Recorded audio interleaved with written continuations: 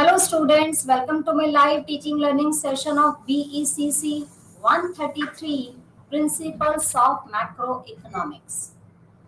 Today is the session in which we will discuss about quantity theory of money and monetary policy. As you know that we have started unit of money or money in a modern economy. In last session, we have discussed what is money, what is the main functions of money, and who supplies money in our country. So we have discussed about all these things like functions of money, meaning of money supply, components of money supply, and who supplies money in India. You know that RBI is the apex institution of monetary authority and RBI supplies money. But 1 rupee note is issued by Ministry of Finance, Government of India. All the paper currencies, coins, notes, etc. are issued by Reserve Bank of India or Central Bank.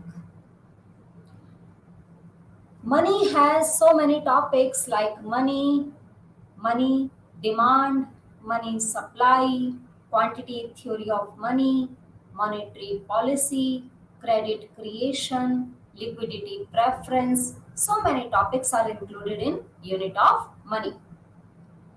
So, in today's session, we will cover this quantity theory of money and some part of monetary policy.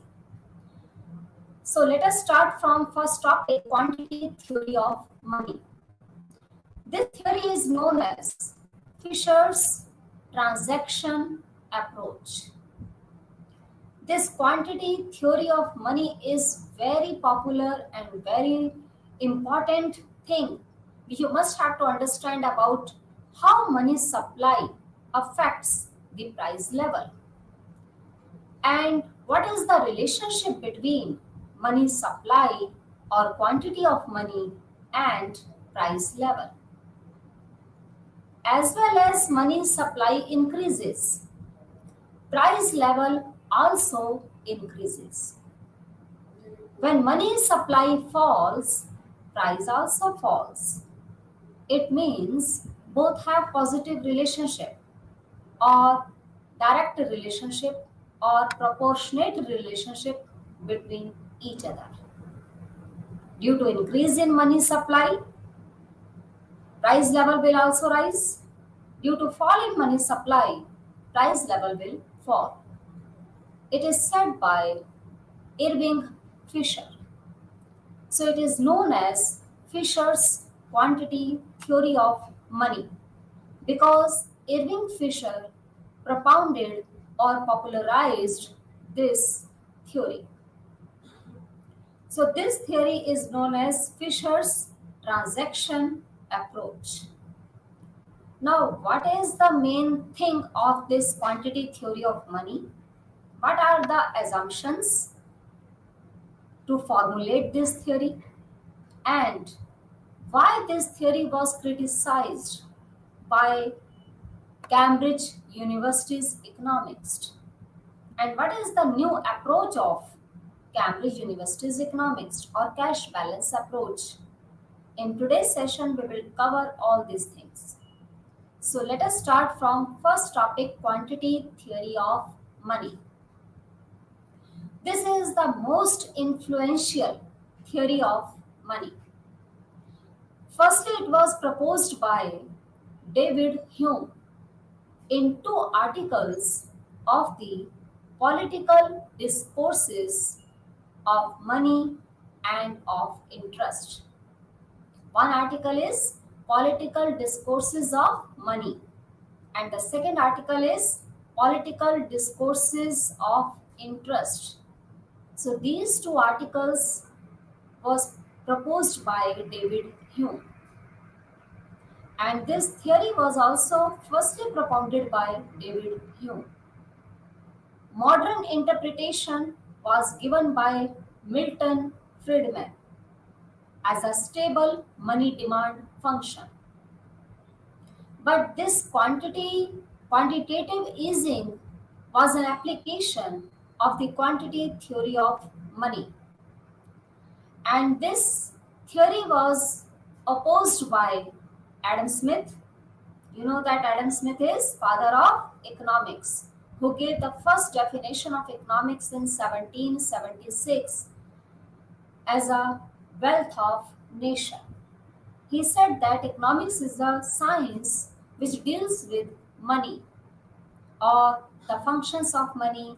It means what is money, how we can earn money, how we can spend money, how we can generate money, all these things which are related with money.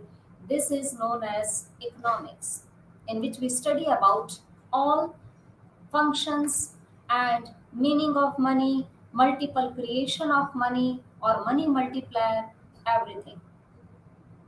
So, quantity theory of money was opposed by Adam Smith and John Maynard Keynes. John Maynard Keynes is known as father of macroeconomics because G.M. Keynes introduced macroeconomics at that time when economy or whole world was suffering from depression period. And the famous book name of G.M. Keynes is The General Theory of Employment, Interest and Money, which was published in 1936. And he introduced macroeconomics at the time of depression during 1929 to 33. This time period was known as depression period. And quantity theory of money was first introduced by David Hume, but it was developed and popularized by Irving Fisher. That's why this theory is known as Fisher's quantity theory of money. But after propounded this theory and developed this theory, some economists criticized this theory, in which G.M. Keynes and Adam Smith opposed this theory of Fisher's quantity theory of money for different reasons. Now, what is the meaning of this quantity theory of money? This quantity theory of money is known as transaction approach of quantity theory of money. Irving Fisher.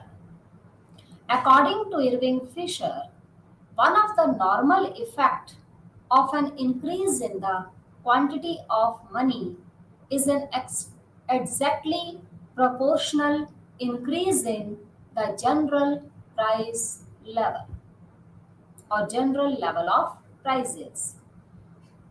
It means there is a positive, there is a proportionate, and there is a direct relationship between money supply and price level. Or in other words, we can say that whenever quantity of money increases, price level will also increase. When money supply falls, price falls. As well as RBI is issuing more paper currency, price level is going to increase. When inflation, when money supply was less, then price level was also very less. As well as money supply rises, price rises, but the value of money falls. Price and value of money has negative relationship.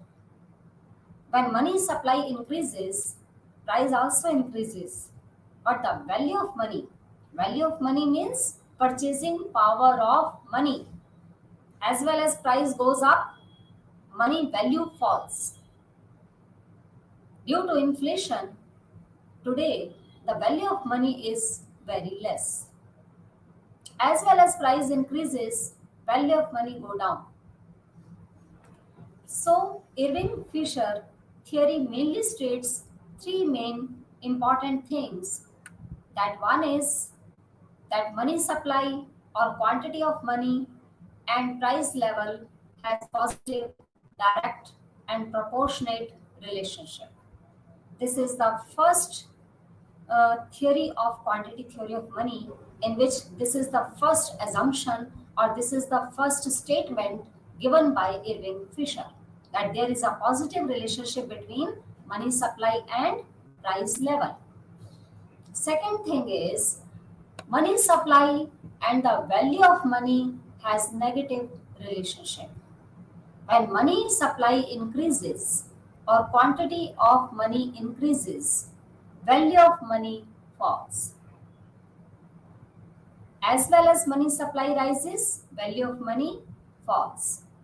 So there is a negative relationship or indirect relationship between money supply and value of money. This is the second main theory statement of this theory. Next is price level and value of money. Both have also negative relationship. When price increases, money value falls or purchasing power of the currency falls. And it is very common. You can see everywhere. Whenever price rises, you are holding money with whatever amount of money you have hold, the value of that money goes down. Purchasing power goes down. When price level rises, value of money falls. When price level falls, value of money or purchasing power rises. So there is an inverse relationship between price level and value of money. So three main conclusion, not only two, we can conclude three main conclusion we can draw with the help of this quantity theory of money, which is popularized or developed by Irving Fisher. One is, there is a direct proportionate relationship between the quantity of money and the general price level. Second is, there is an inverse proportionate relationship between the quantity of money. Quantity of money is also known as money supply. So we can write quantity of money, or in place of quantity of money you can write money supply. So money supply and the value of money has inverse or negative relationship. And price level, third main conclusion is price level and value of money has also negative or inverse relationship. So this is the main theory which is propounded by David Hume but popularized or developed by Irving Fisher, which is known as transaction approach of quantity theory of money. This theory is based on some assumptions.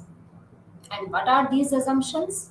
These assumptions are, number one is, demand for money remains constant. Fisher assumed that demand for money should remain constant. It means only money supply will affect the price level, not money demand. There is no role of money demand in this context under this theory. So demand for money should remain constant. Next assumption is trade and business activities should also remain constant. Under this theory, Fisher assumed that trade and business activities like no business cycles will occur, no boom situation, no depression, no recession, changes will occur in economy or economic activities and business activities or trade activities remains constant, then this theory will be applicable. Third assumption is, but this is not possible. This assumption is unrealistic, not accurate, because at present we know that economy is dynamic. Nothing is static in this world. Each and everything is going to change. So how we can assume that trade and business activities will not change in future? Will always remains constant? How it is possible when we are living in a dynamic world, not in a static world? Then how it is possible? But Fisher assumed that his theory will be applicable when trade and business activities will remain constant. when demand for money remains constant. But you know that demand for money also will not possible to remains constant, because as well as population increases, people's requirement or people need increases, the demand for money will also increase. Demand for money, which is demanded by people of the country, can never be remains constant. So this assumption is also unrealistic. But Fisher assumed to prove his theory accurate. So he assumed all that those things which can affect its theory. He assumed that these things remains constant. Third is supply of credit money should also remains constant. Supply of credit money means credit creation, which is the main function of commercial bank, should also remains constant, according to Irving Fisher.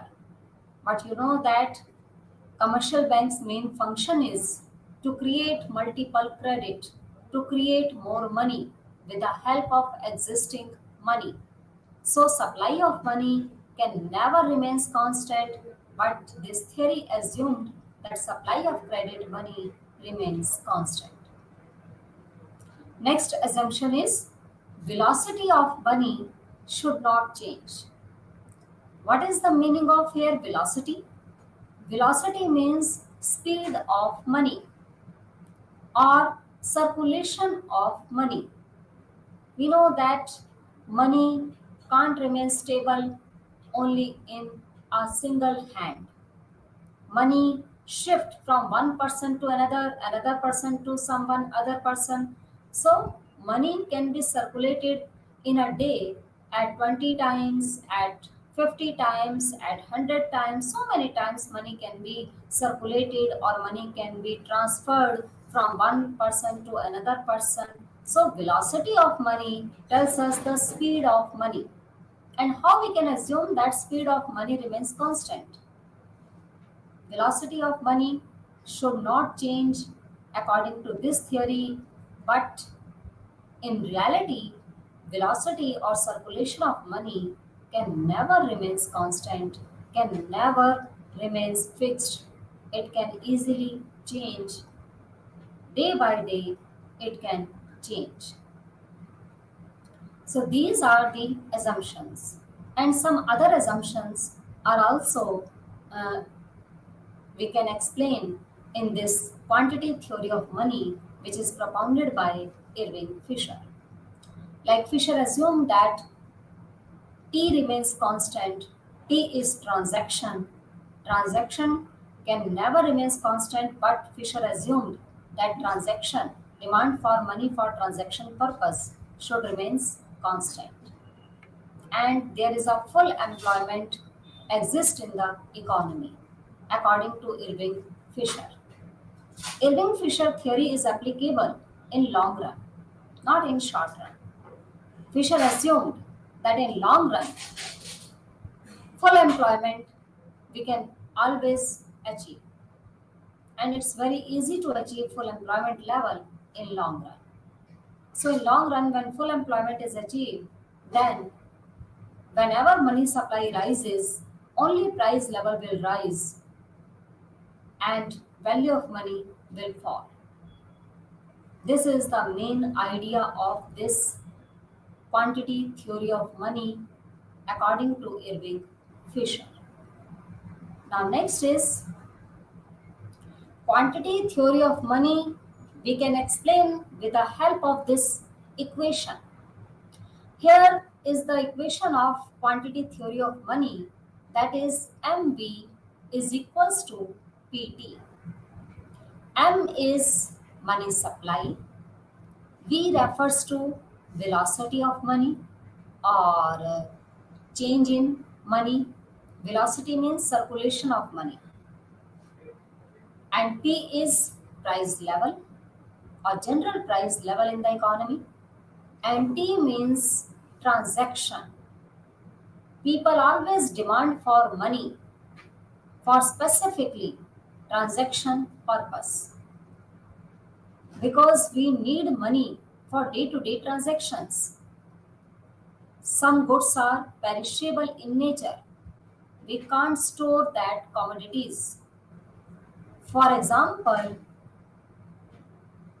bread, butter, milk, fruits, vegetables, and for transportation or other expenses, we need money. So we need money for transaction purpose, which is the main first purpose of demanded money or demand for money. Fisher assumed that T transaction demand for money remains constant. Here MV is showing money supply and PT is showing money demand. And Fisher assumed that money supply is always equals to money demand. There is no difference in money supply and money demand. Whatever money is supplied by Reserve Bank of India, that is demanded by country people. There is no increase or decrease in money supply or increase in money demand. No disequilibrium situation occur according to Irving Fisher. So MV is equals to PT. Here M is money supply, V is velocity of money or circulation of money, P is price level or general price level of the economy, and T is total index of physical volume of transactions. And if we want to calculate, we want to show the positive relationship between M and V, we must have to assume T and V should remain constant.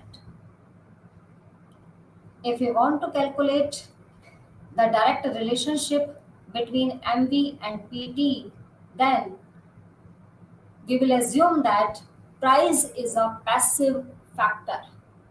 If price is a passive factor, then price will affected by money supply change, but price can never influence to money supply. Irving Fisher assumed that price is a passive factor, not an active factor. It means price cannot affect any variable or any other thing, but price can be influenced by money supply. So money supply and price both have direct relationship, both have positive relationship when velocity of money and transaction demand for money remains constant. Then there will be direct relationship between M and MV, M and P. If V remains constant, T remains constant. Now next is, and if we want to calculate P, then MV upon T, in which we assume that V and T will remain constant and money supply will directly affect to the price level because P is a passive factor according to Irving Fisher. Now next is, this is the positive and direct relationship between money supply and the price level. First figure is showing that here is the direct relationship between money supply and price level. When money supply is less, price will be less. As well as money supply increases, price level will also increase. If money supply increases from M1 to M2, then price level will also increase from P1 to P2. So there is a positive, there is a direct, and there is a proportionate relationship between money supply and price level. So this is the first main point of this quantity theory of money, that there is a direct and positive relationship between money supply and price level, and the curve will be 45-degree line, upward sloping curve. Next is, you know that money supply and value of money has negative relationship. Price and value of money has negative relationship. So if there is a negative relationship between value of money and money supply, then diagram will be downward sloping from left to right. It will show the negative relationship between quantity of money and value of money. We will take quantity of money on x-axis and value of money on y-axis. When quantity of money is m or less, then value of money is very higher. At the time of independence, the value of money was very higher and the quantity of money was very lower.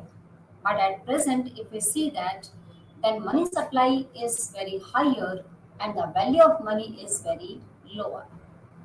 So as well as money supply increases from M to M1 and M1 to M2, value of money falls from V to V1 and V1 to V2.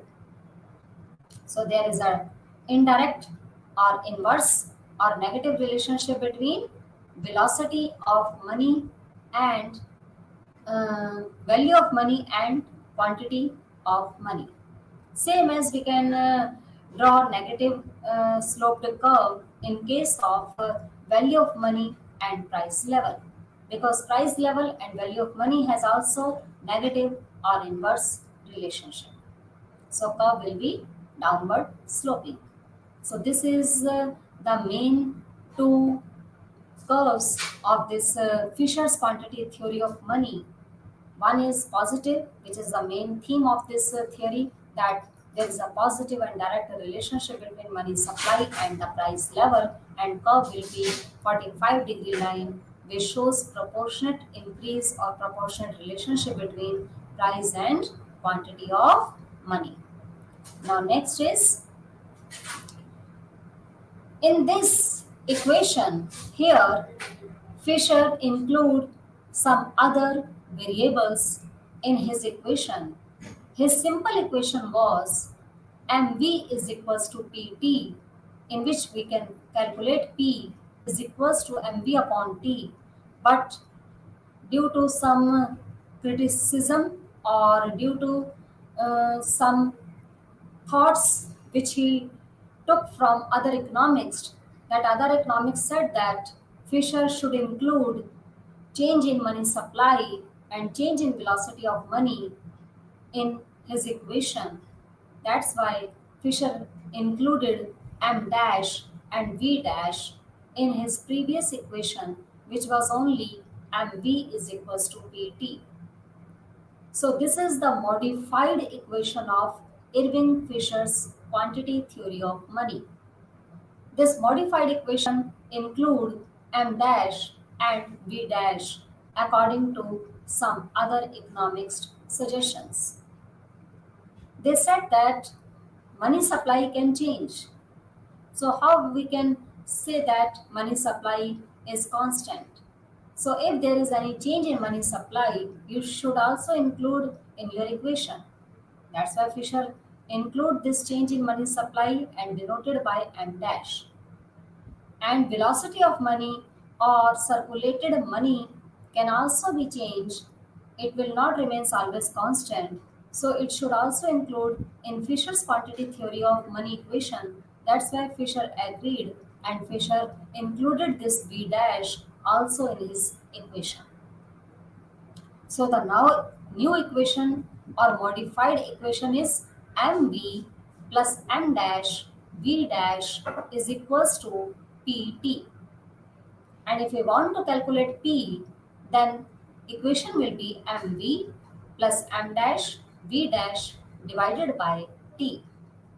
For example, if we have given the value of m is 1000 and the velocity of money value is 3, then 1000 into 3 plus m dash is 500 and v dash is 2, then 500 into 2 divided by transaction, which is 4000. If it is all values are given, then you can put in this equation and find out the price level. So here 1000 into 3 is 3000 plus 500 into 2 is 1000. 3000 plus 1000 is equals to 4000, and if 4000 is divided by 4000, then value will be 1 rupee. So price is rupee 1 per good. So value of money, if we want to calculate, 1 upon p, its formula is 1 upon p. 1 upon p means 1 upon 1 is equals to 1. And if the supply of money is doubled, For example, instead of 1000, this money supply double from 1000 to 2000. Then we can take, instead of 1000, we will take 2000 into 3 plus 500 instead of this. It will also double 1000 into 2 upon transaction demand for money remains constant. Then what will be the value of price? 2000 into 3, 6000 plus 1000 into 2, 2000. So 6000 plus 2000 is equals to 8000 divided by 4000. The value will be 2. So here price will also increase by 2 per good. Here we can say that there is a positive and direct relationship between money supply and price level. It is clear from this example. When money supply was 1000, then price was 1 rupee per good. When money supply doubles, then price also doubles from 1 rupee to 2. And money supply double 1000 to 2000. It means there is a positive and direct relationship between money supply and price level. And money supply and value of money has negative relationship. Value of money, how you can calculate? 1 upon P. First time when price is 1, then value of money was also 1. But if price is 2, then the value of money will be half 1 upon 2. So if money supply increases, price increases, value of money will fall. So this is the main conclusion of this theory, Fisher's quantity theory of money. Now next is cash balance approach. This cash balance approach was the another theory of money demand. According to Irving Fisher, Fisher gave more emphasized, more stress on which concept? Money supply. Again he said, again and again he said that whenever money supply rises, price levels rises and value of money falls. When money supply falls, price level will also fall and value of money will increase. According to Professor Tozing, when money supply double, then price level will also double and the value of money will be half, and vice versa. If money supply is half, then price level will be half and value of money will be double. This is the main concept of quantity theory of money. And it give more emphasis on which concept? Money supply or money demand? It mainly emphasized money supply. But the another approach is cash balance approach. This approach was propounded by Cambridge University's economist, in which Marshall, Pigou, Robertson, and J.M. Keynes name is very popular. They all are Cambridge University's economists and great economists. They propounded different theories and they gave more contribution in economics. So, cash balance approach, which is propounded by Cambridge University's economics, in which Marshall, Pigou, Robertson, and Keynes name is very famous, and this is a theory of money demand. Pigou, who gave welfare theory, Marshall explained theory of demand, and Marshall has great contribution in microeconomics. Robertson said that resources are limited, wants are unlimited. We should use alternative, all the available resources so that we can fulfill our unlimited want with the help of limited resources. And J.M. Keynes is the father of macroeconomics. So Pigou argues that agents choose to allocate resources to a portfolio of assets, which is based upon convenience and security. The issue is the proportion allocated to money, and K is equals to KR. R is rate of interest and K is the proportion of money which we use to allocate for transaction. R refers to attractiveness of rival uses of resources. When R increases, K falls. When R falls, K increases.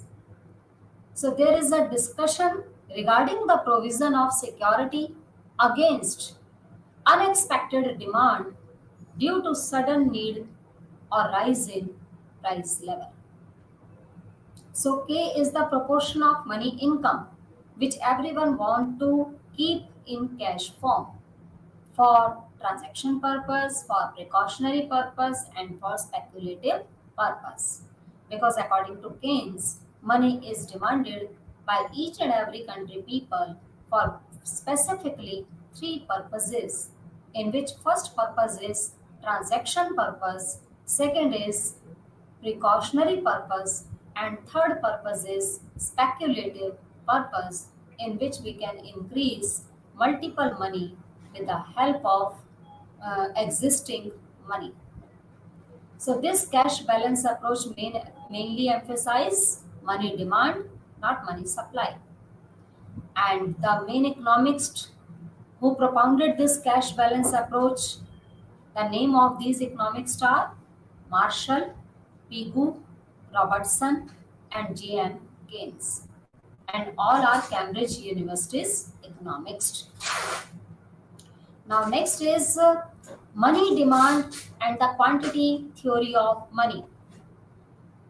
When we talk about money demand and quantity theory, so this approach is called cash balance approach, because quantity theory of money, if it is related with money demand, then it will be said that it is a cash balance approach. And if quantity theory of money is related with money supply, then it will be said that it is related with Fisher's quantity theory of money. Because Fisher explained this quantity theory of money with the help of the relationship between money supply and price level. But cash balance approach or Cambridge University's economics approach is based on money demand. So Cambridge approach said that M is equals to KPY, where K is the fraction of income or spending that people have command over in the form of money balances. And K is equals to 1 upon V. Both the equation of exchange and the cash balance approach are identical. P is the price level, Y is income, and K is the proportion or the fraction of spending that people have command over in the form of money balances. So manipulation of the equation of exchange results in the Cambridge cash balance approach or the demand for money equation. Now next is Cambridge equation of cash balance approach. You know that Cambridge University's economics names are Marshall, Pigou, Robertson, and J.M. Keynes. And all Cambridge University's economics propounded this cash balance approach or quantity theory of money by demand for money approach or money demand approach.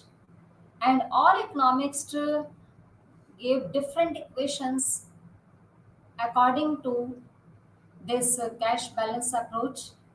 Like Marshall propounded equation for cash balance approach, which is M is equals to KPY. Here K is the fraction of money which people want to keep in cash form, P is the price level, and Y is the income level of the country. Equation of Pigou is P is equals to KR divided by M. P is the price level, K is the fraction of money income, and R is the responsiveness of money demand according to the change in the need of the people and M is money supply. Equation of Robertson is P is equals to M upon KT. M is money supply, P is price level, K is the fraction, T is transaction. And equation of Keynes is equals to N is equals to PK.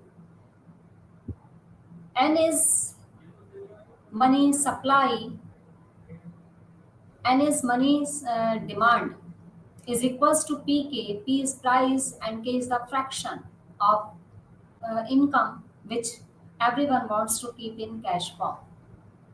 So these are the different equations of cash balance approach propounded by different Cambridge University's economists like Marshall, Pigou, Robertson, and Keynes.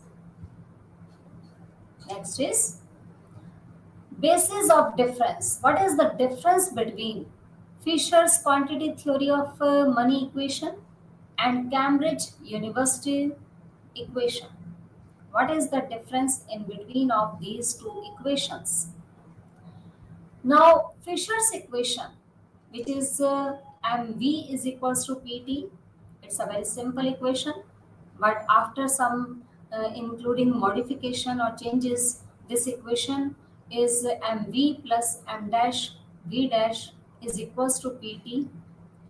Fisher's equation gives importance to flow of money because it is related with money supply. And money supply, if we are taking that m dash is change in money supply and v dash indicate change in velocity of money.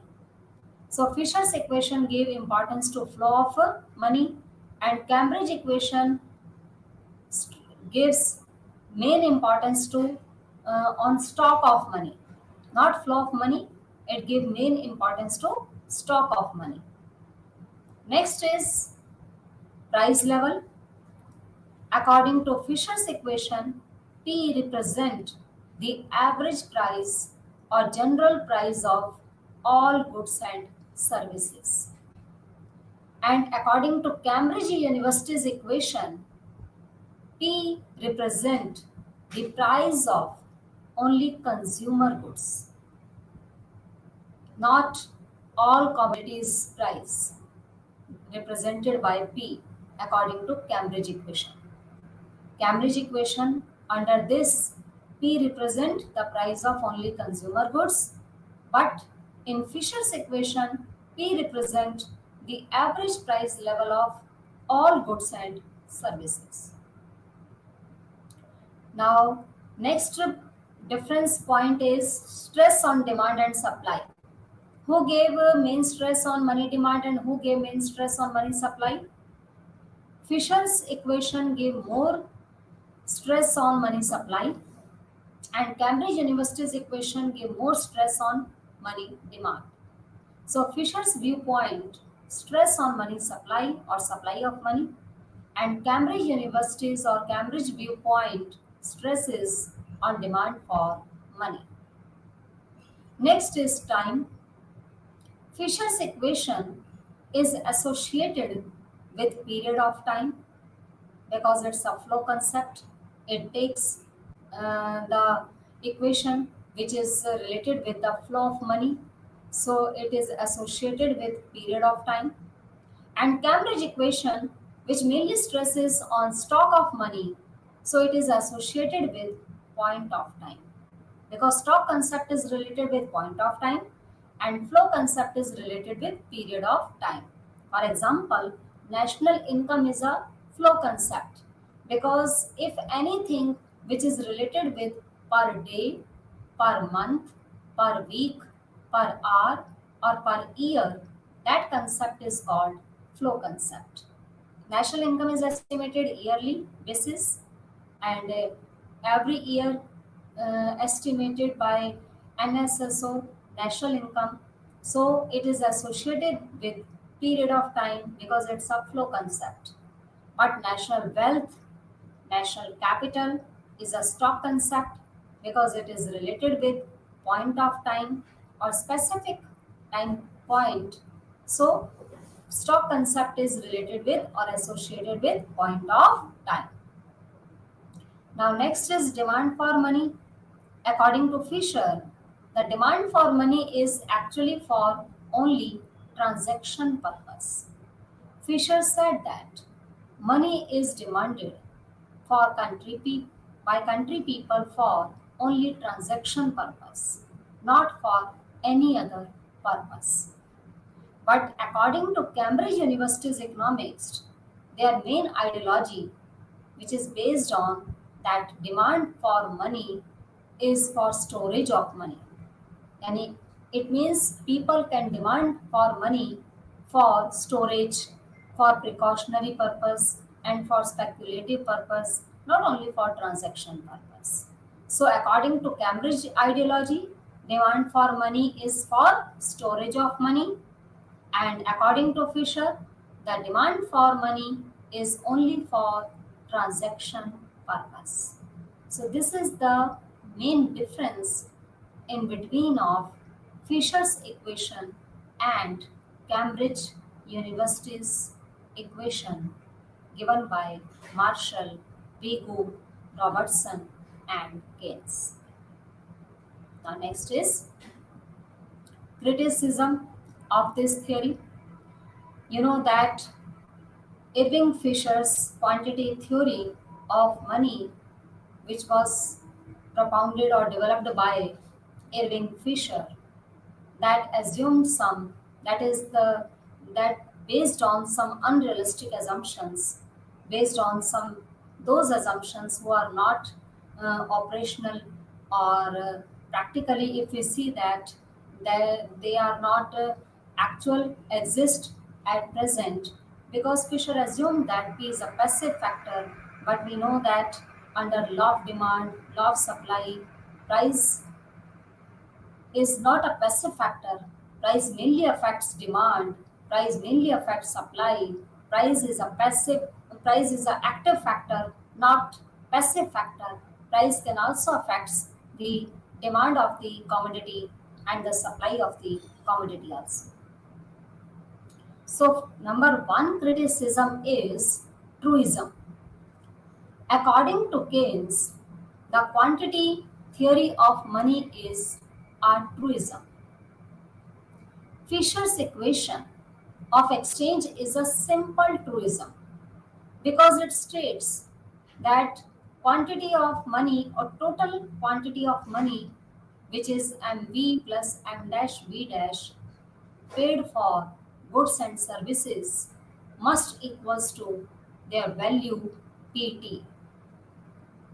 But it cannot be accepted today that a certain percentage change in the quantity of money leads to the same percentage change in the price level. According to Fisher, there is a positive, proportionate, and direct relationship between money supply and the general price level, but it cannot be accepted today because it is not always possible that money supply, if doubles, then price level will also double. If money supply will halve, then price level will also halve. It is not true or not accurate. It is not accepted by Cambridge University's economics. And practically, if you see that, it's not true always. So, according to Keynes, the quantity theory of money is a truism. Fisher's equation of exchange is a simple truism because it states that total quantity of money, which is presented by mv plus m dash v dash, is equals to or paid for goods and services must equals to pt. P is price level or general price level. T is transaction purpose because Fisher assumed that money is demanded by country people only for transaction purpose, not for any other purposes. So it cannot be accepted today that a certain percentage change in the quantity of money leads to the same percentage change in the price level. Now next is credit creation process. that commercial banks can create, and some other assumptions we can also criticize. That Fisher assumed that P is a passive factor. At present P is not a passive factor, it's an active factor, and P play very important role to affect demand and supply of the commodity. And Fisher assumed that there is a long run time period and full employment always exists. But that full employment is not a very simple or very easy phenomena which we can achieve very easily. Full employment cannot be exist either in a developed country or in a developing country. Full employment is a very rare situation. Fisher assumed that full employment always exists. That's why he assumed that there is a positive or direct relationship between money supply and price level. Next is Fisher theory is based on unrealistic assumptions. Like Fisher assumed that transaction remains constant and demand for money remains constant and price is a passive factor, and Fisher multiply M into V. M is related with money supply, which is a stock concept, and V is related with velocity of money or circulation of money, which is a flow concept. And if we multiply stock concept into flow concept, then the result will be inconsistent or mathematically wrong. So Irving-Fisher equation and Irving-Fisher assumptions was based on some unrealistic uh, thoughts, unrealistic things. That's why all the assumptions which assumed by Irving-Fisher to give explanation of his theory was criticized by Cambridge University's economists. And so we can say that G.M. Keynes' theory is much superior than Fisher's quantity theory of money, but we can't forget the importance of Fisher's quantity theory of money, because if Fisher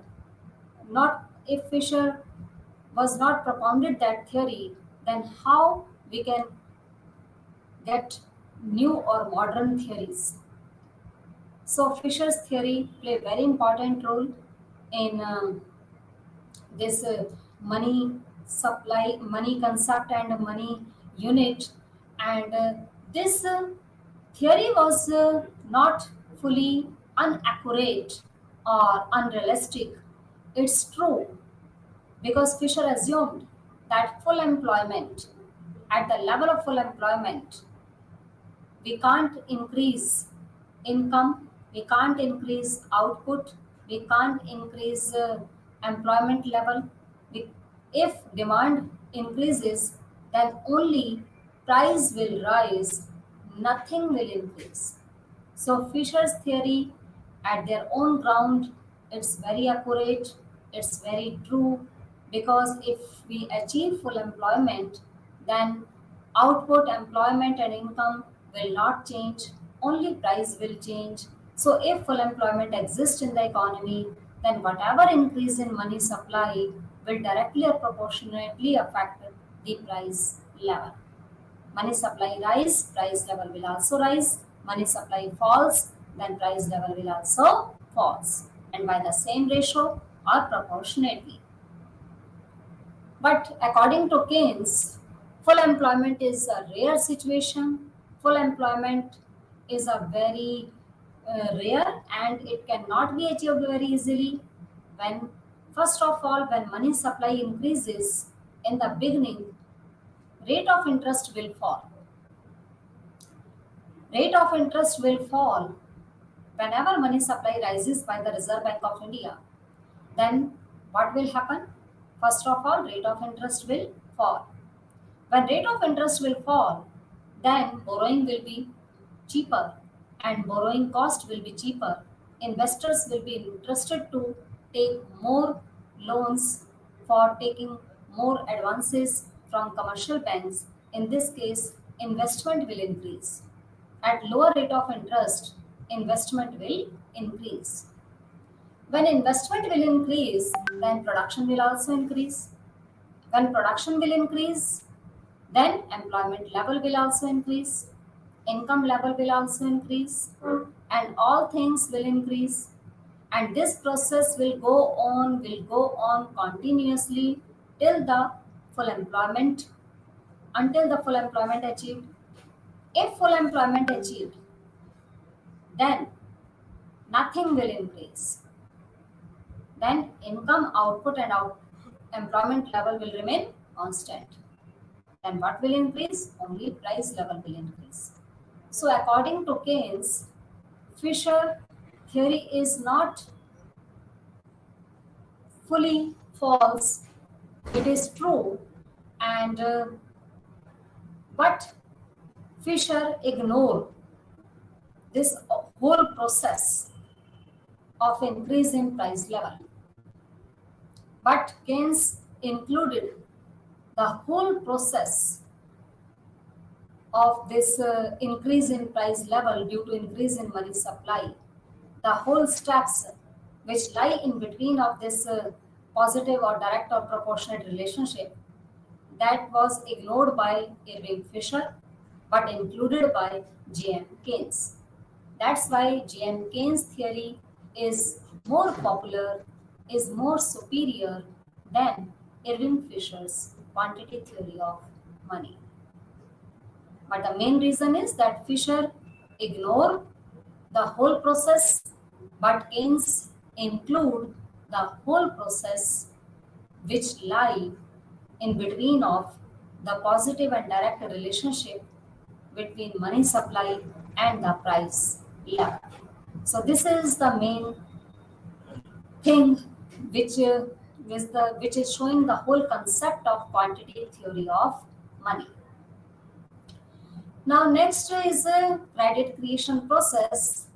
Credit creation process we will cover in next session, and monetary policy we will also explain in detail in next session. But in a brief, I can give you a very simple idea that what is the meaning of this credit creation process, and what is the main thing of this concept. So this is the credit creation, but in detail we will explain in next session. Credit creation process is mainly the process of commercial bank through which commercial bank can create multiple money with the help of existing money. Savers always deposit their money in banks, and borrowers can take borrowings from banks. So savers are lenders, and savers are depositors who deposit their money in banks, and banks are lenders who lend their money to the borrowers, and the firms and business enterprises are borrowers who take money from banks for their business activities. Savers take interest receipts on their deposits, and borrowers pay interest payment to the bank. So in this process, bank can create multiple money. If bank has 1,000 rupees, bank can create 10,000 rupees with the help of this credit creation process. And the earning of banking system through this credit creation process, we will explain in detail in next session. But in brief, we can say that commercial bank's main function is to create more credit with the help of existing money or primary deposits. And money multiplier we can calculate by 1 upon required reserve ratio, or 1 upon CRR, cash reserve ratio. Monetary policy is also very important policy, because monetary policy, you know that made by Reserve Bank of India to control the supply of money. If RBI wants to control the money supply, then some RBI can easily control this money supply with the help of monetary policy tools, and to regulate the supply of money, to control the credit creation process by some tools of monetary policy, like or instruments of monetary policy, like bank rate, open market operation, cash reserve ratio, statutory liquidity ratio, and margin requirement, moral suasion, direct action, and credit rationing of the credit. So these are some instruments or tools by which monetary policy can work smoothly and RBI can control and regulate the supply of money. And monetary policy's the main objective is to stable the price level, to stable the foreign exchange rate, to stability in financial level, and to growth in employment and income. So in this session we have discussed about Fisher's quantity theory of money and some concepts of credit creation and monetary policy. But the detail of monetary policy and credit creation we will cover in next session. Thank you.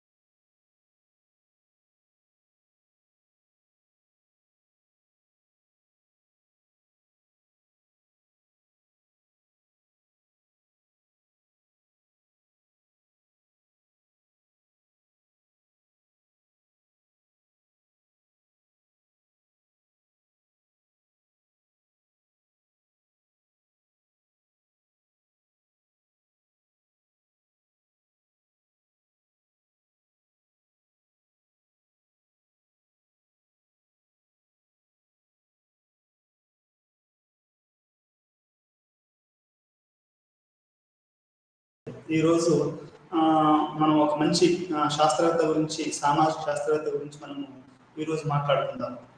మనం గత పాఠంలో ఏం నేర్చుకున్నాము? Karl Marx వ్యక్తాత్మక భౌతికవాదం, Karl Marx చారిత్రాత్మక భౌతికవాదం అవన్నీ తెలుసుకున్నాము. ఆయన కూడా ఈ యొక్క సామాజిక శాస్త్ర తత్వవేత్తలలో ఒక ప్రధానమైనటువంటి వ్యక్తి. ఆ తర్వాత ఈరోజు మరో ప్రధానమైనటువంటి వ్యక్తి గురించి మనం మాట్లాడుకుంటున్నాము. ఆయన పేరు ఎమిల్ డర్కెహెమ్. ఈ ఎమిల్ డర్కెహెమ్ అనే అతను ఒక గొప్ప సామాజిక శాస్త్రవేత్త అని మనం చెప్పుకోవచ్చు. ఎట్లా అంటే ఆయనే సామాజిక శాస్త్రానికి ఒక పునాదులు వేసేసి సామాజిక శాస్త్రాన్ని నిలబెట్టి సామాజిక శాస్త్రంలో మొట్టమొదటిగా ప్రొఫెసర్ అయినటువంటి వ్యక్తి ఈ ఎమిల్ డర్కెహెమ్. ఎమిల్ డర్కెహెమ్ ఈయన ఫ్రాన్స్ లో పుట్టాడు. ఆ తర్వాత ఈయన చాలా సమాజం గురించి ఆలోచించడం, సమాజం గురించి పుస్తకాలు రాయడం అనేది జరిగింది. అయితే ఎమిల్ డర్కెహెమ్ కు ఒక గొప్పతనం ఏంటి అంటే ఈయన ఆగస్ట్ కాంటే యొక్క పాజిటివిటీ సిద్ధాంతాన్ని ఈయన పుచ్చుకొని ఆ తర్వాత తన యొక్క సిద్ధాంతాలను ఆవిష్కరించాడు. మనందరికీ తెలుసు సమాజం గురించి ఆలోచించడం అంటే ఎంత కష్టతరమైనటువంటి గురుతర బాధ్యత అనేది మనందరికీ తెలుసు. ఎందుకంటే పూర్వకాలం నుంచి ఇప్పటి వరకు కూడా చాలా మంది శాస్త్రవేత్తలు సమాజం గురించి ఆలోచించడం, రాయడము, తత్వీకరించడము ఇవన్నీ అనేది జరగడం జరిగింది. అయితే కార్ల్ మార్క్స్ తో పాటుగా ఈరోజు మనం ఎమిల్ డర్కెహెమ్ గురించి మాట్లాడుకోవాలంటే ఎమిల్ డర్కెహెమ్ 19వ శతాబ్దానికి చెందినవాడు. ఈయన చాలా పుస్తకాలు రాశాడు సమాజం గురించి. దాంట్లో ప్రధానంగా చెప్పాలంటే 4 పుస్తకాలు చెప్పుకోవచ్చు. ఒకటేమో రూల్స్ ఆఫ్ సోషలాజికల్ మెథడ్, రెండేమో సూయిసైడ్, మూడేమో elementary forms of religious life, 4 ఏమో సోషలాజికల్ మెథడ్. మళ్ళీ ఒకసారి చెప్తున్నాను, ఎమిల్ డర్కెహెమ్ రాసినటువంటి అతి ప్రధానమైనటువంటి 4 పుస్తకాలలో ఒకటి రూల్స్ ఆఫ్ సోషలాజికల్ మెథడ్, ఆ తర్వాత suicide, elementary forms of religious life, ఇవి ప్రధానంగా సోషలాజికల్ మెథడ్. ఈ నాలుగు పుస్తకాలను కూడా ఎమిల్ డర్కెహెమ్ రాశాడు. అయితే మనం ఇక్కడ అర్థం చేసుకోవాల్సిన విషయం ఏంటి అంటే ఈ సోషల్ సైన్సెస్ కి గల తేడాను మనం ఫస్ట్ అర్థం చేసుకోవాలి. అసలు సైన్స్ అంటే ఏంటి, సోషల్ సైన్స్ అంటే ఏంటి? మరి సోషల్ సైన్స్ ని కూడా మనం సైన్స్ అనవచ్చా అంటే ఏ విధంగా? ఇప్పుడు 100 డిగ్రీల దగ్గర నీళ్లు వేడైతాయి అనేది మనకు సైంటిఫిక్ ఒక ప్రధానమైనటువంటి ఒక ఆవిష్కరణ. అదేవిధంగా గురుత్వాకర్షణ శక్తి అనేది ఒక ప్రధానమైనటువంటి ఒక ఫిజికల్ లా అది. మరి అట్లాంటి లాస్ సామాజిక శాస్త్రాన్ని ఉండగలుగుతాయా? ఉంటే ఏ విధంగా ఉంటాయి? ఇప్పుడు మన ఫిజికల్ లాస్ ఎట్లయితే ఉన్నాయో అంటే భౌతిక శాస్త్రం ఏ విధంగా పనిచేస్తుందో సామాజిక శాస్త్రం అనేది కూడా అట్లా పనిచేస్తుందా, చేయాలన్నా, అసలు మన సామాజిక శాస్త్రానికి ఎటువంటి విషయాలు ఉండాలి అనేది చాలా స్పష్టంగా ఎమిల్ డర్కెహెమ్ తన సూత్రీకరణ చేశాడు. అప్పటి వరకు ఎమిల్ డర్కెహెమ్ వచ్చేంత వరకు ఆ సోషియాలజీకి తన సొంత ఒక సబ్జెక్ట్ ఏరియా అంటే ఏం లేకపోయింది. సోషియాలజీ అనేది ఎమిల్ డర్కెహెమ్ వచ్చిన తర్వాతనే ఆయనే మొట్టమొదటిసారిగా సోషియాలజీకి ఒక ప్రత్యేకమైనటువంటి ఒక సబ్జెక్ట్ గా దాన్ని అభివృద్ధి చేశాడు. ఆ తర్వాత ఇతను అభివృద్ధి చేయడమే కాకుండా సోషియాలజీ ప్రొఫెసర్ గా మొట్టమొదటిసారిగా ఇతను గుర్తించబడ్డాడు. అంటే సోషియాలజీ అంత ముందు వేరే సబ్జెక్ట్స్ తో కలిసి ఉండేది. ఈ రకంగా సోషియాలజీ అనేది ఎమిల్ డర్కెహెమ్ టైంలో అది ఆవిర్భవించింది. అయితే ఇప్పుడు మనం ప్రధానంగా ఏం మాట్లాడుకోవాలి అంటే ఈ రోజు ప్రధానంగా ఏం మాట్లాడుకోవాలి అంటే ఈ సైన్సెస్ కు సోషల్ సైన్స్ గల తేడా ఏంటి అంటే 19వ శతాబ్దంలో ఏమైంది అంటే సైన్సెస్ ఇప్పుడు బాగా అభివృద్ధి చెందడం, మీరు న్యూటన్ సిద్ధాంతం కానివ్వండి, లేకుంటే మన ఎనాలజీ మానవ శరీరం గురించి మన అభివృద్ధి, బాడీ అనేది కూడా ఒక మనిషి అనేవాడికి ఒక బాడీ ఉంటుంది, అది కూడా ఒక ప్రకృతిలో భాగం అనేది అది 19వ శతాబ్దంలో ఎక్కువగా అభివృద్ధి చెందింది. 18, 19వ శతాబ్దంలో ఎక్కువగా అభివృద్ధి చెందింది. అంతకుముందు మనుషులు వాళ్ళు ఒక జంతువుల్లాగానే బతికే వాళ్ళు అనుకోండి ఒక రకంగా. ఎందుకంటే మనిషికి ప్రత్యేకతను, మనిషి యొక్క గొప్పతనాన్ని అది 18, 19వ శతాబ్దంలోనే ఎక్కువగా అది గ్రహించడం అనేది జరిగింది. అయితే ఈ సైన్సెస్ కి సోషల్ సైన్సెస్ కి గల తేడాను మనం ప్రధానంగా అర్థం చేసుకోవాలి. ఈ మానవాభివృద్ధి ప్రక్రియ ఏం జరిగింది అంటే సైన్సెస్ బాగా డెవలప్ అయ్యాయి. సైన్స్, సోషల్ సైన్స్ కూడా, ఫిలాసఫీ కూడా డెవలప్ అయింది. ఫిలాసఫీ అనేది మొత్తం, ఫిలాసఫీ అంటే తత్వశాస్త్రం, దానికి లవ్ ఫర్ విజ్డమ్ అంటే విజ్ఞానం పట్ల ప్రేమ ఉండడం అనేది దానికి ప్రధానమైన అర్థం. అప్పుడు ఏ సబ్జెక్ట్ అయినా తత్వం నుంచే వస్తుంది, తత్వశాస్త్రం నుంచే వస్తుంది. తత్వశాస్త్రం అనేది రెండు రకాలుగా విడిపోయింది. ఒకటేమో ఫిజికల్ తత్వశాస్త్రము, ఫిజికల్ సైన్సెస్, తత్వశాస్త్రము సామాజిక శాస్త్రాలు. తత్వశాస్త్రం నుంచి ఫిజికల్ సైన్సెస్ నుంచి ఫిజిక్స్ వచ్చింది. తత్వశాస్త్రంలోని సామాజిక శాస్త్రాల నుంచి సోషియాలజీ వచ్చింది. అంటే పొలిటికల్ సైన్స్, ఎకనామిక్స్ ఇవనేవి ఎప్పటికో మనకు అరిస్టాటిల్, ప్లాటో వీళ్ళంతా పొలిటికల్ అంత రాజ్యం ఎట్లా ఉండాలి అని చెప్పారు, కానీ సమాజం ఎట్లా ఉండాలి, సమాజంలో ఎందుకు ఒక వ్యక్తి ఆత్మహత్య చేసుకుంటాడు, ఎందుకు మతాలు కులాలు అనేటివి ప్రధానమైనటువంటి ప్రభావం చూపిస్తాయి అనేది మనకు ఎవరు చెప్పలేకపోయారు. అంటే అంత స్పెసిఫిక్ గా చెప్పినంతగా ఎవరు చెప్పలేకపోయారు. కాబట్టి మనం ఈ రోజు మనం ప్రధానంగా మొట్టమొదటిసారి మనం అర్థం చేసుకోవాల్సిన విషయం ఏంటంటే సైన్స్ యొక్క లక్షణాలను మనం గుర్తించాలి. సైన్స్ లక్షణాలు అంటే ఏంటండి? సైన్స్ లక్షణాలు అంటే ఇప్పుడు కాంతి వేగం, వెలాసిటీ అంటే తెలుసు మీ అందరికీ. కాంతి వేగం అంటే తెలుసు. కాంతి పర్ సెకండ్ ఎన్ని ఒక పర్ సెకండ్ ఎన్ని కిలోమీటర్ పోయింది అనేది సైన్స్ లో చెప్తారు. మనకు చంద్రయాన్ ఉంది. చంద్రయాన్లో ఏంటి అంటే ప్రతి సెకండ్ కి అది ఎంత దూరం పోతుంది, ఎంత వేగంతో పోతుంది అనేది సైన్స్ ఖచ్చితత్వం ఉంటుంది. అది సైన్స్. అదే గురుత్వాకర్షణ శక్తి కానివ్వండి, రోదసి విషయాలు కానివ్వండి, లేకపోతే న్యూటన్ లానే కానివ్వండి, లేకుంటే మనం విలియం హార్వే అనుకున్నటువంటి రక్త ప్రసరణ కానివ్వండి, ఇవన్నీ కూడా ఇప్పుడు మన హార్ట్ బీట్ కూడా దానికి ఒక రిథమ్ ఉంటుంది. అదొక సైన్స్. దాని ప్రకారం అదొక హార్ట్ బీట్ అనేది ఒక సైంటిఫిక్ లెక్క ఉంటుంది. అంతకంటే ఎక్కువ ఉంటే అది సమస్య అవుతాయి. అంటే సైన్స్ కి ఒక నిర్దిష్టమైనటువంటి సూత్రాలు, ఆ నిర్దిష్టమైనటువంటి సూత్రాలు అనేవి ప్రపంచాన్ని బాగా ప్రభావితం చేశాయని చెప్పుకోవచ్చు. ఆ ప్రభావం అనేది సోషియాలజీ మీద, సామాజిక శాస్త్రాల మీద కూడా అది పడడం జరిగింది. మరి ఈ యొక్క సైన్స్ లక్షణాలు ఏంటి అంటే ఖచ్చితత్వంగా ఉండడము. నేచర్ అంటే ఏంటి? ఇప్పుడు చెట్టు అంటే ఏంటి? పుట్టలు ఎట్లా ఉంటాయి, గుట్టలు ఎట్లా వస్తాయి, భూమి ఎట్లా తిరుగుతుంది, చంద్రుడు ఎలా ఉన్నాడు, సూర్యుడు ఎలా ఉన్నాడు, లేకుంటే వేగం ఎట్లా ఉంటుంది, కాంతి ఎట్లా ఉంటుంది, పత్రహరితం అంటే ఎట్లా ఉంటుంది, మొక్కలు ఎలా పెరుగుతాయి, జంతువులు ఎలా ఉంటాయి, ఇవన్నీ కూడా సైన్స్ చూస్తుంది. సైన్స్ ఏం చేస్తుంది అంటే నీటి సముద్రం లోతు ఎంత ఉంటుంది, దాంట్లో ఏమి ఖనిజాలు, ఇవన్నీ కూడా సైన్స్ అనేది చూస్తుంది. ఆస్ట్రానమీ, తోక చుక్కలు ఏంటి, ఖగోళం ఏంటి, భూగోళం ఏంటి, వీటన్నిటిని కూడా సైన్స్ అనేది చదువుతుంది. దానికి ఒక ఖచ్చితత్వం ఉంది. అయితే ఇక్కడ సోషల్ సైన్స్కి వచ్చేసరికి ఏమైంది అంటే సోషల్ సైన్స్ అనేది మానవంతో అది సంబంధమైనటువంటి విషయం అన్నట్టు. ఇప్పుడు ఒక చెట్టు ఉందనుకోండి, అది ఎక్కడ కదలదు, అంటే ఒక ఉన్న కాడనే ఉంటుంది. కానీ మనిషి అనేవాడు ఎప్పటికి కదులుతూ ఉంటాడు, మాట్లాడుతూ ఉంటాడు. Is a living organism. అంటే వేరే కూడా ఉన్నాయి కానీ అవి కదలలేవు అన్నట్టు. అయితే ఈ రెండింటికి తేడా ఉంది. ఈ వీటిని మనం ఈ యొక్క ఫిజికల్ లాస్ మనం సోషల్ లాస్ అప్లై చేయవచ్చా, అసలు ఫిజికల్ లాస్ అనేది ఏ విధంగా వీటిని ప్రభావితం చేశాయనేది మనకు ఇక్కడ ఈరోజు మనం అర్థం చేసుకోవాలి. అయితే ఏంటంటే ఏమంటాడు అంటే ఏదైతే ఎంత ఖచ్చితత్వంగానైతే మనం సైన్సెస్ లో, మన ఫిజికల్ సైన్సెస్ అంటే భౌతిక శాస్త్రంలో మనం ఎంత ఖచ్చితంగా ఉంటామో అంతే ఖచ్చితంగా మనము సామాజిక శాస్త్రంలో కూడా ఉండొచ్చు అని ఎమ్మెల్ డర్కీమ్ చెప్తాడు. ఉదాహరణకి ఏం చెప్తాడు అంటే ఒక మతం ఉందనుకోండి, మతంలో కొన్ని ఆచారాలు ఉంటాయి. ఒక్క ఉదాహరణ చెప్పాలంటే ప్రతి సిక్కు మతస్థుడు కూడా అంటే ప్రతి సిక్కు మతస్థుడు కూడా గడ్డ పెట్టుకొని అది వస్త్రధారణ పెట్టుకొని కడెం పెట్టుకొని ఉంటాడు. అంటే అది ఖచ్చితంగా మనం చెప్పచ్చు అన్నట్టు. అంటే అట్లాంటి మత ఆచారాలు అనేటివి కూడా ఒక ఫిజికల్ లాస్ లాంటివి అని మొట్టమొదటిసారిగా సూత్రీకరించిన వాడు ఎమ్మెల్ డర్కీమ్. మత ఆచారాలు కానివ్వండి, చట్టాలు కానివ్వండి, ఇవి మనిషికి ఆవరగా ఉంటాయి. ఇప్పుడు మనం అందరం ఉన్నాము, ఒకరు ఉంటారు. మనకు చట్టాలు గౌరవించడం ఇష్టం లేదు అంటే ఉదాహరణ రోడ్డు మీద వస్తున్నాము, లెఫ్ట్ సైడ్ డ్రైవ్ చేయాలనేది చట్టం చెప్తుంది. మనకి లెఫ్ట్ సైడ్ డ్రైవ్ చేయడం ఇష్టం లేదనుకోండి, రైట్ సైడ్ చేసిన అనుకోండి, చేయాలని మనసులో ఉంది మనకి, కానీ మనం చేయలేము. అంటే దాని అర్థం ఏంటండి? ఒక వ్యక్తి తాను అనుకున్న పనిని తాను చేయలేకపోవడం వెనకాల ఒక సూత్రం ఉంది. అదేంటి? నువ్వు లెఫ్ట్ సైడే డ్రైవ్ చేయాలి అంటే మన మీద, ఒక వ్యక్తి మీద కానీ, ఒక సమాజం మీద కానీ వాళ్ళ ఆధీనంలో లేని కొన్ని విషయాలు సమిష్టి విషయాలు అన్నీ. ఆ సమిష్టి విషయాలు మనిషిని ప్రభావితం చేస్తాయని మొట్టమొదటిసారిగా సూత్రీకరించిన వాడు ఎమ్మెల్ డర్కీమ్. దాన్ని మనం పాఠం లోపల పోయిన కొద్దీ మనము దాన్ని పూర్తిగా మాట్లాడుతున్నాం.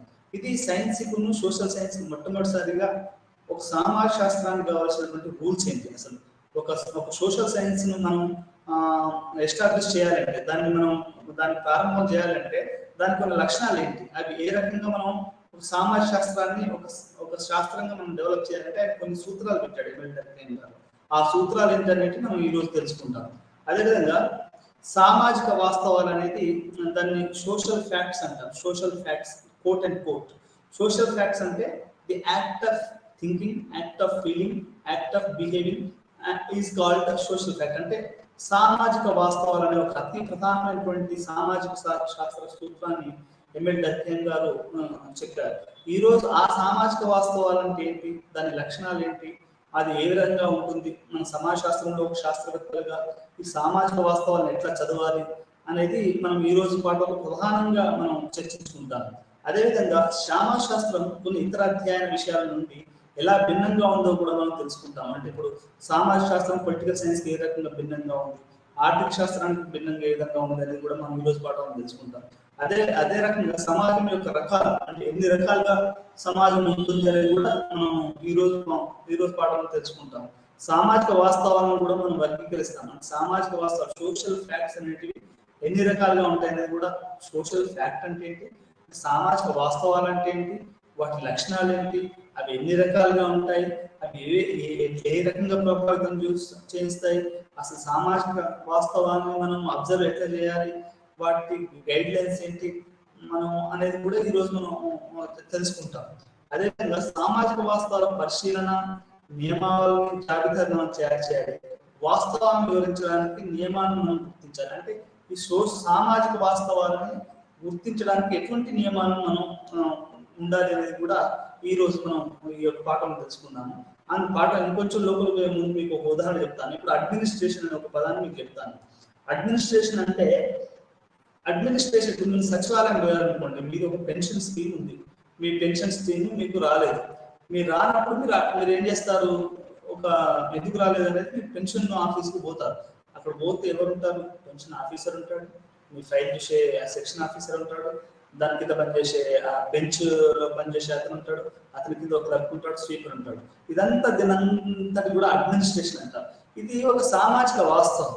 ఈ సామాజిక వాస్తవాన్ని మనం గుర్తించాలి. ఎట్లయితే ఒక 100 డిగ్రీల దగ్గర నీళ్ళు ఎట్లా వేడైతాయో అట్లా, అంటే అదొక ఏదైతే ఒక ఫిజికల్ లా ఉందో అట్లా ఇది ఒక సామాజిక వాస్తవం అనేది మనం గుర్తించాలంట. అట్లా మనం సోషల్ ఫ్యాక్ట్స్ ని గుర్తించాలి. దానికి గల ఎటువంటి నియమావళిని మనం పాటించాలనేది కూడా మనం ఈ రోజు పాఠంలో తెలుసుకుంటాం. ఎంఎల్ డర్కీమ్ సామాజిక శాస్త్రానికి స్వయం ప్రతిపత్తి విద్యా క్రమశిక్షణ ఆమోదించడంలో అతని ప్రయత్నాల కోసం ఉత్తమంగా గుర్తించబడ్డాడు. మొత్తంగా ఎంఎల్ డర్కీమ్ ఏంటంటే the highest contribution of Emile Durkheim in sociology is that he is pioneer of in establishing the sociology department. అంటే అతను పునాదులు వేశాడు సామాజిక శాస్త్రానికి అని మనం చెప్పుకోవచ్చు. అతని వల్లనే సామాజిక శాస్త్రానికి గుర్తింపు వచ్చింది. అదొక తన సొంత కాళ్ళ మీద నిలబడ్డది. సామాజిక శాస్త్రం అనేది తన సొంత కాళ్ళ మీద నిలబడ్డది అంటే అది ఎంఎల్ డర్కీమ్ వల్లనే, అతని రచనల వల్లనే, అతను చేసినటువంటి కృషి వల్లనే అనేది మనము అర్థం చేసుకోవాలి. అదేవిధంగా ఆధునిక సమాజంలోని నైతిక మరియు మేధోపరమైన సమస్యలను అధ్యయనం చేయడానికి దోహదపడే సమాజ శాస్త్రం యొక్క ఆలోచనను అతను గుర్తింపు పొందాడు. సమాజ శాస్త్రం యొక్క డర్కీమ్ యొక్క భావనను చర్చిస్తున్నప్పుడు 3 ముఖ్యమైన అంశాలపై దృష్టి పెట్టాలి. ఒకటేమో 3 ముఖ్యమైన విషయాలు చెప్పాడు. ఒకటేమో మనం సామాజిక శాస్త్రాన్ని ఎట్లా అభివృద్ధి చేయాలి, దానికి రూల్స్ ఏంటి, ఎటువంటి లక్షణాలు ఉండాలి ఒక సామాజిక శాస్త్రాన్ని కొత్తగా చెప్పాలి అంటే. రెండోది ఏంటి అంటే సోషల్ ఫ్యాక్ట్, అంటే సామాజిక వాస్తవాలు అంటే ఏంటి. మూడోది ఏంటి అంటే మెథడాలజీ, సోషలాజికల్ మెథడాలజీ, అంటే సమాజ శాస్త్రం చదివేటప్పుడు దానికి ఎటువంటి నియమావళి, మెథడాలజీ అంటే పద్ధతి అనేది ఉండాలి అనేది నేను కనుక్కున్నాడు. ఈ మూడింటిని ఎంఎల్ డర్కీమ్ సోషియాలజీకి అందించాడు మనం అర్థం చేసుకోవాలి. సోషల్ సైన్స్ కోసం సాధారణ పరిస్థితి, అంటే సోషల్ సైన్స్ సామాజిక శాస్త్రాన్ని అభివృద్ధి చేయాలంటే ఎటువంటి లక్షణాలు ఉండాలి అనేది ఇప్పుడు మనం మాట్లాడుకుందాం. మానవులు ఎల్లప్పుడూ సమాజాల్లో నివసిస్తారు. మానవులందరూ ఎక్కడ నివసిస్తారు? మానవులందరూ కూడా ఎక్కువ సమాజాలలో జీవిస్తాం. నేను బౌద్ధనగర్లో ఒక సమాజం, ప్రతి వారు కూడా ఒక ఊర్లోనో, ఒక సిటీలోనో, ఒక టౌన్ లోనో, పెద్ద మహానగరం టోక్యో, న్యూయార్క్ లాంటి నగరాలలో ఎక్కడ ఒక చోట ప్రతి వాళ్ళు కూడా ఒక సమాజంలో నివసిస్తారు. అసలు ఈ సమాజం అనేది లేకపోతే మనం ఉండాలి. మనతో సమాజం ఉంది, మనం అందరం కలిసి సమాజం అనేది. ఈ సమాజం అనేది లేకపోతే మనం అందరం లేము. అంటే ప్రతి వాళ్ళు కూడా సమాజంలో జీవిస్తారు. ఈ సమాజంలో జీవించినప్పుడు ఏమైందంటే మనం కొన్నిటికి కట్టుబడి ఉండాలి. ఆ కట్టుబాట్లు కొన్నిటికి ఆ కొన్ని ఏంటి మరి అవి మనం వాటికి ఎందుకు కట్టుబడి ఉండాలని మీరు అంటే నన్ను అడగొచ్చు. సార్ మనం ఎందుకు ఈ యొక్క మతాచారాలకు కానీ లేకపోతే చట్టాలకు కానీ కట్టుబడి ఉండాలి అంటే, అది మీరు నన్ను ప్రశ్న అడిగారు అనుకోండి, సార్ మనం ఎందుకు ఈ యొక్క మతాచారాలకు కానీ లేకపోతే కస్టమ్స్ కానీ ఇప్పుడు వాటి ఎందుకు మనం కట్టుబడి ఉండాలి, లేకపోతే మనం కొన్ని అనుకున్న మనం సామాజిక నియమాలకు మనం ఎందుకు కట్టుబడి ఉండాలి అనేది మనం అడిగితే అది దాన్ని మనం దాని సామాజిక అది ఎట్లా ఉంటుంది సోషల్ ఫ్యాక్టర్ అనేది మనం మాట్లాడుకున్నాం. ఇప్పుడు ఉదాహరణకి గతంలో అమ్మాయి అబ్బాయిని పెళ్లి చేసుకోవడం, అబ్బాయి అమ్మాయిని పెళ్లి చేసుకోవడం అనేది సహజం. అది ఒక సామాజిక వాస్తవంగా ఉంటుంది. కొత్త సామాజిక వాస్తవం ఏంటి, అమ్మాయి అమ్మాయిని పెళ్లి చేసుకోవడం, లేకుంటే అబ్బాయి అబ్బాయిని పెళ్లి చేసుకోవడం అనేది కూడా ఒక నూతన ఇదొక సామాజిక వాస్తవంగా వస్తుంది. అంటే సామాజిక వాస్తవాలు కూడా మారుతూ ఉంటాయి. ఈ రకంగా మన సామాజిక వాస్తవాన్ని అర్థం చేసుకోవాల్సి ఉంటుంది. ఇది మానవులకి వారి సొంత శరీరాలు ఉన్నాయని, మరి వారికి ఎల్లప్పుడూ జీవితం గురించి కొంత ఆలోచన ఉందని చెప్పడం కానీ, అంటే 18వ-19వ శతాబ్దంలో జరిగింది అంటే మనిషి యొక్క జీవశాస్త్రం డెవలప్ కావడము,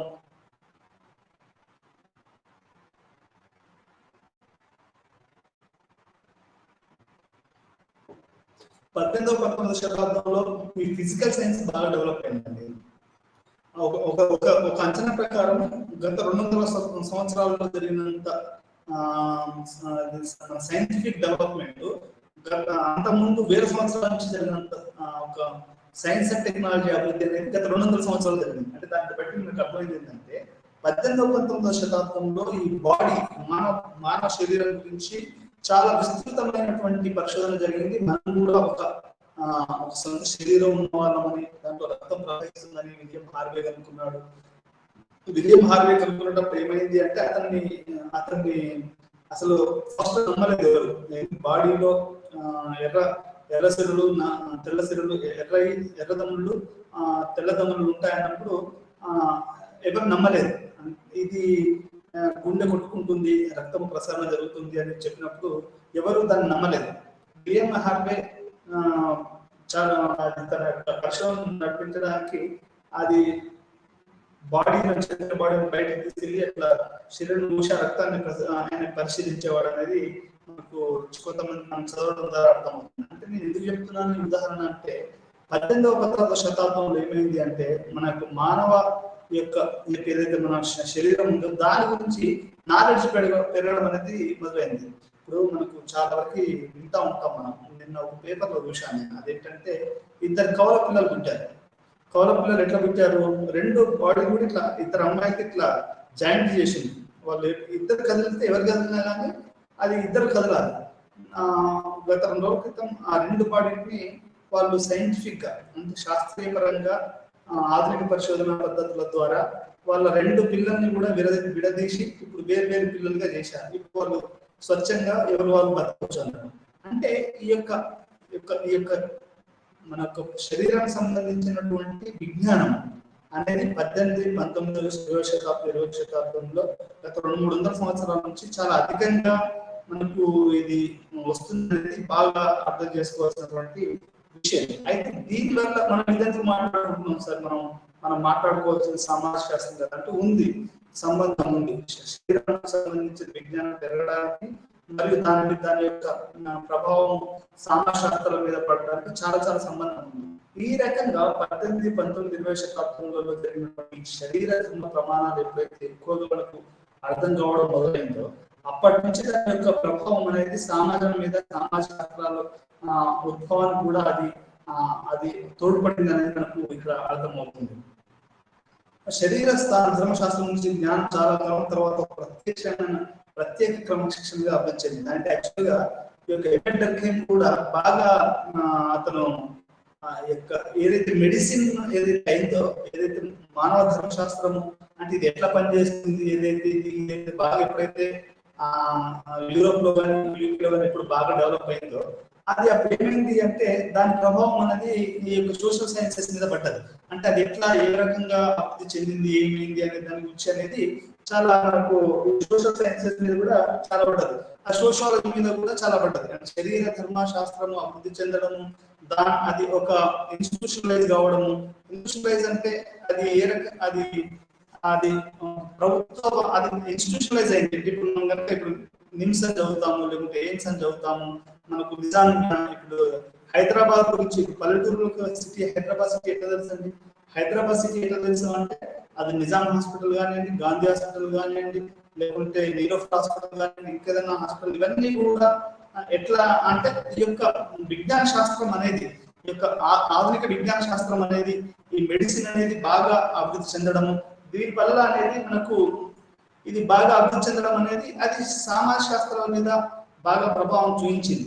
అంటే అది మరీ ఎస్పెషల్ గా 18-19 శతాబ్దంలో, ఈ 18వ శతాబ్దంలో జరిగినటువంటి ఈ శరీర ధర్మశాస్త్ర పరిజ్ఞానం, ఇప్పుడు మనకు బీపీలు, షుగర్లు, ఈ లెవెల్స్ అన్ని ఎక్కువ ఉన్నాయని తక్కువ ఉన్నాయని ఎప్పటికీ కంట్రోల్ చేయడము, లేకుంటే మనకు ఇప్పుడు ఇదేంది మనకి అంబులెన్స్ సర్వీసెస్ వస్తాయి. అంబులెన్స్ సర్వీసెస్ అనేది ఇంతకుముందు మనకు నా డిగ్రీ పీజీ ఎంఫిల్ లెవెల్లో కూడా అంబులెన్స్ సర్వీస్ లేదు. అంబులెన్స్ సర్వీస్ ఎప్పుడు వచ్చింది అంటే అంబులెన్స్ సర్వీస్ అనేది కొత్తగా వచ్చిందండి. అంటే ఎప్పటికట్టే ఒక పేషెంట్ ని తీసుకెళ్ళడం, తీసుకురావడము, ఇట్లాంటి అన్ని కూడా మొట్టమొదటిసారిగా ఈ యొక్క ఇప్పుడు జరుగుతున్నాయి. అంటే నేను ఎందుకు చెప్తున్నాను ఎంత అంటే శరీర ధర్మశాస్త్రం గురించి విపరీతమైనటువంటి ఈ యొక్క జ్ఞానం పెరిగింది. ఎట్లా అంటే ప్రతి ఒక్కరు 100 సంవత్సరాలు బతకాలి, 200 సంవత్సరాలు బతకాలి, ఇంకేదో చేయాలి, ఇప్పుడు యోగా చేయాలి, లేకపోతే యోగా చేస్తే మనం బాగుంటుంది, లేకపోతే ఇంకేదైనా చేయాలి, ఇప్పుడు అడవులలో పోయి ధ్యానం చేయాలి అంటారు. ధ్యానం అంటే ఏంటంటే శ్వాస మీద మనకు అంటే మనం ఉచ్ఛ్వాస నిశ్వాసాల మీద ఒక రకమైనటువంటి కంట్రోల్ ఉండడం అనేది ఈ ధ్యానం చెప్తుంది. అది యోగా చేయాలి అంటారు. ఇవన్నీ ఏంటి అంటే మన మనిషి యొక్క శరీరం యొక్క ఇది ఒక ధర్మశాస్త్రం అనేది ఇది బాగా అంటే విపరీతంగా డెవలప్ అవ్వడం అనేది, అంటే అది అభివృద్ధి చెంది ఒక ప్రత్యేకమైన శిక్షణగా అభివృద్ధి చెందింది. మెడిసిన్ అనేది ఒక 18వ శతాబ్దంలోనే ఈ ఎమెల్ డర్ఖేమ్ కాలంలోనే అది ఒక హాస్పిటల్స్ లో ఉండడము, అది ఎక్కువగా అభివృద్ధి చెందడము, డాక్టర్లు అది అంటే అది అంతకుముందు అంతగా లేకుండే. అది అభివృద్ధి ఒక ప్రత్యేకమైనటువంటి డిపార్ట్మెంట్ గా అది అభివృద్ధి చెందినప్పుడు దాని ప్రభావం అనేది ఇది వేరే వాటి మీద కూడా ఎక్కువగా పడ్డది అనేది మనకు ఇక్కడ అర్థమవుతుంది. ఈ విధంగా మానవ శరీరము, మానవం చుట్టూ ఉన్నటువంటి ఇతర విషయాల గురించి శాస్త్రీయ పరిజ్ఞానం అభివృద్ధి చెందింది. మానవుని శరీరము, మానవుని గురించి ప్రతి విషయం కూడా క్షుణ్ణంగా ఈ యొక్క మెడిసిన్ అనేది ఆ టైంలో బాగా డెవలప్ అయింది. అది డెవలప్ అవడం వల్ల దాని యొక్క ప్రభావం వేరే శాస్త్రాల మీద, అంటే సామాజిక శాస్త్రాల మీద, ఆ తర్వాత పొలిటికల్ సైన్స్, వీటన్నిటి మీద పడ్డది అనేది మనకు ఇక్కడ అర్థమవుతుంది. ఇప్పుడు అదేవిధంగా మానవ శరీరం గురించి మరియు మన చుట్టూ ఉన్న ఇతర విషయాల గురించి శాస్త్రీయ పరిజ్ఞానం అభివృద్ధి చెందింది.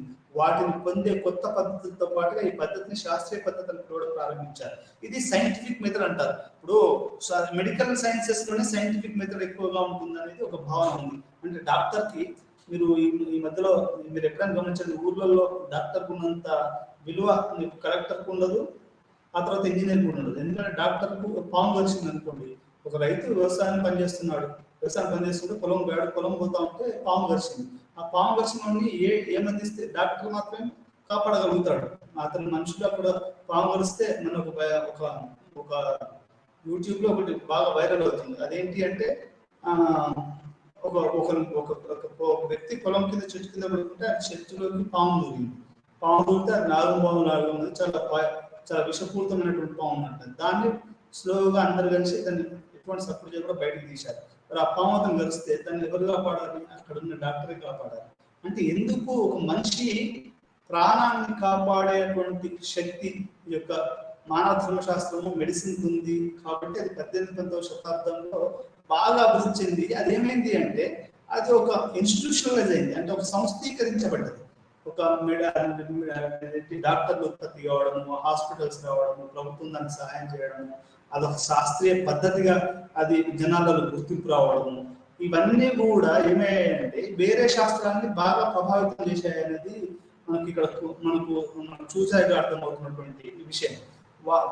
వాటి పొందే కొత్త పద్ధతులతో పాటు ఈ పద్ధతిని శాస్త్రీయ పద్ధతిని పిలవడం ప్రారంభించారు. అంటే సైంటిఫిక్ మెథడ్ అనేది ఈ యొక్క మెడిసిన్ ని పిలవడం అనేది ఆ టైం నుంచే మొదలైంది. ఇప్పుడు మనం శాస్త్రీయ పద్ధతి ద్వారా సమాజం దాని పనితీరు, దాని మార్పులు మరియు మార్పుల గురించి జ్ఞానాన్ని పొందడానికి ప్రయత్నిస్తున్నాం. అదే విధంగా ఏ రకంగానైతే శరీర ధర్మశాస్త్రం అది ఏ రకంగానైతే అభివృద్ధి చెంది ఒక ఒక ఒక శాస్త్రీయ పద్ధతి అనే ఏదైతే పేరు తెచ్చుకుందో అదే రకంగా మనం సమాజ శాస్త్రాన్ని కూడా మనం అర్థం చేసుకోవాలి. అంటే సమాజ శాస్త్రానికి గుండె ఏంటి, రక్తం ఏంటి, చెవులేంటి, ముక్కేంటి, నోరేంటి, పనులేంటి, నాలుగేంటి, అసలు మొత్తం కళ్ళేంటి, జుట్టు ఏంటి అనేది కూడా, అంటే ఎట్లయితే ఒక మనిషి శరీర ధర్మశాస్త్రం ఉంటుందో అదే రకంగా మనిషి యొక్క ఇది కూడా ఉంటుంది, మనిషి యొక్క సమాజం కూడా అలాగే ఉంటుంది అనేది మనకి ఇక్కడ అర్థమవుతుంది. దర్కీమ్ ఒక ముఖ్యమైన పాత్ర పోషించాడు కాబట్టి అతను ఏం చేశాడో మరి ఎలా చేశాడో తెలుసుకోవడానికి మనం ఈ రోజు ప్రయత్నం చేస్తున్నాం. అంటే ఈ రకంగా ఏ రకంగానైతే వైద్య శాస్త్రము ఇది ఎట్లయితే డెవలప్ అయిందో అదే రకంగా సామాజిక శాస్త్రం ఏ దాన్ని బట్టే సామాజిక శాస్త్రాన్ని అభివృద్ధి చేయడానికి ఎమ్మెల్ దర్కీమ్ చాలా చాలా ప్రయత్నం చేశాడు అనేది మనకి ఇక్కడ అర్థమవుతుంది. అయితే దానికి అతను ఆయన కొన్ని సూత్రాలు చెప్పాడు. ఆ సూత్రాలను కూడా మనము ఈరోజు అర్థం చేసుకుంటాం. సామాజిక శాస్త్రం అనేది వాస్తవాల అధ్యయనంగా ఆయన మలిచాడు. ఈ యొక్క సామాజిక శాస్త్రాన్ని ఎమ్మెల్ దర్కీమ్ ఒక వాస్తవాల అధ్యయన శాస్త్రంగా అతను మలిచాడు. సామాజిక శాస్త్రం యొక్క అంశాన్ని నిర్వచించడంలో రెండు పనులు ఉంటాయి. మొత్తం అధ్యయన రంగాన్ని నిర్వచించడం మరియు ఈ రంగంలో కనుగొనబడే విషయం యొక్క క్రమాన్ని నిర్వర్తించడం. 1985లో ప్రచురించబడిన అతని పుస్తకం the rules of sociological method Durkheim రెండో పనికి సంబంధించిన మరియు సామాజిక వాస్తవాలను సమాజ శాస్త్రం యొక్క అంశంలో పిలుస్తుంది. దర్కీమ్ సామాజిక వాస్తవాలని వ్యక్తికి బాహ్యంగా నటన, ఆలోచన మరియు అనుభూతికి సంబంధించిన మార్గాలు మరియు వాటిని అతని నియంత్రించే కారణంగా బలవంత శక్తిని కలిగి ఉంటాయి అని నిర్వర్తించాడు. అంటే సామాజిక శాస్త్రంలో ఎమ్మెల్ దర్కీమ్ ఏం చెప్తాడు అంటే ఈ సామాజిక వాస్తవాలన్నిటివే ఈ యొక్క సోషియాలజీకి చాలా ప్రధానమైనటువంటి విషయం అని చెప్తాడు.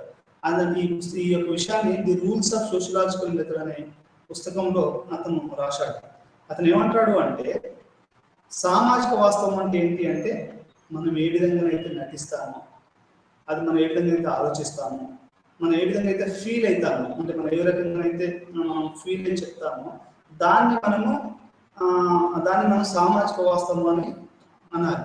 దానికి 3 లక్షణాలు ఉంటాయని చెప్పాడు. ఒకటేమో అది మొత్తంగా అధ్యయనం చేయడము, రెండోది యొక్క క్రమాన్ని నిర్వర్తించడం, మూడోది ఈ సామాజిక వాస్తవాలు. అంటే 3 విషయాలు యొక్క ఈయన చెప్పాడు. సామాజిక వాస్తవాలు అనేది ఏంటి?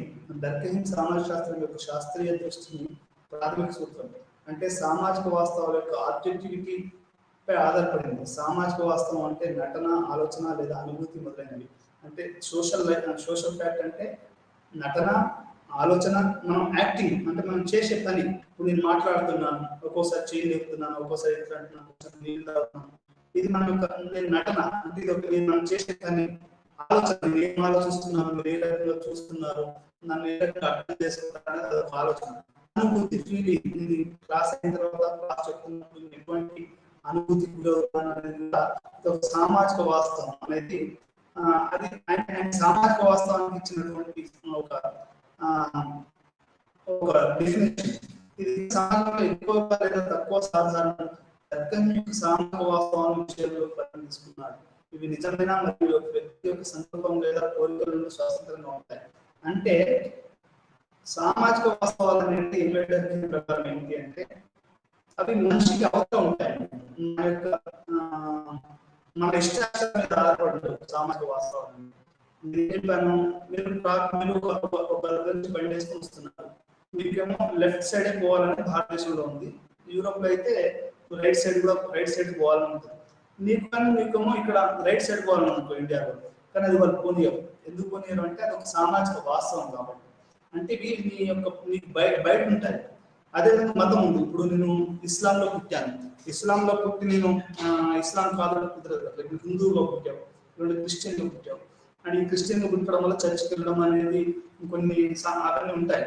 అవి నేను చేయను అంటే అవి నీకు అవతల ఉన్నాయి, నువ్వు వాటిని చేయవలసింది అన్నట్టు. నువ్వు చేయకుండా వాటిని తప్పించుకోవడం కుదరదు.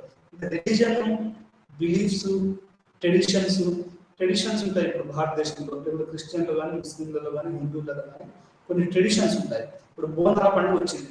బోనాల పండుగ అనేది కొన్ని వేల సంవత్సరాల నుంచి వస్తుంది. అది బోనాల పండుగ చేస్తే కానీ పండుగ చేసినట్టు కాదు, అదొక ట్రెడిషన్. నేను బోనం చేయమన్నా అనుకోండి వాడాన్ని, అది నువ్వు చేయొచ్చు చేయకపోవచ్చు, అది నీ ఇష్టం. కానీ బోనాల పండుగ అనేది ఒక సామాజిక వాస్తవం, అది మతాచారాలు అంటే ఒక సామాజిక వాస్తవం. ఇప్పుడు చాలా మంది క్రిస్టియన్లు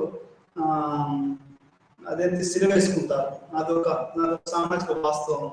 అట్లా ముస్లింలు కానీ, క్రిస్టియన్ కానీ, హిందువులు కానీ కొన్ని రిలీజియస్ ట్రెడిషన్స్ ఉంటాయి. ఈ రిలీజియస్ ట్రెడిషన్స్ అనేటివి చాలా చాలా ప్రభావితం చూపిస్తాయి అనేది మనకు ఇక్కడ అర్థం చేసుకోవాల్సినటువంటి విషయం. వీటిని మనం సామాజిక వాస్తవాలు అంటాం. అదేవిధంగా మనిషి ఎట్లా బిహేవ్ చేస్తున్నాడు, ఒక ముస్లిం అబ్బాయి కానీ, హిందూ అబ్బాయి కానీ, లేకపోతే అమ్మాయి కానీ ఏ రకంగా ఆలోచిస్తున్నాడు, ఏ రకంగా అనుభూతి పొందుతున్నాడు, ఏ రకంగా ఫీల్ అవుతున్నాడు అనేది సామాజిక వాస్తవం అనేది ఆయన నిర్వర్తించాడు. ఇది మనిషికి ఆవల ఉంటుంది. అంటే మనిషికి అది అతని ఆధ్వర్యంలో సామాజిక వాస్తవం అనేది ఉండదు, మనిషికి బయట ఉంటుంది. మన కోరికలకు, మన డిజైర్స్ కి తగ్గట్టు ఇది ఉండదు. అది మనం అర్థం చేసుకోవాలి. సామాజిక వాస్తవాలలో రకరకాల వాస్తవాలు ఉన్నాయి. 3 రకాలైనటువంటి సామాజిక వాస్తవాలు ఉన్నాయి. అదేంటి అంటే మొదటిది విపరీతమైన నిర్మాణం, పద నిర్మాణం, సామాజిక దృగ్విషయం. అవి సామూహిక జీవితానికి మూలాధారం. దీని ద్వారా సమాజం రూపొందించబడిన ప్రాథమిక భాగాల సంఖ్య మరియు స్వభావం, పద నిర్మాణం, భావి ఏ విధంగా అమర్చుకుంటాయి మరియు ఏ స్థాయిలో కలిసిపోయి ఉంటాయి. ఈ సామాజిక వాస్తవాల వర్గంలో భూభాగం యొక్క ఉపరితలం పై జనాభా పంపిణీ, నివాసాల రూపాలు, కమ్యూనికేషన్ వ్యవస్థకు స్వభావం మొదలైన చేర్చబడ్డాయి. ఇది మొదటిది. రెండోది ఏంటంటే సంస్థాగతమైనటువంటి సామాజిక వాస్తవాలు ఉంటాయి. ఇవి ఎక్కువగా లేదా తక్కువ సాధారణమైన మరియు సమాజంలో విస్తృతంగా వ్యాపించి ఉంటాయి. వారు మొత్తం సమాజం యొక్క సామాజిక స్వభావం సూచిస్తాయి. ఈ చట్టపరమైన నైతిక నియమాలు, మతపరమైన సిద్ధాంతాలు, సమాజంలో ప్రబలంగా ఉన్న నమ్మకాలు ఇవన్నీ ఉంటాయి. మొదటి సోషల్ ఫ్యాక్ట్ ఏమో కమ్యూనికేషన్, జనాభా. ఇప్పుడు భారతదేశంలో ప్రతిసారి ప్రధానమంత్రి అనుకుంటాడు, మన జనాభా 140 కోట్లు, 140. అదొక సామాజిక వాస్తవం. మనకు చాలా మందికి పేదవాళ్ళకి ఇల్లు లేవు, అందరికీ ఘర్ కప్డా మకాన్ అనేది మీరందరికీ తెలుసు. అంటే ఈ నివాసాల రూపాలు, కమ్యూనికేషన్ వ్యవస్థ అనేది మొట్టమొదటి సామాజిక వాస్తవం. రెండో సామాజిక వాస్తవం ఏంటంటే సంస్థీకరించబడినటువంటి సామాజిక వాస్తవం. అదేంటి అంటే నైతిక నియమాలు, మతపరమైన సిద్ధాంతాలు. అంటే ఇప్పుడు విగ్రహారాధన ఉంది. చాలా మంది, ఇప్పుడు మా ఇంటి పక్కన కాళీమాత టెంపుల్ ఉంది. ప్రతిరోజు చాలా మంది ఆ టెంపుల్ ను సందర్శిస్తారు. అది ఒక మతపరమైనటువంటి సిద్ధాంతం. మాస్క్ ఉంది, చాలా మంది ఫ్రైడే ముస్లిం పిల్లలందరూ కూడా దానికి వెళ్తుంటారు. పక్కనే చర్చ్ ఉంది, సండేకి అందరూ వెళ్తూ ఉంటారు. అంటే సండేకి క్రిస్టియన్ చర్చ్కి వెళ్ళడము, ఫ్రైడేకి ముస్లిం నమాజ్కి వెళ్ళడము, పండుగలప్పుడు హిందువుల టెంపుల్లోకి వెళ్ళడము, లేకపోతే సీదా టైంలో కూడా టెంపుల్లోకి వెళ్ళడము, ఇవన్నీ కూడా ఏంటంటే ఒక సామాజిక వాస్తవాలు. ఇవి ఇన్స్టిట్యూషనలైజ్డ్, అంటే ఇవి సంస్థీకరించబడినటువంటి సామాజిక వాస్తవాలు. ఇవి ప్రబలంగా ఉన్న నమ్మకాలు, అభ్యాసాల కిందకి వస్తాయి. ఇవి ప్రబలంగా ఉన్నటువంటి నమ్మకాలు. మీరు ఇప్పుడు రాముని కానీ, కృష్ణుని కానీ, అల్లాహ్ కానీ, జీసస్ ని కానీ వీళ్ళని అన్నారు, అది బ్లాస్ఫమీ వచ్చి అది వాళ్ళని శిక్షించడం జరుగుతుంది. అంటే ఇవి బలమైనటువంటి వ్యవస్థీకరించబడి అన్న విషయాలు. అంతెందుకు మీ అందరికీ ఈ మధ్యలో తెలుగు రాష్ట్రాల్లో జరుగుతున్న విషయం ఏంటంటే, కొత్తగా ఏర్పడినటువంటి ఈ యొక్క హేతువాద సంఘాలు. ఈ యొక్క మొన్న మీ అందరికీ తెలుసు, ఈ రెంజర్ల రాజేష్, కొంతమంది నరేష్ అనే 2 వ్యక్తులు, వాళ్ళు హేతువాద సంఘంలో ఉన్నారు. వాళ్ళు హేతువాద సంఘంలో ఉండి వాళ్ళు ఈ యొక్క మతపరమైనటువంటి ఈ యొక్క వాస్తవాన్ని వాళ్ళు వ్యతిరేకిస్తున్నారు. అంటే ఇది ఈ మతపరమైన ఏవైతే సంస్థీకరించబడ్డాయో వాళ్ళు వ్యతిరేకంగా మాట్లాడుతున్నారు. వాళ్ళని అరెస్ట్ చేయడము, గొడవలు జరగడం, ఇవన్నీ కూడా జరిగాయి. అంటే దీని అర్థం ఏంటి అంటే ఈ సామాజిక వాస్తవాలు అనేవి మనిషికి బాహ్యంగా అది ఒక ఒక ఒక ప్రభావాన్ని కలిగి ఉంటాయి. అవి మనం వాటిని పాటించకపోతే అవి మన మీద చాలా ప్రభావం అవి చూపిస్తాయి. మనం కంపల్సరీ వాటిని పాటించాలి అనేది ఇది మనకు చూపిస్తాయి. ఇవి ఇన్స్టిట్యూషనలైజ్డ్ సోషల్ ఫ్యాక్ట్స్. మూడవది ఏంటంటే సంస్థాగతంగా లేకుంటే సామాజిక వాస్తవాలు ఉంటాయి. ఇటువంటి సామాజిక వాస్తవాలు స్ఫటిక రూపంలో పొందలేము. సమాజంలో సంస్థాగతమైన నిబంధనలకు అతీతంగా ఉంటాయి.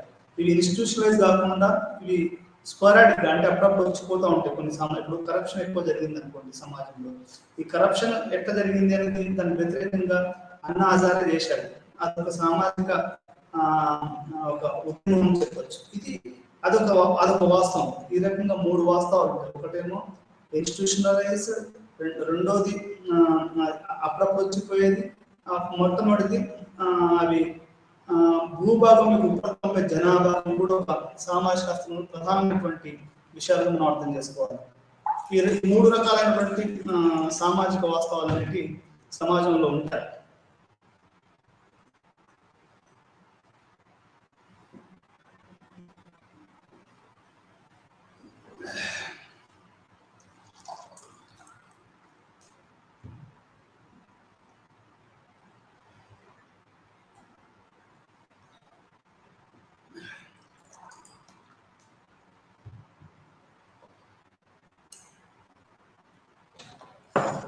ఈ మూడు రకాలైనటువంటి సామాజిక వాస్తవాలు అనేటివి ఈ సమాజంలో ఉంటాయని మనం ఇక్కడ అర్థం చేసుకోవాలి. సామాజిక వాస్తవాల యొక్క ప్రధాన లక్షణాలు అంటే ఈ సామాజిక వాస్తవాలు అంటే ఎట్లాంటి లక్షణాలు కలిగి ఉంటాయి. ఒకటేమో మొదటి సామాజిక విషయం నిర్దిష్టంగా ఉండాలి మరియు ఇతర శాస్త్రాల విషయం నుండి వేరు చేయబడాలి. రెండవది సమాజ శాస్త్రాల విషయం గమనించి వివరించే విధంగా ఉండాలి. ఇతర శాస్త్రాల్లో వాస్తవాలను గమనించి వివరించే పద్ధతి పోలి ఉండాలి. డర్కైమ్ సమాజ శాస్త్రం యొక్క ఈ విషయం సామాజిక వాస్తవం మరియు సామాజిక వాస్తవం తప్పనిసరిగా విషయాలుగా పరిగణించాలి. ఒక సోషల్ ఇష్యూస్ ని సోషల్ ఫ్యాక్ట్ గా ఆయన గమనించాలని ఆయన లక్షణాలుగా చెప్తారు. సామాజిక వాస్తవాలకు ప్రధాన లక్షణాలు ఒకటి బాహ్యత. బాహ్యత అంటే అది మనలో కాకుండా అది బయట ఉంటుంది అనేది మొదటి సామాజిక సోషల్ ఫ్యాక్ట్ యొక్క ప్రధాన లక్షణం. రెండోది ప్రతిబంధకం. అది ప్రతిబంధకం అంటే కోహెసివ్ పవర్ అన్నట్టు. అది మనం ఆ సామాజిక వాస్తవాన్ని కనుక మనము పాటించలేదు అనుకోండి, అది మనల్ని కోర్స్ అంటే దాన్ని మనం చూడకుండానే మన మైండ్ మీద మన మెదడు మీద అది బాగా ఫోర్స్ చూపిస్తూ ఉంటుంది. అది ప్రతిబంధకం. మూడోది స్వతంత్రంగా ఉంటుంది. సామాజిక వాస్తవాలు అనేది దానికి ఎక్స్టర్నల్ ఇండిపెండెన్స్ ఉంటుంది, అది స్వతంత్రంగా బతుకుతుంది. నాలుగోది సాధారణత. ఇది సాధారణత కలిగి ఉంటుంది అనేది మనకి నాలుగు ప్రధాన లక్షణాలు ఈ యొక్క సామాజిక వాస్తవాలు ఉంటాయి అనేది ఏమంటారు. ఈ యొక్క పాఠం యొక్క ప్రధాన అంశం ఇదే అన్నట్టు. సామాజిక వాస్తవం అంటే అది మూడు రకాలుగా ఉంటుంది. సామాజిక వాస్తవ ప్రధాన లక్షణాలు ఏంటంటే అది మనిషికి బాహ్యంగా ఉంటుంది, ప్రతిబంధకంగా ఉంటుంది, స్వతంత్ర ప్రతిపత్తిని కలిగి ఉంటుంది, సాధారణతను కలిగి ఉంటుంది అనేది మనకు ఈ యొక్క సోషల్ ఫ్యాక్ట్స్ యొక్క వాస్తవం అన్నట్టు.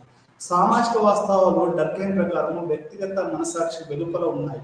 మన మనస్సాక్షి వ్యతిరేకంగా ఉన్నాయనుకోండి. ఇప్పుడు నాకు టెంపుల్కి వెళ్ళాలని లేదు, మాస్క్కి వెళ్ళాలని లేదు, చర్చ్కి వెళ్ళాలని లేదు, కానీ మన ఇంట్లో వాళ్ళు కానీ బయట సమాజం కానీ ఒక ఫోర్స్ పెట్టి వాళ్ళని పంపిస్తూ ఉంటారు. అది మన మనస్సాక్షికి ఒప్పుకోదు, కానీ అయినా కానీ మన వాళ్ళు నెడుతూ ఉంటారు. అంటే దాని అర్థం ఏంటి అంటే అది మనస్సాక్షి వెలుపలగా ఉంటుంది ఈ యొక్క సామాజిక వాస్తవం అని. ఇది ఉనికి వ్యక్తులకు బాహ్యమైనది. అంటే మనకు కూడా ఇది బాహ్యంగా ఉంటుంది. ఉదాహరణకి దేశీయ లేదా పౌర లేదా ఒప్పంద బాధ్యతలు, చట్టాలు మరియు ఆచారాల్లో వ్యక్తికి బాహ్యంగా నిర్వచించబడతాయి. దేశీయ పౌర ఒప్పంద బాధ్యతలు అంటే మనకు సంబంధించినటువంటి రూల్స్ రెగ్యులేషన్స్ కూడా మన సమ్మతం లేకుండానే ఆల్రెడీ ఎస్టాబ్లిష్ అయి ఉన్నాయి. అవి మన మీద పెత్తనం చెలాయిస్తూ ఉంటాయి. ఆచారాలు ఉంటాయి. ఇప్పుడు ఆ ఆచారాలు కూడా వ్యక్తి బాహ్యంగా ఉంటాయి. ఇప్పుడు ఉదాహరణకి తమిళనాడులో బ్రాహ్మణ్స్ వెజిటేరియన్స్ ఉంటారు ఎక్కువ మంది. దాంట్లో ఒక వ్యక్తి నాన్ వెజిటేరియన్ తినాలనుకోండి, వాళ్ళ ఆచారాలు తమిళనాడు బాబులో అంతా చేంజ్ చేస్తారు. మన ఆచారానికి వ్యతిరేకంగానే నాన్ వెజ్ తినే వ్యక్తిని వాళ్ళు బహిష్కరించడము ఇంకేదో చేస్తూ ఉంటారు. అంటే దాని అర్థం ఏంటి అంటే ఒక వ్యక్తి ఆవరగా, ఒక వ్యక్తి మనస్సాక్షికి ఆవరగా ఈ యొక్క ఈ సామాజిక వాస్తవాలు ఉంటాయనేది మనకు ఇక్కడ అర్థం చేసుకోవాలి.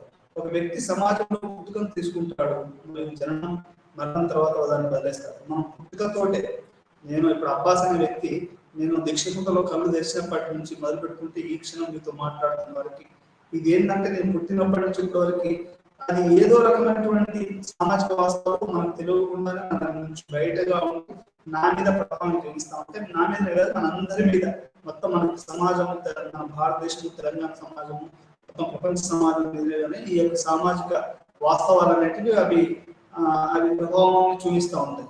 ఒక మంచిది చనిపోయేంత వరకు ఈ సామాజిక వాస్తవాలు నాతో ఉంటాయి. కొంతమంది సామాజిక వాస్తవాలను మార్చవచ్చు. ఉదాహరణకి సతీ అనే ఆచారాలు ఉండేవి భారతదేశంలో. సతీ అనేది బ్రిటిష్ వాళ్ళు రావడంతో సతీ అనేది అపరిష్కరణ.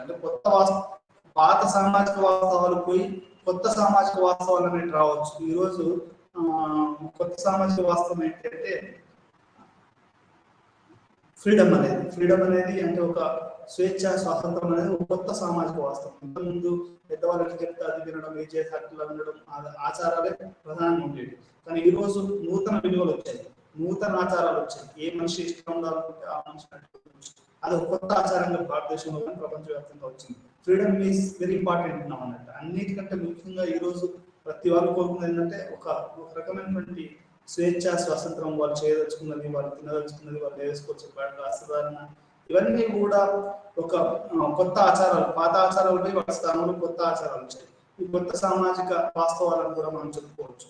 ఒక వ్యక్తి సమాజ పుట్టుకను తీసుకుంటాడు మరియు జననం మరణం తర్వాత దాన్ని వదిలేస్తాడు. అయితే సామాజిక వాస్తవాలు ఇప్పటికే సమాజంలో ఇవ్వబడ్డాయి మరియు ఒక వ్యక్తి యొక్క పుట్టుక లేదా మరణంతో సంబంధం లేకుండా ఉనికిలో ఉంటాయి. అయితే మన పుట్టుకతోటి మన మరణంతో ఈ సామాజిక వాస్తవాలు ఆగవు, ఈ సామాజిక వాస్తవాలు చచ్చిపోవు, ఈ సామాజిక వాస్తవాలు ఎప్పటికి ఉంటాయి అన్నట్టు. అంటే మన పుట్టుకకు సంబంధం లేకుండానే ఎప్పటి నుంచో కొన్ని వేల సంవత్సరాల నుంచి ఉన్నటువంటి సామాజిక వాస్తవాలు ఉంటాయి. ఉదాహరణకి ఒక భాష ఏ వ్యక్తితో సంబంధం లేకుండా స్వతంత్రంగా పనిచేస్తూనే ఉంటుంది. ఇప్పుడు తెలుగు భాష ఉందండి. ఇప్పుడు మనకు తెలుగు భాష అభివృద్ధి సంస్థలని, ఉర్దూ భాష అభివృద్ధి సంస్థలని, ఇంగ్లీష్ డెవలప్మెంట్ స్కిల్స్ అని, ఫ్లూ అని ఒక లాంగ్వేజ్, ఉర్దూ అంటే ఈ ఉర్దూ భాష ఉందనుకోండి.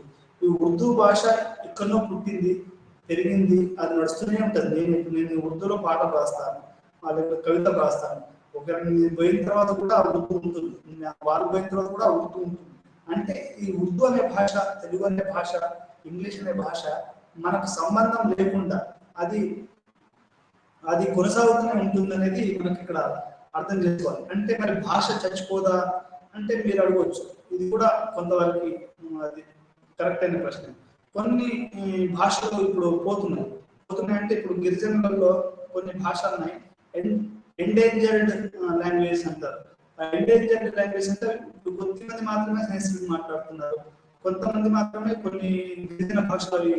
ఆల్రెడీ బెంగళూరులో ఉన్నటువంటి పరిశోధన సంస్థ, భాషా పరిశోధన సంస్థ ఏం చెప్తుందంటే ఆల్రెడీ కొన్ని భాషలు అంతరించిపోయి పోతున్నాయి అనేది మనకు అర్థమవుతుంది. ఈ రోజులో అమ్మ, నాన్న, అవ్వ అనే పదం కూడా పోయి మమ్మీ, డాడీ అనే పదం వచ్చింది. కొన్ని రోజుల తర్వాత అసలు అమ్మ అదేంటి అవ్వ అనే పదం అంతరించిపోవచ్చు. అదొక సామాజిక వాస్తవంగా లేకుండా పోవచ్చు. పదాలు కొన్ని పోతున్నాయి, అయితే భాష కూడా పోతుంది. అయితే భాష పోయినా పర్వాలేదు, కానీ ఏదైనా ఒక భాష ఉదాహరణ తీసుకుంటే అది మనకు సంబంధం లేకుండా అంతకుముందు ఉంది, మనతో పాటుగా జీవిస్తుంది, మనం పోయిన తర్వాత కూడా అది ఉంటుంది అనేది. భాష అనేది ఒక ప్రధానమైనటువంటి ఒక సామాజిక వాస్తవంగా ఇది మనకు బాహ్యంగా ఉంటుంది. మనం అప్పుడు తెలుగు భాష మాట్లాడలేదు అనుకోండి, అది కంపల్సరీ కోహెసివ్. అది మాట్లాడకపోతే నేను బతకలేను. నేను బస్ ఎక్కుతాను, టికెట్ కావాలని తెలుగులోనే కదా మాట్లాడేది. అంటే ఆ భాష లేకపోతే మనం బతకలేము. అంటే దానికి పవర్ ఉంది మన మీద, మనం అది మాట్లాడకపోతే మనం బతకలేము. అది స్వతంత్రంగా ఉంటుంది మనకంటే, మన బయట ఉంటుంది భాష అనేది. అదేవిధంగా అది ఒక సాధారణ, అందరూ మాట్లాడుతున్నప్పుడు దానికి ఒక సాధారణత ఉంది. అంటే ఈ సామాజిక వాస్తవానికి ఒక ఉదాహరణ, బెస్ట్ ఉదాహరణ ఏంటంటే భాష అని చెప్పవచ్చు. మనకు బాహ్యంగా ఉంటుంది, ప్రతిబంధకంగా ఉంటుంది, స్వతంత్రంగా ఉంటుంది, మరియు సాధారణతను కలిగి ఉంటుంది. ఈ 4 లక్షణాలు ఏదైతే ఉంటాయో దాన్ని మన సామాజిక వాస్తవం అని చెప్పాలి. బాహ్యత, నిబంధన మరియు నిబంధన యొక్క ప్రమాణం కొత్త పరిశీలిద్దాం. ముందుగా ప్రతి వ్యక్తి ఇప్పటికే ఒక నిర్దిష్ట సంస్థ లేదా నిర్మాణాన్ని కలిగి ఉన్న కొనసాగుతున్న సమాజంలో జన్మించాడు. మనం అందరం కూడా ఎట్లాంటి సమాజంలో జన్మించామంటే ఒక నిర్దిష్టమైన నిర్మాణాన్ని కలిగి ఉన్నటువంటి ఒక సమాజంలో మనం జన్మించాం. మనం అడవులలో పుట్టలేదు. ఒకవేళ అడవులలో పుట్టి ఈరోజు బడులు ఉన్నాయి, ప్రతి అడవిలో కూడా ఈరోజు బడి గుడి ఇవన్నీ ఉన్నాయి. కాబట్టి మనం ఒక నిర్దిష్టమైన నిర్మాణాన్ని కలిగి ఉన్న కొనసాగుతున్న సమాజంలో మనం జన్మించాం. వ్యక్తికి పుట్టుకతో రెడీమేడ్ గా భావించే విలువలు, నిబంధనలు, నమ్మకాలు మరియు అభ్యాసాలు ఉన్నాయి. మరియు సాంఘికరణ ప్రక్రియ ద్వారా అతను నేర్చుకుంటాడు. సోషలైజేషన్ ప్రాసెస్ అంటారు. ఇప్పుడు మన అమ్మ ఫస్ట్ మనం అమ్మ అన్నప్పుడు ఈ అమ్మ అనే పదం ఆల్రెడీ ఆటోమేటిక్ గా ఉంది. కొన్ని వేల సంవత్సరాల నుంచి అమ్మ అనే పదం ఉంది. ఈ యొక్క అమ్మ అనే పదం ఆటోమేటిక్ గా మనకు ఈ యొక్క సోషలైజేషన్ అంటే మనకు ఈ యొక్క సాంఘికరణ ద్వారా, దాన్ని సోషలైజేషన్ అంటారు ఇంగ్లీష్ లో. ఆ సాంఘికరణ ద్వారా మన అమ్మ, నాన్న, అంకులు, అయ్య, అవ్వ, తాత, ముత్తమ్మ, బాబాయ్, పిన్ని ఇవన్నీ కూడా నేర్చుకుంటాం. అంటే ఈ యొక్క సాంఘికరణ ప్రక్రియ ద్వారా ఇవన్నీ మనం నేర్చుకుంటాం. ఈ సాంఘిక దృగ్విషయాలు వ్యక్తికి ముందే ఉన్నాయి మరియు ఆబ్జెక్టివిటీని కలిగి ఉన్నాయి. వీటికి ఒక సామాజిక వాస్తవం. ఇప్పుడు భాష అనేది నువ్వు అది ఒక సామాజిక వాస్తవం కలిగి ఉన్నాయి. ఈ వ్యక్తికి బాహ్యంగా కూడా ఉన్నాయి. ఇది దీని యొక్క నిబంధన అన్నమాట. రెండోది సాంఘిక వాస్తవాలు వ్యక్తికి బాహ్యమైనది. ఏ వ్యక్తి అయినా సమాజాన్ని ఏర్పరిచిన మొత్తం సంబంధాలలో ఒక అంశం మాత్రమే. అంటే ఇది ఈ యొక్క సోషల్ ఫ్యాక్ట్ అనేది వ్యక్తి బయటగా ఉంది, ఆ తర్వాత ఇది మొత్తం సంబంధాలలో ఒక అంశంగా ఉంది అనేది మనకి ఇక్కడ అర్థమవుతుంది. సమాజశాస్త్ర పద్ధతి సామాజిక వాస్తవ పరిశీలన కోసం కొన్ని నియమాలు. అంటే మనం సోషల్ ఫ్యాక్ట్ మనం ఎట్లా ఇప్పుడు ఒక భాషను చదవాలనుకుంటున్నాం. ఉదాహరణకి ఉర్దూ భాష గురించి చదవాలనుకుంటున్నాం, ఎందుకంటే అది ఒక సామాజిక వాస్తవం కాబట్టి. మరి ఆ ఉర్దూ భాషను చదవాలనుకున్నప్పుడు ఎటువంటి నియమాలు పాటించాలని డర్కీమ్ గారు చెప్పారు. మొదటగా సామాజిక వాస్తవాల విషయాన్ని పరిగణించాలి. సామాజిక వాస్తవాలు వాస్తవమైనవి. అది ఏమైనప్పటికీ ప్రత్యక్ష దృష్టికి మరియు అధ్యయనానికి యోగ్యమైన ఖచ్చితమైన వాస్తవాలుగా వ్యవహరించే బదులు వాటిని ఇతర రచయితలు, భావనలు లేదా భావాల వెలుగులో పరిష్కరించాలి. అంటే ఒక దాని గురించి ఇప్పుడు ఉర్దూ భాష, తెలుగు భాష గురించి చదవాలనుకుంటున్నాం. తెలుగు భాష గురించి చదవాలంటే కొన్ని నిర్దిష్టమైన ప్రమాణాలను పాటించాలి. అంతకుముందు ఇప్పుడు తెలుగు నిఘంటు సిసి బ్రౌన్ రాశాడు, మరి తెలుగు నిఘంటువులు ఏం రాశాడు, అది ఎంతవరకు సమంజసంగా ఉంది, అత్యంత నిర్దిష్టంగా పాత పరిశోధనలన్నింటినీ ఖచ్చితమైనటువంటి ప్రత్యక్షమైనటువంటి దృష్టితో చేసి నువ్వు అవన్నీ చదవాలి. అప్పుడు నీకు అది కరెక్ట్ గా తెలుస్తుంది. అన్ని శాస్త్ర విభాగాలు ఉపయోగించే ముందు నిజం, ఆలోచన మరియు ప్రతిబింబం నుంచి ఉంటాయి. పూర్వ శాస్త్రీయ దశ అనుభవిక పద్ధతిని ప్రవేశపెట్టడం ద్వారా విచ్ఛిన్నమైంది మరియు కేవలం సంభవిత చర్చ ద్వారా కాదు. సమాజశాస్త్రం కంటే సాంఘిక శాస్త్రంలో ఇది చాలా ముఖ్యమైనది. ఎందుకంటే సాంఘిక వాస్తవాలను వాస్తవికత వ్యక్తిగత క్రియేషన్స్ లోపించినట్లు లేదా దీనికి విరుద్ధంగా పూర్తి తెలిసిన పదాలకు పరిగణించే బలమైన ధోరణి ఉంది. అంటే మన సొంత క్రియేటివిటీ కాకుండా సామాజిక వాస్తవాన్ని ఒక సైంటిఫిక్ పద్ధతితోటి ఒక ఖచ్చితత్వంతో మనం వీటిని చూడవలసి ఉంటుంది. సామాజిక రకాల వర్గీకరణ కోసం నియమాలు. అంటే ఈ సోషల్ ఫ్యాక్ట్ సామాజిక రకాల వర్గీకరణ కోసం సమాజాన్ని ఎన్ని రకాల మనం వర్గీకరిస్తాం, దాని నియమాలు ఏంటి అనేది కూడా మనం చూద్దాం. కొంతమంది చరిత్రకారులు ప్రతి సమాజం ప్రత్యేకమైనదని మరియు మనం సమాజాలను పోల్చలేమని అభిప్రాయపడ్డారు. మరోవైపు తత్వవేత్తలు అన్ని సమాజాలు ఒకే జాతి చెందినవని, మానవ జాతి మరియు అన్ని సమాజ పరిణామ ప్రభావం మానవ స్వభావం యొక్క సాధన లక్ష్యం నుండి యత్నియం నుండి వచ్చిందని ఒక నేరస్తుడు అతని ఆలోచన యొక్క స్వతంత్రత, వైద్యుల శరీరం యొక్క సాధారణ పనితీరు మరియు దాని రోగ లక్షణాలను అధ్యయనం చేస్తారు. సామాజిక రకాల వర్గీకరణ కోసం నియమాలను పండితుల మధ్య సామూహిక జీవితం గురించి రెండు వ్యతిరేక భావనలు ఉన్నాయి. డర్కీమ్ దాన్ని తీసుకుంటాడు. అతను సామాజిక జాతులు లేదా సామాజిక రకాల గురించి మాట్లాడతాడు. సామాజిక వాస్తవాలు చాలా వైవిధ్యం ఉన్నప్పటికీ వాటిని శాస్త్రీయంగా పరిగణించలేము, అంటే పోల్చి వర్గీకరించి మరియు వివరించలేము. కానీ మరోవైపు ఒక జాతి గురించి మాత్రమే మాట్లాడినట్టయితే ముఖ్యమైన గుణాత్మక వ్యత్యాసాలతో మనం కోల్పోతాం. వాటి ఒకదానితో ఒకటి కలపడం అసాధ్యం. అంటే ప్రతి దానికి కూడా, ప్రతి సమాజానికి కూడా, భారతీయ సమాజాన్ని మనం యూరోపియన్ సమాజంతో పోల్చలేదు. అదే ఆఫ్రికన్ సమాజంతో మన భారతదేశ సమాజాన్ని పోల్చడం అనేది సాధ్యం కాదు. అంటే ప్రతి సమాజానికి కూడా దానికి ఒక ప్రత్యేకమైనటువంటి లక్షణాలు ఉంటాయనేది, ప్రత్యేకమైన సామాజిక వాస్తవాలు ఉంటాయనేది మనం అర్థం చేసుకోవాలి. సామాజిక వాస్తవ వివరణ కోసం నియమావళి. అసలు సామాజిక వాస్తవాన్ని మనం ఎట్లా అర్థం చేసుకోవాలి అంటే, ఇంకోటి మీకు దీన్ని చెప్పే ముందు ఇంకోటి చెప్తాను. ఒక పిహెచ్డి చేసే స్టూడెంట్ కానీ, ఒక ఎంఫిల్ స్టూడెంట్ కానీ, లేకపోతే ఒక ఎంఏ, ఒక డిగ్రీ, పీజీ, ఈ రోజుల్లో స్కూల్ పిల్లలు కూడా పరిశోధన చేస్తున్నారు. ఎందుకంటే ఆ మధ్యలో ఒక పిల్లోడు నా దగ్గరకు వచ్చేసేసి ప్రాజెక్ట్ వర్క్ చేయాలని ఏమంటున్నాడు. ఎందుకు నన్ను స్కూల్ పిల్లలు కదా నీకే ప్రాజెక్ట్ వర్క్ అంటే, లేదు స్త్రీలో ఈ యొక్క ఏంటి క్లీన్లీనెస్ ఎట్లా ఉంది, ఆ తర్వాత ఈ పర్యావరణం ఎట్లా ఉంది, మా మేడం గారు ప్రాజెక్ట్ వర్క్ చేయమన్నారంటే స్కూల్ లెవెల్లోనే ఈరోజు పరిశోధనాత్మకమైనటువంటి ప్రాజెక్ట్ వర్క్ ఇస్తున్నారు. దీన్ని అర్థం చేసుకోవాలంటే రెండు రకాల పరిశోధన పోయే ముందు ఏ పరిశోధనలో అయినా రెండు విషయాలు అర్థం చేసుకోవాలి. ఒకటేమో ఈ should suspend all his pre conceived notions of that specific subject of study. వాడు ఏదైతే చదవదలుచుకున్నాడో దానికి సంబంధించినటువంటి తన పూర్వ ఆలోచన మొత్తాన్ని రద్దు చేయాలి, చేసి నువ్వు ఫ్రెష్గా వెళ్ళాలి. రెండోది ఈ షుడ్ అది చాలా అది మొత్తం తీసేసినప్పుడే నువ్వు దాన్ని తెలుసుకుంటావు. నువ్వు అక్కడ ఫీల్డ్లోకి వెళ్ళి వాళ్ళు మాట్లాడి వాళ్ళు చెప్పిన దాన్ని మాత్రమే రాసుకోవాలి. అప్పుడు నీకు నిజమైనటువంటి ఒక సామాజిక వాస్తవం అంటే ఏంటో అర్థమవుతుంది. అయితే అది సామాజిక వాస్తవానికి పోయే ముందు చేయవలసిన పని. ఇప్పుడు సామాజిక వాస్తవాల వివరణ కోసం ఎట్లాంటివి చేయాలంటే, మనం రెండు ప్రశ్నలు ఎప్పుడైనా కానీ వై అండ్ హౌ, ఎలా మరియు ఎందుకు, ఇట్లాంటి వై ఎందుకు, ఎలా హౌ అనేది రెండు ప్రశ్నలు అనేటివి చాలా ప్రధానమైనవి. ఎందుకు ప్రశ్నలోని సామాజిక దృగ్విషయం ఎందుకు వివరించడం పూర్వం ఆందోళన చెందుతుంది. రెండోది పరిశీలనలో ఉన్న వాస్తవము సామాజిక జీవి యొక్క సాధారణ అవసరాల మధ్య కరస్పాండెంట్ మరియు కరస్పాండెన్సీ కలిగి ఉంటుంది. సాంఘిక శాస్త్రం యొక్క తులనాత్మక స్వభావం దర్కహం యొక్క వివరణ యొక్క తర్కం యొక్క చివరి అంశం. ఇచ్చిన వాస్తవం మరొక దానికి కారణమని నిరూపించడానికి అవి ఏకకాలంలో లేదా హాజరు సందర్భాల్లో మనం పోల్చాలి. విభిన్న పరిస్థితుల కలయికలో వారి ప్రదర్శించే వైవిధ్యాలు ఒకదానిపై మరొకటి ఆధారపడి ఉంటాయని మనం అర్థం చేసుకోవాలి. ఆ తర్వాత ఎలా అనేది కూడా అర్థం చేసుకోవాలి. సాంఘిక వాస్తవాన్ని వివరించడానికి రెండు విధానం మధ్య తేడాన్ని గుర్తించిన తర్వాత తదుపరి ఆందోళన ఏంటంటే వాటిని అభివృద్ధి చేసే పద్ధతిని నిర్ణయించడం. సామాజిక వాస్తవాల స్వభావం ఈ వాస్తవం కలిగి వివరించే పద్ధతిని నిర్ణయిస్తుంది. సామాజిక శాస్త్రం యొక్క విషయం సామాజిక పాత్రను కలిగి ఉంటుంది, సామూహిక స్వభావం కలిగి ఉంటుంది, వివరణ కూడా సామాజిక పాత్రను కలిగి ఉంటుంది. దర్కం మరియు సమాజం మధ్య పదునైన గీతను గీశాడు. సమాజం అనేది దాన్ని కూర్చిన వ్యక్తుల నుండి ఒక ప్రత్యేక వాస్తవికత. దర్కం ఏం చెప్తాడంటే, ఇదంతా నేను చదివాను కానీ దర్కం ఏం చెప్తాడు అంటే, సమాజం అనేది మన బయట ఉండదు, ఒక వ్యక్తుల కలయిక. ఇప్పుడు మనం ఒక్కలనే కానీ సమాజానికి ఒక ప్రత్యేకమైనటువంటి ఒక స్వయం ప్రతిపత్తి ఉంది. అది చాలా పవర్ చూపిస్తుంది సమాజం.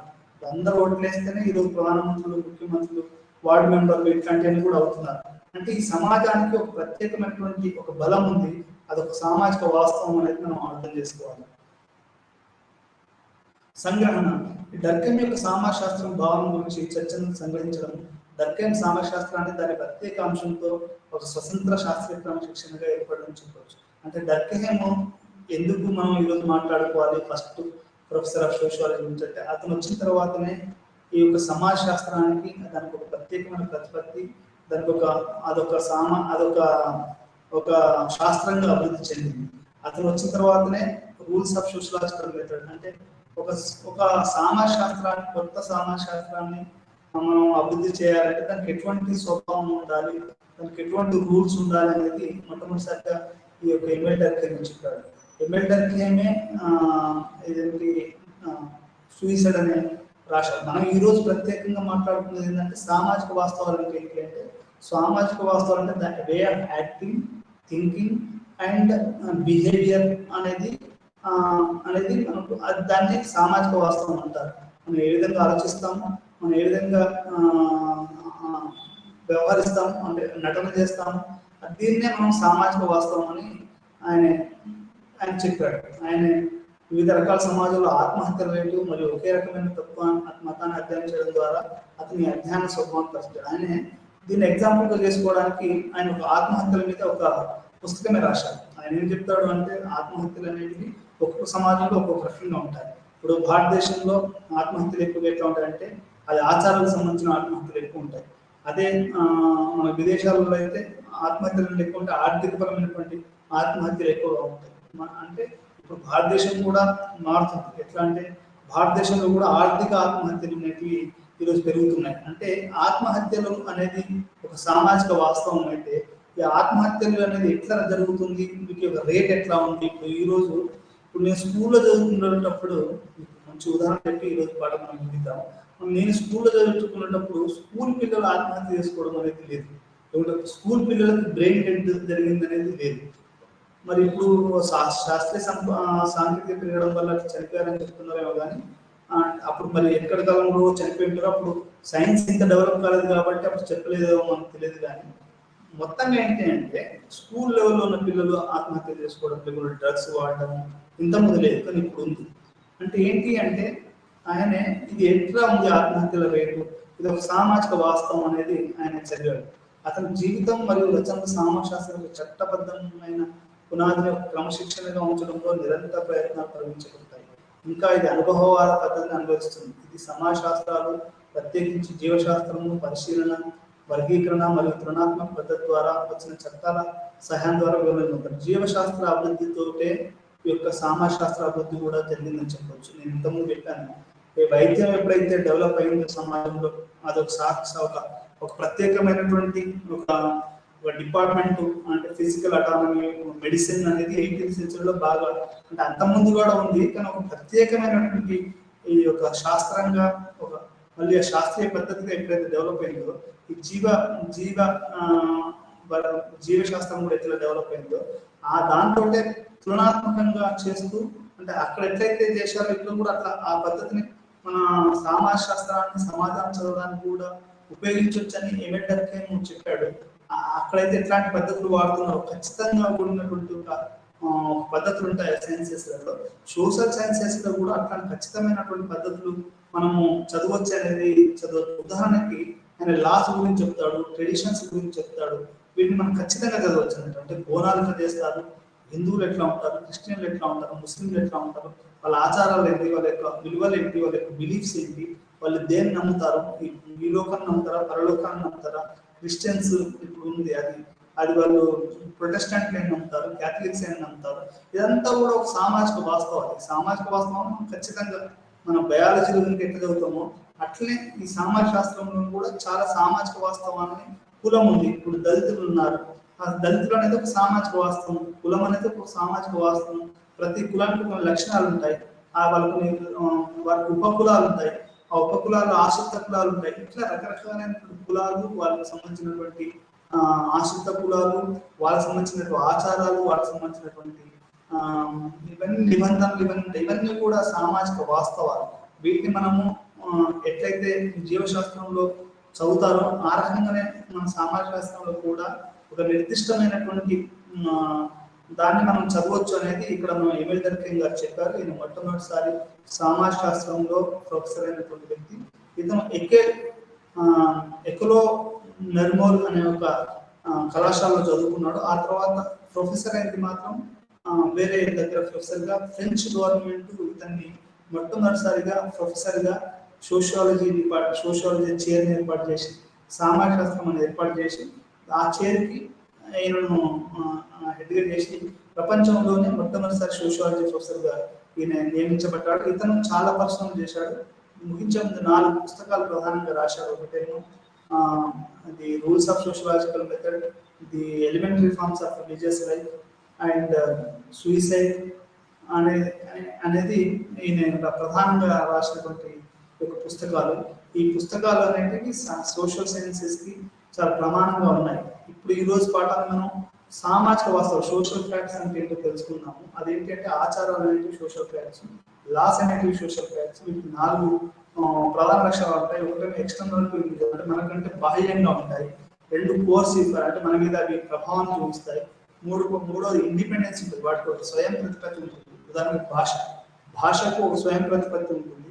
ఆ తర్వాత అవి సాధారణీకరణ ఉంటుంది, అంటే కొన్ని కోట్లాది మంది ప్రజలు వాటిని మాట్లాడడం, వాటిని అంతర్జాతీయ చేసుకోవడం అనేది జరుగుతుంది. ఈ 4 ప్రధాన లక్షణాలు సామాజిక వాస్తవాలు ఉంటాయి. ఉదాహరణకి భాష అనేది ఒక ప్రధానమైనటువంటి సామాజిక వాస్తవం. ఆచారాలు, అనుకున్న చట్టాలు ఇవన్నీ కూడా సామాజిక వాస్తవాల్లోకి వస్తాయి. ఈ రోజుతోటి మనం ఈ పాఠాన్ని ముగించి మరొక పాఠంలో మళ్ళీ కలుసుకుందాం. అప్పటి వరకు సెలవు. నమస్కారం. ఉంటాను. Thank you.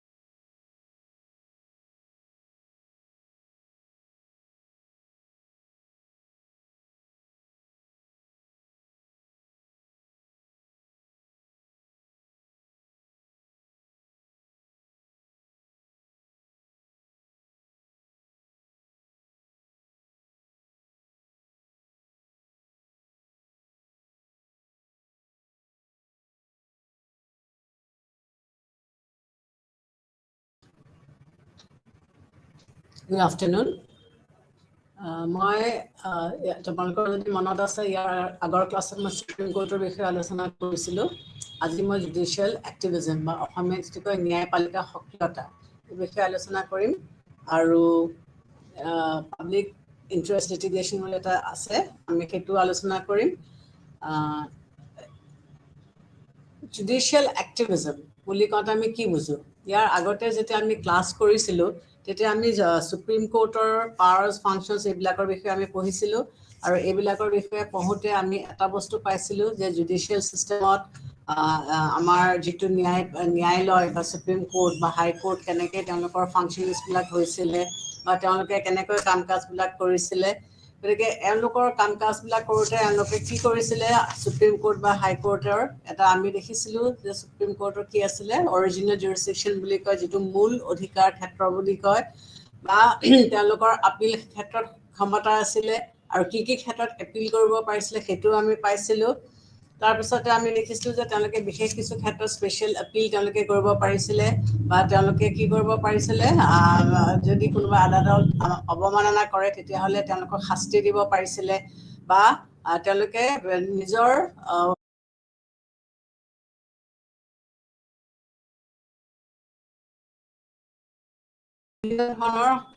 বিভিন্ন ক্ষেত্ৰত বিভিন্ন ধৰণে তেওঁলোকৰ ক্ষমতাবিলাক প্ৰয়োগ কৰি আহিছে। আৰু এইদৰে আমি দেখিছোঁ যে চৰকাৰৰ কাৰ্যকলাপবিলাক বা কাম কাজবিলাক এনেকৈ চলি আহিছিলে। মই আগৰ ক্লাছতো তোমালোকক কৈছিলোঁ যে চৰকাৰৰ কাম কাজবিলাক কেনেকৈ চলে 3টা বিভাগত ভাগ কৰি দিয়া হৈছিলে। এটাই আইন প্ৰণয়ন কৰে, এটাই সেইবিলাক ইমপ্লিমেণ্ট কৰে, আৰু জুডিচিয়েল এক্টিভিটি বা জুডিচিয়াৰীৰ ডিউটিটো বা কৰ্তব্যটো হৈছে কি যে যদি কোনোবাই এই আইনসমূহ ভংগ কৰে তেতিয়াহ'লে তেওঁলোকক আইনসংগতভাৱে যিখিনি শাস্তি দিব লাগে সেইখিনি শাস্তি তেওঁলোকক দিব। এতিয়া নতুন কনচেপ্ট বা নতুন ভাৱধাৰা এটা আহিছে, যদিও বৰ নতুন বুলি আমি ক'ব নোৱাৰোঁ, যিটোক কয় ন্যায়পালিকাৰ সক্ৰিয়তা বা জুডিচিয়েল এক্টিভিজম। এতিয়া জুডিচিয়েল এক্টিভিজম বুলি ক'লে কি বুজায়? এক্টিভ মানে কি যে যিকোনো এটা ক্ষেত্ৰত আমি খুব সক্ৰিয় এটা ভূমিকা পালন কৰোঁ। এই সক্ৰিয় ভূমিকাটো আমি কেনেকৈ পালন কৰিছোঁ বা কিহৰ কাৰণে কৰিবলগীয়া হৈছেনো? আচলতে কি হৈছে, এই শব্দটো সৃষ্টি ক'ত হৈছিল? আমেৰিকাত সৃষ্টি হৈছিল। আমেৰিকান শব্দ, এইটো আমেৰিকান কনষ্টিটিউশ্যনৰ পৰা এই শব্দটো আহিছে। তাত কি হৈছিলে, আমেৰিকান কনষ্টিটিউশ্যনখন ইমপ্লিমেণ্টেশ্যনক লৈ পেলাই তাত কিছুমান মতবিৰোধৰ সৃষ্টি হৈছিলে। আৰু এই মতবিৰোধ সৃষ্টি হোৱাৰ কাৰণে আমেৰিকান সুপ্ৰিম কোৰ্টে তাত হস্তক্ষেপ কৰিবলগীয়া হৈছিলে। আৰু তাৰ পিছৰ পৰাই যিসকলে এই হস্তক্ষেপটো ভাল পোৱা নাছিলে তেওঁলোকে ইয়াক নাম দিলে সুপ্ৰিম ন্যায়পালিকাৰ সক্ৰিয়তা। এই সমালোচকসকলৰ পৰাই এই নামটো সৃষ্টি হ'ল। কিন্তু আমেৰিকান সুপ্ৰিম কোৰ্টেনো কিয় দিবলগীয়া হ'ল, কিয় হস্তক্ষেপ কৰিবলগীয়া হ'ল? যদি আমি ডিটেইলছত চাওঁ তেতিয়া আমি কি দেখিম যে প্ৰায় মানে মিডল 60sত আমেৰিকান কংগ্ৰেছ আৰু প্ৰেছিডেণ্ট তেওঁলোকৰ মাজত কিছুমান মতবিৰোধ হৈছিলে, কিছুমান বস্তুক লৈ পেলাই তেওঁলোকৰ মতবিৰোধ হৈছিলে। আৰু সেই মতবিৰোধটো যাতে বেছিকৈ বাঢ়ি গৈ পেলাই অন্য জনসাধাৰণৰ অশান্তি নহয়, তাৰ বাবে সুপ্ৰিম কোৰ্টে তাত হস্তক্ষেপ কৰিবলগীয়া হৈছিলে। আৰু এই হস্তক্ষেপৰ পিছতে কি হৈছিলে যে সুপ্ৰিম কোৰ্টৰ যিটো ভূমিকা, সুপ্ৰিম কোৰ্টৰ যিটো ৰোল, সেইটো আগতকৈ প্ৰ'এক্টিভ হ'বলৈ ধৰিলে। আগতে যদি এটা চাইলেণ্ট ৰোল প্লে কৰি আছিলে, তেতিয়া তাৰ পিছতে কি হ'ল, তেওঁলোকে এটা সক্ৰিয় ৰোল প্লে কৰিবলগীয়া হৈছিলে। এই ন্যায়পালিকাৰ যিটো যিটো প্ৰ'এক্টিভ ৰোল বা যিটোক আমি ন্যায়পালিকা সক্ৰিয়তা বুলি কওঁ, এইটো আচলতে কি হৈছিলে, বহুত সময়ত কি দেখা গৈছিল যে আমাৰ যিসকল নাগৰিক, এই নাগৰিকসকলে বহুত সময়ত তেওঁলোকৰ নিজৰ অধিকাৰসমূহনো কি বা তেওঁলোকক বঞ্চিত কৰিলে তেওঁলোকে কেনেকৈ এই অধিকাৰসমূহ পুনৰ ঘূৰাই পাব পাৰিব, এইবিলাকৰ বিষয়ে তেওঁলোকৰ মানে বহুত আইডিয়াই নাই, বহুত মানুহৰ বহুত আইডিয়া নাই। গতিকে এনে ক্ষেত্ৰত কি হৈছে, দেখা গৈছিল যে সুপ্ৰিম কোৰ্টে নিজৰ ফালৰ পৰা চৌমতো কিছুমান কেছ তেওঁলোকৰ নিজৰ হাতলৈ তেওঁলোকে আনি ল'ব পাৰে। গতিকে সুপ্ৰিম কোৰ্টে তেওঁলোকে এই কেছবিলাক নিজৰ হাতলৈ আনি লৈ পেলাই তেওঁলোকে কিছুমান কাম কৰি যায় যাতে তেওঁলোকে আল্টিমেটলি তেওঁলোকৰ লক্ষ্য হৈছে কি যে জনসাধাৰণক তেওঁলোকে তেওঁলোকৰ যিবিলাক মূল অধিকাৰ সেই মূল অধিকাৰবিলাকৰ পৰা যাতে তেওঁলোক বঞ্চিত নহয় এইটোৱে হৈছে তেওঁলোকৰ মেইন লক্ষ্য বা মেইন উদ্দেশ্য গতিকে ইয়াৰ অৰ্থ হৈছে যে নাগৰিক যে ন্যায়পালিকাই কিছুমান পাব্লিক অফিচিয়েলছক তেওঁলোকে কি কৰিব পাৰে তেওঁলোকে কিছুমান নিৰ্দেশ দিব পাৰে আৰু সেই নিৰ্দেশ মতে সেই অফিচিয়েলছবিলাকেও কাম কৰিব পাৰে বহুতে এই ন্যায়পালিকাৰ হস্তক্ষেপটো ভাল পাইছিলে আৰু বহুতে সেই হস্তক্ষেপটো ভাল পোৱাও নাছিলে ফৰ এণ্ড এগেইনষ্ট আৰ্গুমেণ্টছ আছে সেইখিনি আমি অলপ পিছত ডিছকাছ কৰিম এতিয়া কথাটো হৈছে কি যে যদি কোনোবা বিষয়াই বা কোনোবা কিবা আইন লেজিসলেটিভ আইনে হওক বা এক্সিকিউটিভ অৰ্ডাৰে হওক সেইটো যদি কিবা কাৰণে পাব্লিকৰ বিৰোধিতা মানে পাব্লিকৰ এগেইনষ্টে হয় বা পাব্লিকে সেইটোৰ পৰা কোনো তেওঁলোকৰ লাভ নহয় তেতিয়া বহুত ক্ষেত্ৰত কি দেখা গৈছে যে সুপ্ৰিম কোৰ্টে তাত হস্তক্ষেপ কৰি পেলাই সেই বস্তুখিনি নাইকিয়া মানে গুচাবৰ কাৰণে বা তেওঁলোকে এটা সক্ৰিয় ৰোল প্লে কৰি লৈছে গতিকে এই শব্দটো যিবিলাকে অপছন্দ কৰিছিলে তেওঁলোকে ইয়াৰ নাম দিছিলে যে এইটো সক্ৰিয়তা বা ন্যায়পালিকা সক্ৰিয়তা আৰু তেওঁলোকে কি কৈছে যে ন্যায়পালিকাই গতানুগতিক তেওঁলোকৰ যিখিনি কাম আইন ব্যাখ্যা কৰা সাংবিধানিক আইনখন ব্যাখ্যা কৰা বা দোষী শাস্তি দিয়া সেই গণ্ডিটোৰ ভিতৰতে থাকি তেওঁলোকে কাম কৰিব লাগে তেওঁলোকে তাৰ বাহিৰত যোৱাটো তেওঁলোকে বিচৰা নাছিলে কিন্তু কিছুমান এনেকুৱা পৰিস্থিতিৰ সৃষ্টি হৈছিলে যে তেওঁলোকে সেই গণ্ডিটোৰ ভিতৰত নাথাকি পেলাই তেওঁলোক ওলাই আহিবলগীয়া হৈছিলে গতিকে যেতিয়া তেওঁলোকে যিকোনো এটা গোচৰ সম্পৰ্কে ন্যায়ালয়ে কিছুমান নতুন তত্ত্ব বা নতুন আইন সৃষ্টি কৰে যে এটা গোচৰ আহিছে সেই গোচৰটোত আগতে যিবিলাক আইন ৰচনা কৰি থোৱা হৈছে সেই ভিত্তিত নকৰি পেলাই তেওঁলোকে নতুন কিছুমান আইন ৰচনা কৰে আৰু জন্ম দিয়ে সেই নতুন আইনখিনিকে এই সমালোচকসকলে ক'ব বিচাৰিছে যে সেইটোৱে হৈছে জুডিচিয়েল এক্টিভিজম যে তেওঁলোকে কিছুমান নতুন নতুন আইনৰ সৃষ্টি কৰি পেলাই আগৰ ধৰণেৰে তেওঁলোকে কেছটো মীমাংসা নকৰি পেলাই তেওঁলোকে নতুন এটা ধৰণে মীমাংসা কৰিবলৈ আগবাঢ়ি ওলাই আহিছে আৰু এই আইন ৰচনা কৰা ক্ষমতাক এই যিসকল সমালোচক আছে তেওঁলোকে ইয়াকে তৎপৰতা বুলি কৈছে ন্যায়িক তৎপৰতা বা ন্যায়িক সক্ৰিয়তা এই বুলি তেওঁলোকে কৈছে আৰু এওঁলোকৰ মতে কি হৈছে যে এওঁলোকে কি কৰিব কৈছে যে কিছুমান আইনবিদে ন্যায়পালিকাৰ এই সক্ৰিয়তাটো সাপোৰ্ট কৰে আৰু কিছুমানে সাপোৰ্ট নকৰে গতিকে তেওঁলোকে যিসকলে সাপোৰ্ট কৰিছে তেওঁলোকে কৈছে যে সাংবিধানিক আইন আৰু সংসদে ৰচনা কৰা আইন এই দুটাৰ মাজত যদি কিবা সংঘৰ্ষ হয় কিবা ক্লাছ হয় কিবা কনফ্লিক্ট হয় তেতিয়াহ'লে সেই মাজৰ গেপটো ফিল আপ কৰিবৰ কাৰণে জুডিচিয়াৰীয়ে ন্যায়ালয়ে আইন ৰচনা কৰাত কোনো তেওঁলোকৰ আপত্তি নাই তাৰমানে অলৰেডি আইন ৰচনা কৰা হৈছে কিন্তু সাংবিধানিক আইন আৰু যিবিলাক সংসদে ৰচনা কৰিছে আইন সেই আইনৰ মাজত যদি ক্লাছ হৈছে সংঘৰ্ষ হৈছে তেতিয়াহ'লে তেওঁলোকে কি কৰিব পাৰে নতুন আইন সংবিধান ন্যায়ালয়ে ৰচনা কৰিব পাৰে আৰু এই ৰচনা কৰা আইনকে তেওঁলোকে সক্ৰিয়তা বুলি ক'ব বিচাৰিছে আৰু তেওঁলোকে কৈছে যে সেই আইনখিনি ৰচনা কৰাৰ পিছতহে গোটেই বস্তুটো আইনবিলাক সজীৱ হৈ উঠিব কাৰণ মাজৰ যিখিনি গেপ থাকি গ'ল যিটো সংঘৰ্ষৰ যিটো কাৰণ হৈ পৰিলে সেই কাৰণখিনিতো গুচাব লাগিব গতিকে সেই কাৰণখিনি কেনেকৈ গুচোৱা যাব এই নতুন সৃষ্টি কৰা আইনখিনিৰ মাধ্যমেৰে সেই শূন্যতাটো গুচাব পৰা যায়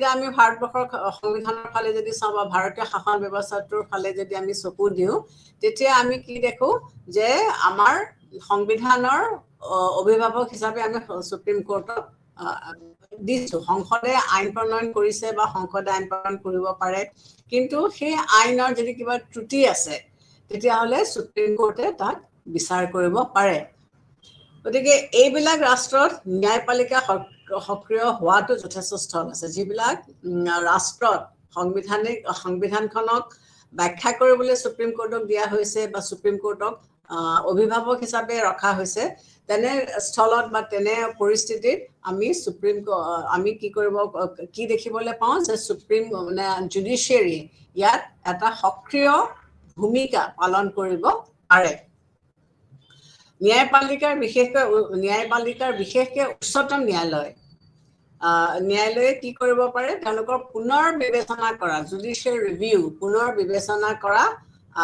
আৰু সংবিধান ব্যাখ্যা কৰিব পাৰে আৰু এই পুনৰ বিবেচনা কৰা বা নতুনকৈ ব্যাখ্যা কৰাৰ কাৰণে তেওঁলোকে কি কৰিব পাৰে নতুন আইন জন্ম দিব পাৰে আৰু কেতিয়াবা কি দেখা গৈছে যে এই কাৰ্যত অধিক সক্ৰিয় হোৱাও দেখা গৈছে গতিকে ন্যায়পালিকাৰ বহুত সময়ত তেওঁলোকে আইন ৰচনা কৰিবলৈ যাওঁতে বা তেওঁলোকে নতুন আইন সৃষ্টি কৰিবলৈ যাওঁতে তেওঁলোকে যথেষ্ট সক্ৰিয় ভূমিকা তেওঁলোকে পালন কৰিবলগীয়া হৈছে গতিকে এইখিনিতে কি ক'ব পাৰোঁ যে আমেৰিকা বা ভাৰতবৰ্ষৰ নিচিনা ঠাইত ন্যায়ালয়ে প্ৰথমতে কি কৰা নাছিলে এটা সক্ৰিয় ভূমিকা গ্ৰহণ কৰিবলৈ তেওঁলোকক কিছুমান পৰিস্থিতিয়ে বাধ্য কৰিছিলে আমাৰ যিটো সংসদীয় শাসন ব্যৱস্থা এই শাসন ব্যৱস্থাত আমাৰ কিছুমান এনেকুৱা ধৰণৰ ঘটনাৰ সৃষ্টি হৈছিলে য'ত সুপ্ৰিম কোৰ্ট বা হাইকোৰ্টে হস্তক্ষেপ কৰিবলগীয়া হৈছিলে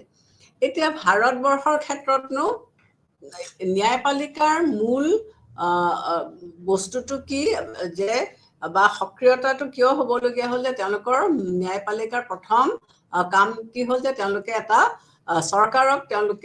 চৰকাৰৰ আইন যিবিলাক সংসদৰ আইন বা কনষ্টিটিউচনেল আইন যিবোৰ সেই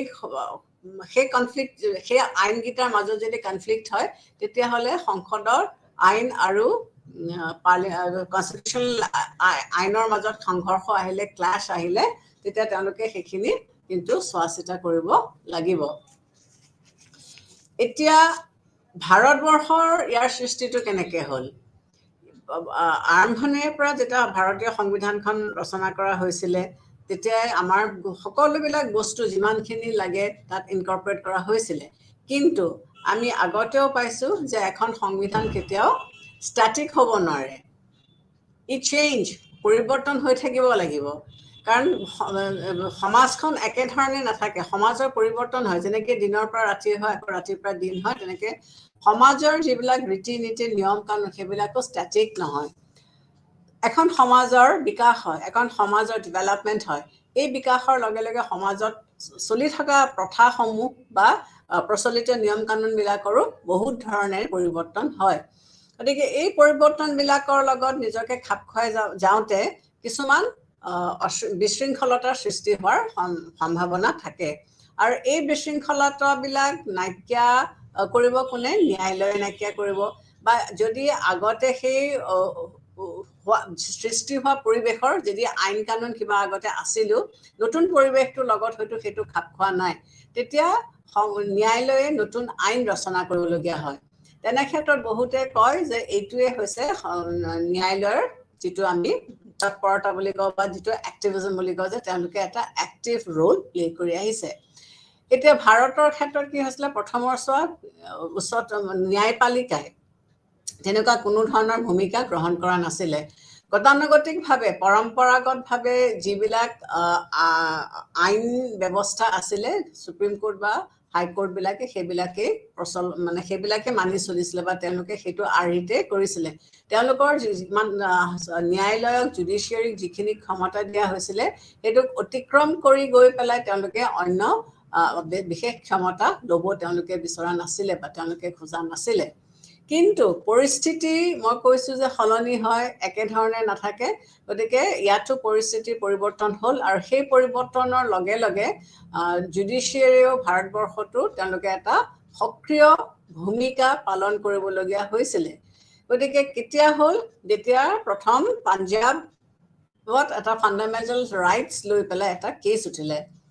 Golaknath versus state of Punjab এই ষ্টেটৰ ফাণ্ডামেণ্টেল ৰাইটছৰ ইমপ্লিমেণ্টেশ্যনটো লৈ পেলাই ইয়াত এটা কেছ উঠিছিলে এইটো আমি অলৰেডি এই কেছৰ বিষয়ে আমি আলোচনা কৰিছোঁ যেতিয়া আমি মৌলিক অধিকাৰ বিষয়ে পঢ়িছিলোঁ গতিকে আজি আমি সেইটোৰ বিষয়ে নপঢ়োঁ বা নকওঁ এতিয়া ইয়াত আমি এইখিনিতে এইটোৱে বুজিব লাগিব যে এই যিটো গোচৰ গোলকনাথ বনাম পাঞ্জাৱ ষ্টেট অফ পাঞ্জাব এই গোচৰত উচ্চতম ন্যায়ালয়ে যিটো ৰায়দান দিছিলে ইয়াৰ এই ক্ষেত্ৰত তেওঁলোকে এই সিদ্ধান্ত মতে উচ্চতম ন্যায়ালয়ে সাংবিধানিক গোচৰ সম্পৰ্কে তেওঁলোকৰ গোচৰটোৰ পৰা এইটোৱে বুজি পোৱা তেওঁলোকৰ যিটো ৰায়দান আছিলে সেই ৰায়দানটোৰ পৰা এইটোৱে স্পষ্টকৈ বুজি পোৱা গৈছে যে ইয়াত কোৰ্টে এটা বিস্তৃত ক্ষমতা প্ৰয়োগ কৰিছিলে বা সুবিধা লাভ কৰিছিলে ইয়াৰ ফলত উচ্চতম ন্যায়ালয়ৰ ক্ষমতা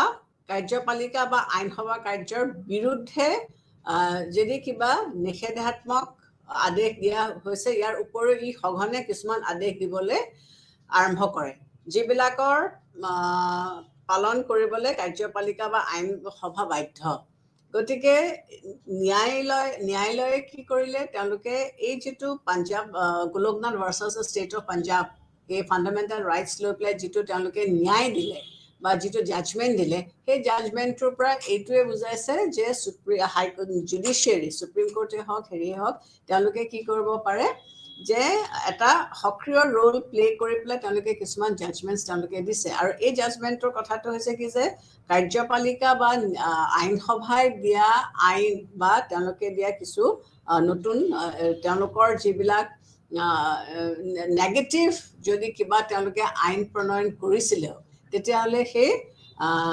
নিষেধাত্মক আইনৰ প্ৰতিও কোৰ্টে কি কৰিব পাৰে কিছুমান আদেশ দিব পৰা হ'ল আৰু এইটোতে তেওঁলোকৰ সক্ৰিয়তাটো ৰখাই যে তেওঁলোকে নিজৰ হাতলৈ কিছুমান ক্ষমতা আনি ল'লে ইয়াৰ পিছত 1973 Kesavananda Bharati case versus the state of Kerala এই ক্ষেত্ৰত কি কৰিলে উচ্চতম ন্যায়ালয়ে আকৌ সংসদে ভাৰতীয় সংবিধানৰ মূল গাঁথনি সাল সলনি কৰিব নোৱাৰে বুলি ৰায়দান দিলে গতিকে তেওঁলোকে কি ক'লে হস্তক্ষেপ কৰি পেলাই ক'লে যে মৌলিক অধিকাৰ সংশোধন হ'ব পাৰিব কিন্তু মূল গাঁথনিৰ ভিতৰত থাকিবলৈ মূল গাঁথনিটো সংসদে চেঞ্জ কৰিব নোৱাৰে এই সিদ্ধান্তৰ জৰিয়তে উচ্চতম ন্যায়ালয়ে ন্যায়পালিকা সক্ৰিয়তা নীতি গ্ৰহণ কৰিছিল গতিকে এই কেশৱানন্দ ভাৰ্চাছ ষ্টেট অফ পাঞ্জাবৰ যিটো ৰায়দান দিলে সেইটোৰ পৰাই ইয়াকে বুজা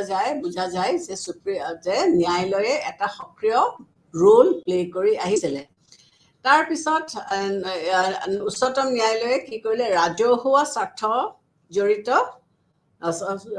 স্বাৰ্থজনিত গোচৰ বা পাব্লিক ইণ্টাৰেষ্ট লিটিগেশ্যনছ নীতি সৃষ্টি হ'ল এই কেছটোৰ পিছৰ পৰাই পাব্লিক ইণ্টাৰেষ্ট লিটিগেশ্যনছ বা যিটো অসমীয়াত কয় ৰাজহুৱা স্বাৰ্থজনিত গোচৰ এই নতুন ভাৱধাৰাটো বা নতুন কনচেপ্টটো সৃষ্টি হ'ল আৰু এতিয়া ভাৰতবৰ্ষৰ উচ্চতম ন্যায়ালয় আৰু উচ্চ ন্যায়ালয়বিলাকে সঘনে ৰাজহুৱা স্বাৰ্থজনিত গোচৰৰ বিচাৰৰ আবেদন গ্ৰহণ কৰিবলৈ লৈছে সেইটো দেখা গৈছে গতিকে এইটো এটা প্ৰক্ৰিয়া বা এটা মাধ্যম যে মানে এটা প্ৰচেছ যাৰ মাধ্যমেৰে জুডিচিয়াৰী সুপ্ৰিম কোৰ্টে হওক বা হাইকোৰ্টে হওক জনসাধাৰণক বেচিকেলি তেওঁলোকে সকাহ দিব বিচাৰিছে আৰু এই সকাহবিলাক তেওঁলোকে কেনেকৈ দিছে বহুত ক্ষেত্ৰত তেওঁলোকে সক্ৰিয় হ'বলৈ ধৰিছে গতিকে এই সক্ৰিয়তাটো লাগে নে নালাগে সেইটোৰ সাপেক্ষে আৰু বিপক্ষে আমাৰ মতামত আছে গতিকে এতিয়া আমি প্ৰথমতে চাওঁ ফেভাৰত যে তেওঁলোকৰ সাপেক্ষেনো কি যুক্তি দিছে যে আমাক জুডিচিয়াৰীৰ যিটো মানে সক্ৰিয়তা সেই সক্ৰিয়তাটো আমাক কিয় লাগে প্ৰথমতে আমি কি দেখিবলৈ পাইছোঁ যে আমাৰ ভাৰতবৰ্ষৰ সংবিধানত আমাক মানে ক'তো কোৱা নাই যে ভাৰতবৰ্ষ এখন যুক্তৰাষ্ট্ৰীয় ষ্টেট যে ইউনিয়ন অফ ষ্টেটছ বুলি কোৱা হৈছে ফেডাৰেল ষ্টেট বুলি আমি ক'তো কোৱা আমি নাই আৰু ভাৰতবৰ্ষৰ যিটো আকৃতি সেই আকৃতিটো চালে যে ইয়াৰ যে যুক্তৰাষ্ট্ৰীয় বৈশিষ্ট্য কিছুমান নাই সেইটো আমি অস্বীকাৰ কৰিব নোৱাৰোঁ যে ইয়াত যদিও কেন্দ্ৰীয় প্ৰৱণতাটো আমি বেছি দেখোঁ কিন্তু সময় অনুযায়ী ইয়াৰ ফেডাৰেল ষ্ট্ৰাকচাৰ্ছ কিছুমানো আমি দেখিবলৈ পাওঁ গতিকে ইয়াত আমি কি দেখিছোঁ যে ন্যায়পালিকাৰ স্বাধীনতা আছে উচ্চতম ন্যায়ালয় হ'ল আমাৰ সংবিধানৰ মেইন গাৰ্জেন গতিকে কি কৰিব পাৰে যে যদি সংসদে সংবিধান বিৰোধী কিবা আইন পাছ কৰে তেতিয়াহ'লে সংবিধান ৰক্ষক হিচাপে তেওঁলোকে সেই আইন নাকচ কৰিব পাৰে সো এতিয়া নাকচ কৰাৰ পিছত তেওঁলোকে নিজে কিছুমান তাত উত্তৰ বা তেওঁলোকে নিজে কিছুমান সক্ৰিয় ৰোল প্লে কৰি আহিব তেওঁলোকে কেনেকৈ কি কৰিব তাৰ ফৰে বা এগেইনষ্ট এক্টিভিজমৰ ফৰে বা এগেইনষ্ট আমাৰ কিছুমান তথ্য আছে এটা ফৰে হৈছে কি যে কাৰ্যপালিকাই কেতিয়াবা দলৰ স্বাৰ্থত বা অন্যান্য কাৰণত তেওঁলোকে কিছুমান সংবিধান বিৰোধী কাম কৰিব পাৰে গতিকে কাৰ্যপালিকাই নিজৰ স্বাৰ্থ ৰক্ষা কৰিবৰ কাৰণে বা নিজৰ দলৰ স্বাৰ্থ ৰক্ষা কৰিবৰ কাৰণে তেওঁলোকে কিছুমান অসাংবিধানিক কাম কৰিব পাৰে আৰু যেতিয়া এনেকুৱা অসাংবিধানিক কাম কৰিব তেতিয়া ন্যায়ালয়ে সক্ৰিয় ৰোল প্লে কৰি পেলাই সেই অসাংবিধানিক কামটো কৰাৰ পৰা তেওঁলোকক বাধা দিব পাৰে দ্বিতীয়তে বিধানমণ্ডলে ৰচনা কৰা যিবিলাক আইন সেইবিলাকো সংবিধান বিৰোধী হ'ব পাৰে যেনেকৈ কাৰ্যপালিকাৰ এক্সিকিউটিভ অৰ্ডাৰ এটা জনসাধাৰণৰ হিতে নহ'বও পাৰে তেনেকৈ বিধানসভাই পাছ কৰা বিধানমণ্ডলৰ দ্বাৰা পাছ কৰা কিছুমান আইনো হয়তো সাধাৰণৰ মংগলৰ কাৰণে নহ'বও পাৰে বা সংবিধান বিৰোধী হ'ব পাৰে গতিকে এনে ক্ষেত্ৰত ন্যায়পালিকাই এই লটো ইমপ্লিমেণ্ট হোৱাত বা এই লটো পাছ হোৱাত তেওঁলোকে বাধাৰ সৃষ্টি কৰিব পাৰে চ' এনে ক্ষেত্ৰত ন্যায়পালিকা সক্ৰিয় হোৱাটো দেখা গৈছে যে এইটো জৰুৰী বা প্ৰয়োজন আমাৰ বৰ্তমান আমি এখন গণতান্ত্ৰিক দেশত আছো আৰু গণতান্ত্ৰিক দেশ এখন চলোৱাৰ যিটো যন্ত্ৰ যিটো প্ৰক্ৰিয়া এইটো খুবেই শক্তিশালী যে গণতান্ত্ৰিক দেশ এখন চলোৱাৰ যিটো প্ৰক্ৰিয়া বা যিটো প্ৰচেছ সেই প্ৰক্ৰিয়াটো যথেষ্ট বা যন্ত্ৰটো যথেষ্ট শক্তিশালী গতিকে কি দেখা গৈছে যে প্ৰশাসন ব্যৱস্থাই চৰকাৰৰ এই শাসন যন্ত্ৰৰ ওপৰত সকলো প্ৰকাৰে নিৰ্ভৰশীল গতিকে আল্টিমেটলি কি দেখা গৈছে যে চৰকাৰে এই শাসন ব্যৱস্থাটোৰ ওপৰত নিৰ্ভৰশীল চ' প্ৰশাসন ব্যৱস্থাই জনসাধাৰণৰ স্বাৰ্থৰ ৰক্ষা কৰাত ব্যৰ্থ হ'ব পাৰে গতিকে প্ৰশাসন ব্যৱস্থাই কি কৰিব পাৰে যে তেওঁলোকে জনসাধাৰণৰ স্বাৰ্থ ৰক্ষাত তেওঁলোকে ব্যৰ্থ হ'ব পাৰে বা জনসাধাৰণৰ স্বাৰ্থ বিৰোধী কামো কৰিব পাৰে গতিকে এই শাসন যন্ত্ৰ নিয়ন্ত্ৰণৰ ক্ষেত্ৰত ন্যায়পালিকাৰ তৎপৰতা হোৱাটো বহুত প্ৰয়োজনীয় বা বহুত দৰকাৰ গতিকে গণতান্ত্ৰিক যিটো শাসন ব্যৱস্থা এই শাসন ব্যৱস্থাৰ যিটো যন্ত্ৰৰ শাসন ব্যৱস্থাটো চলাই আছে সেইটো হয়তো বহুত সময়ত শক্তিশালী হৈ উঠিব পাৰে আৰু এই শাসন উঠি অহা এই চিষ্টেমটোক তেওঁলোকক ভুল কৰিবলৈ নিদিয়াটো হৈছে ন্যায়ালয়ৰ মেইন লক্ষ্য বা উদ্দেশ্য গতিকে ইয়াত তেওঁলোকে কি কৰিবলগীয়া হ'ব পাৰে যে এটা সক্ৰিয় ৰোল তেওঁলোকে প্লে কৰিবলগীয়া হ'ব পাৰে ভাৰতবৰ্ষৰ নিচিনা দেশ এখনত এতিয়া যদি আমি আদালতৰ কেছবিলাকৰ ফালে চকু মেলি চাওঁ তেতিয়া দেখিম যে ইয়াত এনেকুৱা ধৰণৰ বহুত জনস্বাৰ্থ জড়িত কেছ আছে বহুত কেছ চলি আছে যিটো মানে জনসাধাৰণৰ এগেইনষ্টে পাছ কৰা হৈছিলে আৰু তেওঁলোকে গোচৰ দিছে বা এই গোচৰবিলাক এতিয়াও কোৰ্টত চলি আছে আকৌ সাংবিধানিক আইন আৰু আইনসভাই ৰচনা কৰা আইন প্ৰয়োগ কৰোঁতে কিছুমান অসুবিধাৰ সন্মুখীন হ'বলগীয়া হ'ব পাৰে যে সংবিধানে প্ৰণয়ন কৰা আইন আৰু আইনসভাই প্ৰয়োগ কৰা আইন যেতিয়া ইমপ্লিমেণ্ট কৰিবলৈ যোৱা হয় তেতিয়াহ'লে এই দুয়োটা আইনৰ মাজত হয়তো কিছুমান অসুবিধাৰ সন্মুখীন হ'বলগীয়া হ'ব পাৰে আৰু বহুত সময়ত এই আইনবিলাকত শূন্যতাৰ অনুভৱ কৰা যায় গতিকে এই শূন্যতাসমূহ পূৰণ কৰিবলৈ ন্যায়ালয়ে কি কৰিবলগীয়া হয় নতুন আইন ৰচনা কৰিবলগীয়া হয় গতিকে তেনেস্থলত সক্ৰিয় হোৱাটো বাঞ্ছনীয় যে আইনসভাই যিবিলাক আইন ৰচনা কৰিছে বা সংবিধানে যিবিলাক আইন ৰচনা কৰিছে সেইবিলাক ইমপ্লিমেণ্ট কৰিবলৈ যাওঁতে তেতিয়াহে লেকুনাবিলাক চকুত পৰে যে এইবিলাক ড্ৰবেক্স আছিলে আৰু সেই ড্ৰবেক্সবিলাক বা শূন্যতাটো পূৰণ কৰিবৰ কাৰণে আইনসভাই ন্যায়ালয়ে আইন ৰচনা কৰিবলগীয়া হয় গতিকে সেইটো তেওঁলোকে নিজৰ সীমাৰ অতিক্ৰম কৰি তেওঁলোকে সেই আইনসমূহ ৰচনা কৰিবলগীয়া হয় অৰ্থ সামাজিক প্ৰয়োজন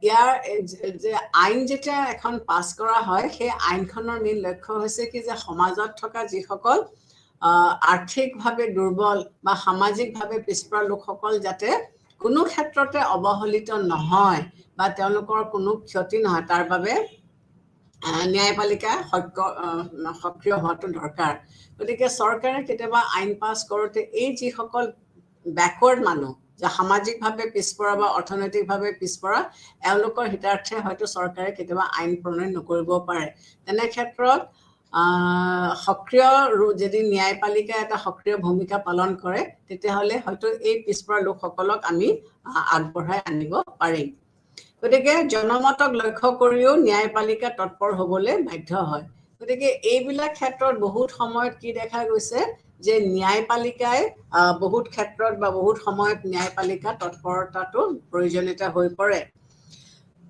গতিকে জনমতক আমি উপলুঙা কৰিব নোৱাৰো জনমতৰ এটা ষ্ট্ৰং ভূমিকা আমি দেখি আছো ৰাজনৈতিকবিদ বা ৰাজনীতি ষ্টুডেণ্ট হিচাপে পলিটিকেল চায়েন্সৰ ষ্টুডেণ্ট হিচাপে আমি দেখি আহিছো যে জনমতৰ ওপৰত ভিত্তি কৰি চৰকাৰক আমি বহুতখিনি কাম কাজ কৰাবলৈ হেঁচা দিব পাৰো বা বাধ্য কৰাব পাৰো বা নকৰিবলৈ আমি কিছুমান হেঁচা দিব পাৰো গতিকে আমাৰ এতিয়া যিটো উদাৰনৈতিক গণতান্ত্ৰিক ব্যৱস্থা এইটো এই নীতিৰ ওপৰতে স্থাপন কৰা হৈছে যে চৰকাৰৰ মেইন লক্ষ্য বা উদ্দেশ্য হৈছে যে অৰ্থসামাজিক লোকসকলৰ যাতে কোনো ধৰণৰ হেম্পাৰ নহয় উচ্চতম ন্যায়ালয়ে সংবিধান ব্যাখ্যা কৰিবলগীয়া হয় উচ্চতম ন্যায়ালয়ৰ মেইন কথাটো হৈছে কি যে যদি কিবা সাংবিধানিক আইনৰ ওপৰত কাৰোবাৰ কিবা ডাউট হয় তেতিয়াহ'লে উচ্চতম ন্যায়ালয়ে এইখন ব্যাখ্যা কৰি জনসাধাৰণৰ আগত দেখুৱাই দিব লাগিব আৰু এই ব্যাখ্যা কৰিবলৈ যাওঁতে কেতিয়াবা ন্যায়পালিকা সক্ৰিয় হৈ পেলাই নতুন আইনৰ সৃষ্টি কৰিবলগীয়া হয় গতিকে পুৰণি আইন এখন ব্যাখ্যা কৰিবলৈ যাওঁতে বহুত সময়ত বা বহুত ক্ষেত্ৰত আমি কি দেখিবলৈ পাইছো বা কি দেখিবলগীয়া হৈছে যে এটা নতুন আইনৰ আকৌ সৃষ্টি হৈছে এক্সিষ্টিং আইনখনৰ লগতে এটা নতুন আইনৰ সৃষ্টি হৈছে সংবিধান মতে কোনো এখন ৰাষ্ট্ৰ শাসন ব্যৱস্থা পৰিচালিত হৈছে নে নাই সেইটো চোৱা চিতা কৰাৰো কিন্তু ন্যায়পালিকাৰ কৰ্তব্য আৰু এনে পৰিস্থিতিত সাংবিধানিক নীতি নিয়মবিলাক বলবৎ কৰিবৰ বাবে ন্যায়পালিকা সক্ৰিয় হ'বই লাগিব গতিকে ন্যায়পালিকাই যেতিয়া চাব যে কোনো এখন ৰাজ্যত তেওঁলোকে ন্যায় মতে বা তেওঁলোকে যিটো ধৰণেৰে আইন প্ৰণয়ন কৰিব লাগে সেইটো মতে হৈছে নে নাই তেতিয়াহ'লে সেইবিলাক চাবলৈ যাওঁতে তেওঁলোকে এটা সক্ৰিয় ভূমিকা বা ৰোল তেওঁলোকে প্লে কৰিব লাগিব ভাৰতবৰ্ষত এতিয়া আমি কি দেখিবলৈ পাইছো যে কাৰ্যপালিকা আৰু বিধানমণ্ডলৰ যিবিলাক কাৰ্যৱালী জনসাধাৰণৰ সন্তুষ্ট নহয় গতিকে এতিয়া কি দেখা গৈছে যে বিধানমণ্ডল বা কাৰ্যপালিকাই যিবিলাক কাম কাজ কৰি আছে বহুত ক্ষেত্ৰত কি দেখা গৈছে যে জনসাধাৰণ সেই কামবিলাকত সন্তুষ্ট হোৱা নাই গতিকে জনসাধাৰণৰ স্বাৰ্থ ৰক্ষা কৰিবৰ কাৰণে আইনসভাই এটা সক্ৰিয় ভূমিকা ল'ব লাগিব কাৰণ য'ত আইনসভা আৰু য'ত কাৰ্যপালিকা আৰু আইনসভাই পৰা নাই তেতিয়াহ'লে ন্যায়পালিকাই আহি সেই খালী ঠাইখিনি পূৰণ কৰিব লাগিব গতিকে এনে ক্ষেত্ৰতো কি দেখা গৈছে যে ন্যায়পালিকা সক্ৰিয় হোৱাটো অতি প্ৰয়োজন তাৰোপৰি এখন সংবিধান কেতিয়াও স্থিতিশীল হ'ব নোৱাৰে গতিকে স্থিতিশীল হ'লে সংবিধান এখনত কি হ'ব অসুবিধা হ'ব সময়ৰ লগত সি পৰিৱৰ্তন হ'বই লাগিব গতিকে সংবিধান যাতে সময়ৰ সৈতে খোজ মিলাই জনসাধাৰণৰ আশা আকাংক্ষাসমূহ পূৰণ কৰিব পাৰে তাৰ বাবেও ন্যায়ালয় সক্ৰিয় হৈ থাকিব লাগিব গতিকে ষ্টেটিক কনষ্টিটিউশ্যন এখন কেতিয়াও জনসাধাৰণৰ উন্নতি বা জনসাধাৰণৰ মংগল কৰিব নোৱাৰে গতিকে জনসাধাৰণৰ মংগল হ'বলৈ হ'লে মই অলৰেডি আগতে কৈছো আৰম্ভণিতে ক্লাছটো যে সমাজ পৰিৱৰ্তনশীল সমাজত উন্নতি ডেভেলপমেণ্ট বিকাশ এইবিলাক হয় বা সমাজ এখনত ডাউনফল বা অৱনতিও হ'ব পাৰে কিন্তু যে পৰিস্থিতিৰ সৃষ্টি নহওক কিয় সেই পৰিস্থিতিৰ লগত খাপ খাই পেলাই সাংবিধানিক আইন ৰচনা হৈ থাকিব লাগিব চলি থাকিব লাগিব গতিকে এই ক্ষেত্ৰতো একেটা কথাই হৈছে যে যদি জনসাধাৰণৰ আশা আকাংক্ষাবিলাক বেলেগ বিভাগবিলাকে চৰকাৰী বিভাগে পূৰণ কৰিব নোৱাৰে তেতিয়াহ'লে অৰাজকতাৰ সৃষ্টি হ'ব তেনে ক্ষেত্ৰত জুডিচিয়াৰীয়ে এই ষ্টেপটো ল'ব লাগিব আৰু এই ষ্টেপটো ল'বলৈ যাওঁতে তেওঁলোকে এটা সক্ৰিয় ৰোল প্লে কৰিব তেওঁলোকে লাগিব যিবিলাক ডেভেলপিং কাণ্ট্ৰিজ সেই ডেভেলপিং কাণ্ট্ৰিজবিলাকত ন্যায়ালয় সক্ৰিয় হোৱাটো খুবেই প্ৰয়োজন কাৰণ বহুত সময় জনসাধাৰণ অজ্ঞ থাকে গতিকে সেই অজ্ঞতাৰ বাবে বহুত সময় চৰকাৰে কি কৰিব পাৰে জনসাধাৰণৰ ওপৰত অন্যায়ো কৰিব পাৰে বা জনস্বাৰ্থ বিৰোধী কামো কৰিব পাৰে যেহেতু জনসাধাৰণ অজ্ঞ বা তেওঁলোকে অন্যান্য কামত ব্যস্ত হৈ আছে তেনে অৱস্থাত জনসাধাৰণৰ সেই আশ্ৰয় হৈছে ন্যায়ালয় যেতিয়া চৰকাৰে জনসাধাৰণক ন্যায় দিব নোৱাৰে বা তেওঁলোকে বিচৰা মতে দিব নোৱাৰে তেতিয়াহ'লে ন্যায়ালয় আশ্ৰয়ৰ বাহিৰে কোনো উপায় নাই গতিকে ন্যায়পালিকাই সক্ৰিয় হ'লেহে জনস্বাৰ্থ ৰক্ষা কৰিব পৰা যায় এইখিনি হৈছে ন্যায়পালিকাৰ সক্ৰিয়তা ইয়াৰ ফৰে কোৱা হৈছে কিন্তু কিছুমান সমালোচক আছে যোনে ন্যায়পালিকাৰ সক্ৰিয়তাটো তেওঁলোকে সমৰ্থন নকৰে কিহৰ কাৰণে তেওঁলোকে সমৰ্থন নকৰে তেওঁলোকে কৈছে যে এখন গণতান্ত্ৰিক দেশত ন্যায়পালিকা সক্ৰিয় হোৱাৰ কোনো প্ৰয়োজন নাই ন্যায়পালিকাই কাৰ্যবিলাক ইয়াৰ যিবিলাক গতানুগতিক কাৰ্য ই নিজৰ আৰ্হিৰ ভিতৰত নিজৰ গণ্ডিৰ ভিতৰত থাকি চলাই যাব পাৰে গতিকে গণতান্ত্ৰিক দেশ এখনে বা চৰকাৰ এখনে নিজৰ দায়িত্ব কি ভালকে জানে গতিকে তেওঁলোকে নিজৰ কামখিনি সুকলমে কৰিব গতিকে ইয়াত কেন্দ্ৰীয় ন্যায়পালিকা সক্ৰিয় হোৱাটো কোনো প্ৰয়োজন নাই দ্বিতীয় আৰ্গুমেণ্টটো তেওঁলোকে কি আগবঢ়াইছে তেওঁলোকে কৈছে যে যদি ন্যায়পালিকা খুব বেছি সক্ৰিয় হয় আৰু সক্ৰিয় হৈ পেলাই তেওঁলোকে নতুন নতুন আইন আমাৰ আগত দাঙি ধৰে তেতিয়াহ'লে জনসাধাৰণ বিপাঙত পৰিব কিয়নো তেওঁলোকে প্ৰথম কথা কোনখন আইন মানিব বা কোনখন আইনৰ প্ৰতি তেওঁলোকৰ আনুগত্যতা থাকিব এইটো তেওঁলোকে বিচাৰ কৰিবলৈ অসুবিধা পাব বা দিগদাৰী পাব গতিকে তাৰ পিছত তেওঁলোকৰ কি হ'ব এই গোটেই চৰকাৰী প্ৰক্ৰিয়াটো বা মেচিনাৰীটোৰ প্ৰতি তেওঁলোকৰ আস্থা কমি যাব গতিকে সঘনাই নতুন নতুন আইন ওলাই থাকিলে জনসাধাৰণক কনফিউজনতহে পেলোৱা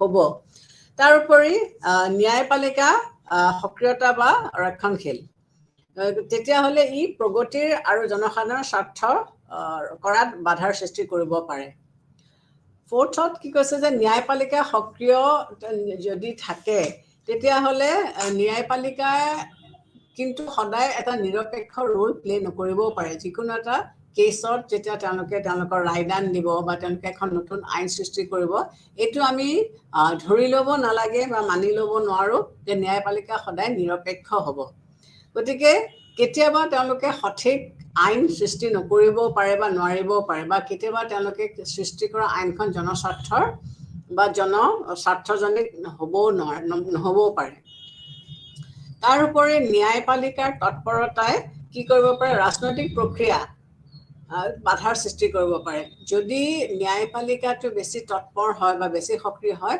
তেতিয়াহ'লে যিটো ৰাজনৈতিক প্ৰচেছ সেই ৰাজনৈতিক প্ৰচেছটোত এটা বাধাৰ সৃষ্টি হ'ব পাৰে গতিকে ন্যায়পালিকা সক্ৰিয় হোৱাটো তেওঁলোকে বাঞ্ছনা নকৰে তেওঁলোকে নিবিচাৰে ইয়াৰ উপৰি আমাৰ যিটো গণতান্ত্ৰিক শাসন ব্যৱস্থা এই ব্যৱস্থাত জনসাধাৰণৰ প্ৰতিনিধিসকলে হৈছে সৰ্বেসৰ্বা আমাৰ যিটো শাসন ব্যৱস্থা ইয়াত আমাৰ জনসাধাৰণৰ যিসকল প্ৰতিনিধি আছে আমি তেওঁলোককনো কিয় পঠিয়াইছোঁ আমি তেওঁলোকৰ ওপৰত আস্থা আছে কাৰণে আমি তেওঁলোকক ভোটটো দি পেলাই পঠিয়াইছোঁ গতিকে তেওঁলোকে জনসাধাৰণৰ আশা আকাংক্ষা পূৰ্ণ কৰিব লাগিব ন্যায়পালিকাই যদি বেছি প্ৰ'এক্টিভ ৰোল প্লে কৰে তেতিয়াহ'লে এই যিটো গণপ্ৰতিনিধিসকলৰ ভূমিকা সেইটো হ্ৰাস পাই যাব গতিকে আমি ভোট দিছোঁ যে এই প্ৰতিনিধিসকলৰ তেওঁলোকৰ দায়িত্ব জ্ঞান আছে বা তেওঁলোকে তেওঁলোকৰ কাৰ্যখিনি বা কামখিনি তেওঁলোকে নিয়াৰিকৈ কৰিব বা ভালকৈ কৰিব গতিকে এইখিনি যদি নকৰে বা ন্যায়পালিকাই যদি তাত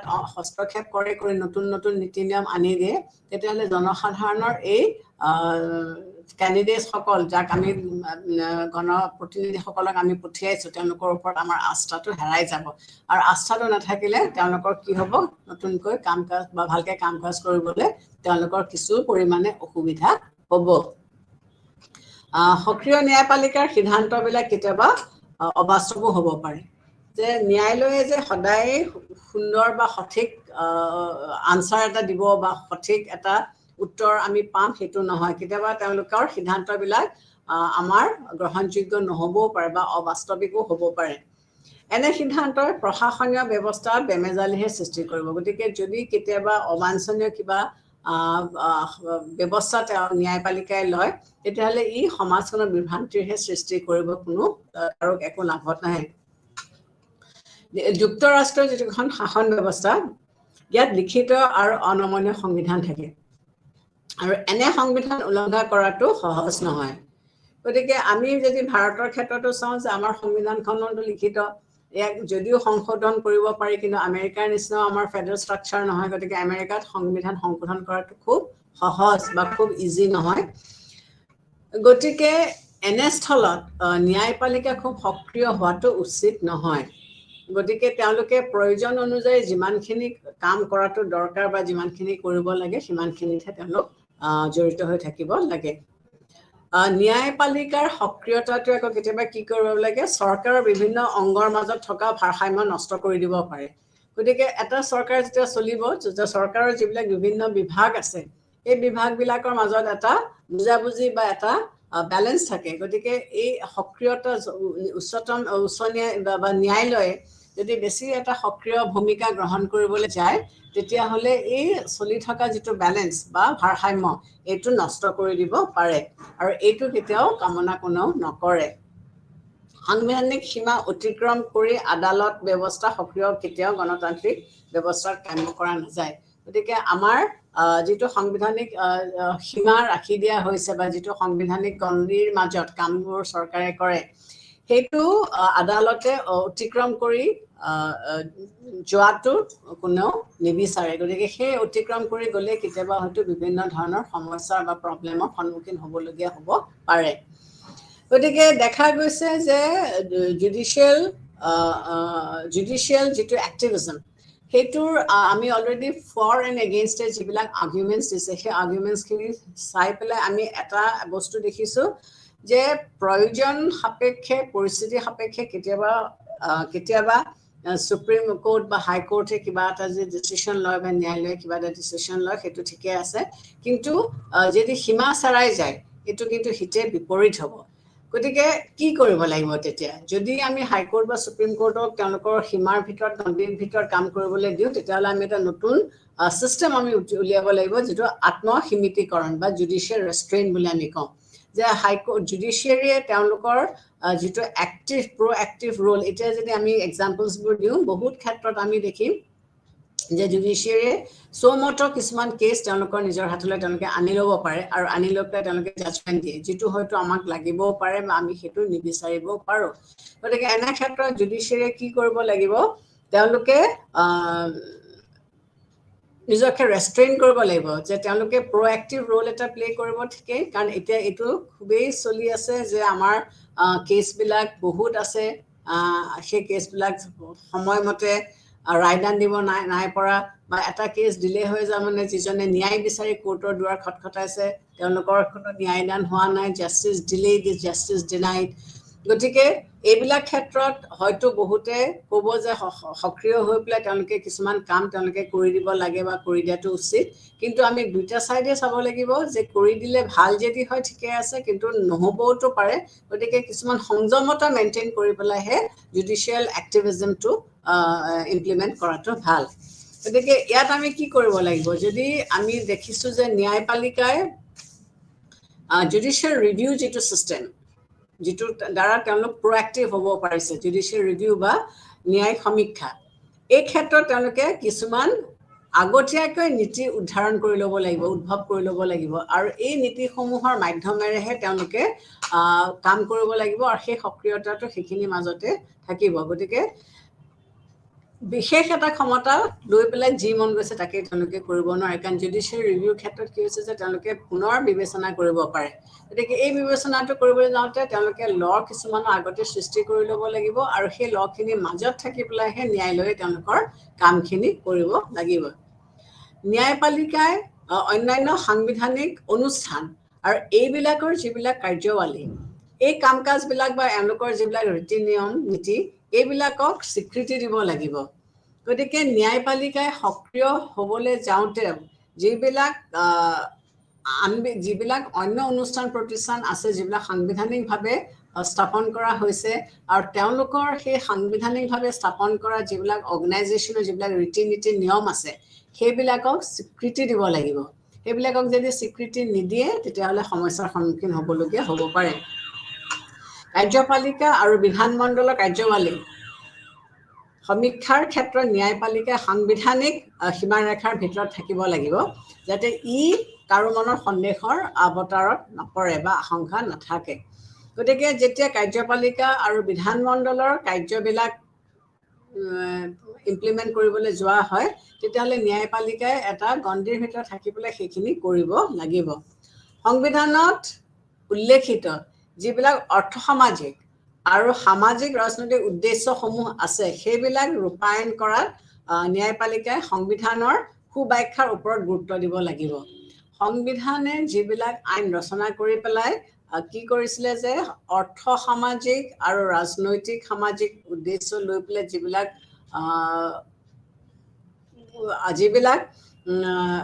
উদ্দেশ্য ৰচনা কৰিছিলে সেইবিলাকক কিন্তু ন্যায়ালয়ে সন্মান দিব লাগিব বা গুৰুত্ব দিব লাগিব বা এইবিলাক ব্যাখ্যা কৰোঁতে তেওঁলোকে যাতে যধে মধে নকৰে গতিকে ডক্টৰ আনন্দে এই বিষয়ে কি কৈছে যে ন্যায়িক সমীক্ষাৰ ক্ষেত্ৰত বিচাৰকসকলৰ আত্মসীমিতকৰণ নীতি অৱলম্বন কৰিব লাগিব গতিকে ডক্টৰ আনন্দে এইটোৱে পৰামৰ্শ দিছে যে ন্যায়িক সমীক্ষাৰ ক্ষেত্ৰত বিচাৰকসকলে কি কৰিব লাগিব তেওঁলোকে সেলফ ৰেষ্ট্ৰেইন বা আত্মসীমিতকৰণ নীতি তেওঁলোকে মানি চলিব লাগিব তেওঁ ন্যায়পালিকাৰ সক্ৰিয়তাটো আৰু ন্যায়ালয়ৰ সীমিতকৰণ একেটা মুদ্ৰাৰ ইপিঠি সিপিঠি বুলি কৈছে গতিকে সক্ৰিয়তা আৰু সেলফ ৰেষ্ট্ৰেইন এক্টিভিজম এণ্ড সেলফ ৰেষ্ট্ৰেইন এই দুটা একেটা পিঠিৰে ইফাল সিফাল গতিকে যেতিয়া তেওঁলোকে এক্টিভ ৰোল এটা প্লে কৰিব সেই এক্টিভ ৰোলটো প্লে কৰোঁতে তেওঁলোকে এটা লিমিটেশ্যনছৰ ভিতৰতহে তেওঁলোকে কৰিব লাগিব তেওঁলোকে সেলফ ৰেষ্ট্ৰেইন কৰিব লাগিব বা আত্মসীমিতকৰণৰ মাজত থাকিহে তেওঁলোকে কামবিলাক কৰিব লাগিব গণতান্ত্ৰিক শাসন ব্যৱস্থাত ৰাজনৈতিক ক্ষেত্ৰত ন্যায়পালিকাই হস্তক্ষেপ কৰাৰ পৰা বিৰত থাকিব লাগিব গতিকে আমাৰ যিটো গণতান্ত্ৰিক শাসন ব্যৱস্থা এই ক্ষেত্ৰত ৰাজনৈতিক ক্ষেত্ৰত ন্যায়পালিকা হস্তক্ষেপৰ পৰা বিৰত থকাটো বাঞ্ছনীয় ন্যায়িক সিদ্ধান্তসমূহ স্বীকৃতিৰ নীতি বা প্ৰচলিত আইনৰ ভিত্তিত প্ৰতিষ্ঠা হ'ব লাগিব আমাৰ যিবিলাক ন্যায়িক সিদ্ধান্ত আছে সেই ন্যায়িক সিদ্ধান্তসমূহ স্বীকৃতি নীতি আৰু প্ৰচলিত আইনৰ ভিত্তিত প্ৰতিষ্ঠিত হ'ব লাগিব গতিকে যধে মধে তেনেকৈ কৰিলেই নহ'ব ইয়াৰ এটা ব্যৱস্থা বা এটা ছিষ্টেমৰ মাজতহে ই হ'ব পাৰিব ন্যায়িক সমীক্ষাৰ ক্ষেত্ৰত বিচাৰকসকলে সদায় দুটা কথা মনত ৰাখিব লাগিব যেতিয়া জুডিচিয়েল ৰিভিউৰ কথা ক'ব বা আহিব তেতিয়া বিচাৰকসকলে দুটা কথা মনত ৰাখিব লাগিব প্ৰথমে তেওঁলোকে যিকোনো সিদ্ধান্ত সংবিধান আৰু আইন অনুযায়ী গ্ৰহণ কৰিব লাগিব যেতিয়া জুডিচিয়েল ৰিভিউ কথা আহিব বিচাৰকসকলে এই কথাটো মনত ৰাখিব লাগিব যে তেওঁলোকে যিকোনো এটা কাম কৰিবলৈ যাওঁতে তেওঁলোকে সিদ্ধান্ত লওঁতে আইন অনুযায়ী সেই বস্তুটো গ্ৰহণযোগ্য হ'ব লাগিব আৰু দ্বিতীয়তে তেওঁলোকে কৰ্মপৰিধি সীমা অতিক্ৰম কৰিব নোৱাৰিব গতিকে তেওঁলোকে কৰ্মপৰিধি সীমা অতিক্ৰম নকৰাকৈ তেওঁলোকে এই সিদ্ধান্তসমূহ ল'ব লাগিব গতিকে এইদৰে সেলফ ৰেষ্ট্ৰেইন যদি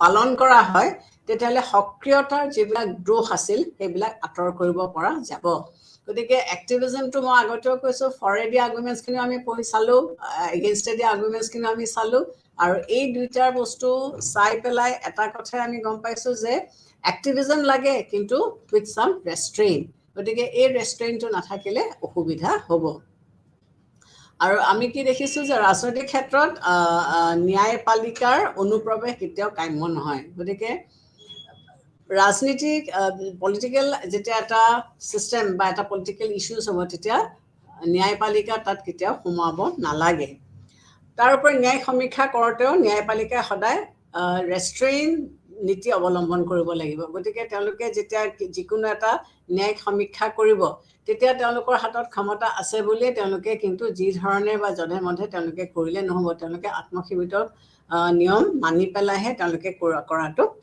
দৰকাৰ গতিকে এতিয়া যদি আমি চাবলৈ যাওঁ গতিকে ন্যায়পালিকা সদায় আত্মসংযম হৈ থাকিব লাগিব ইয়াৰ ইম্পৰ্টেঞ্চটো কি জুডিচিয়েল এক্টিভিজমৰ ইম্পৰ্টেঞ্চটো কি জুডিচিয়েল এক্টিভিজমৰ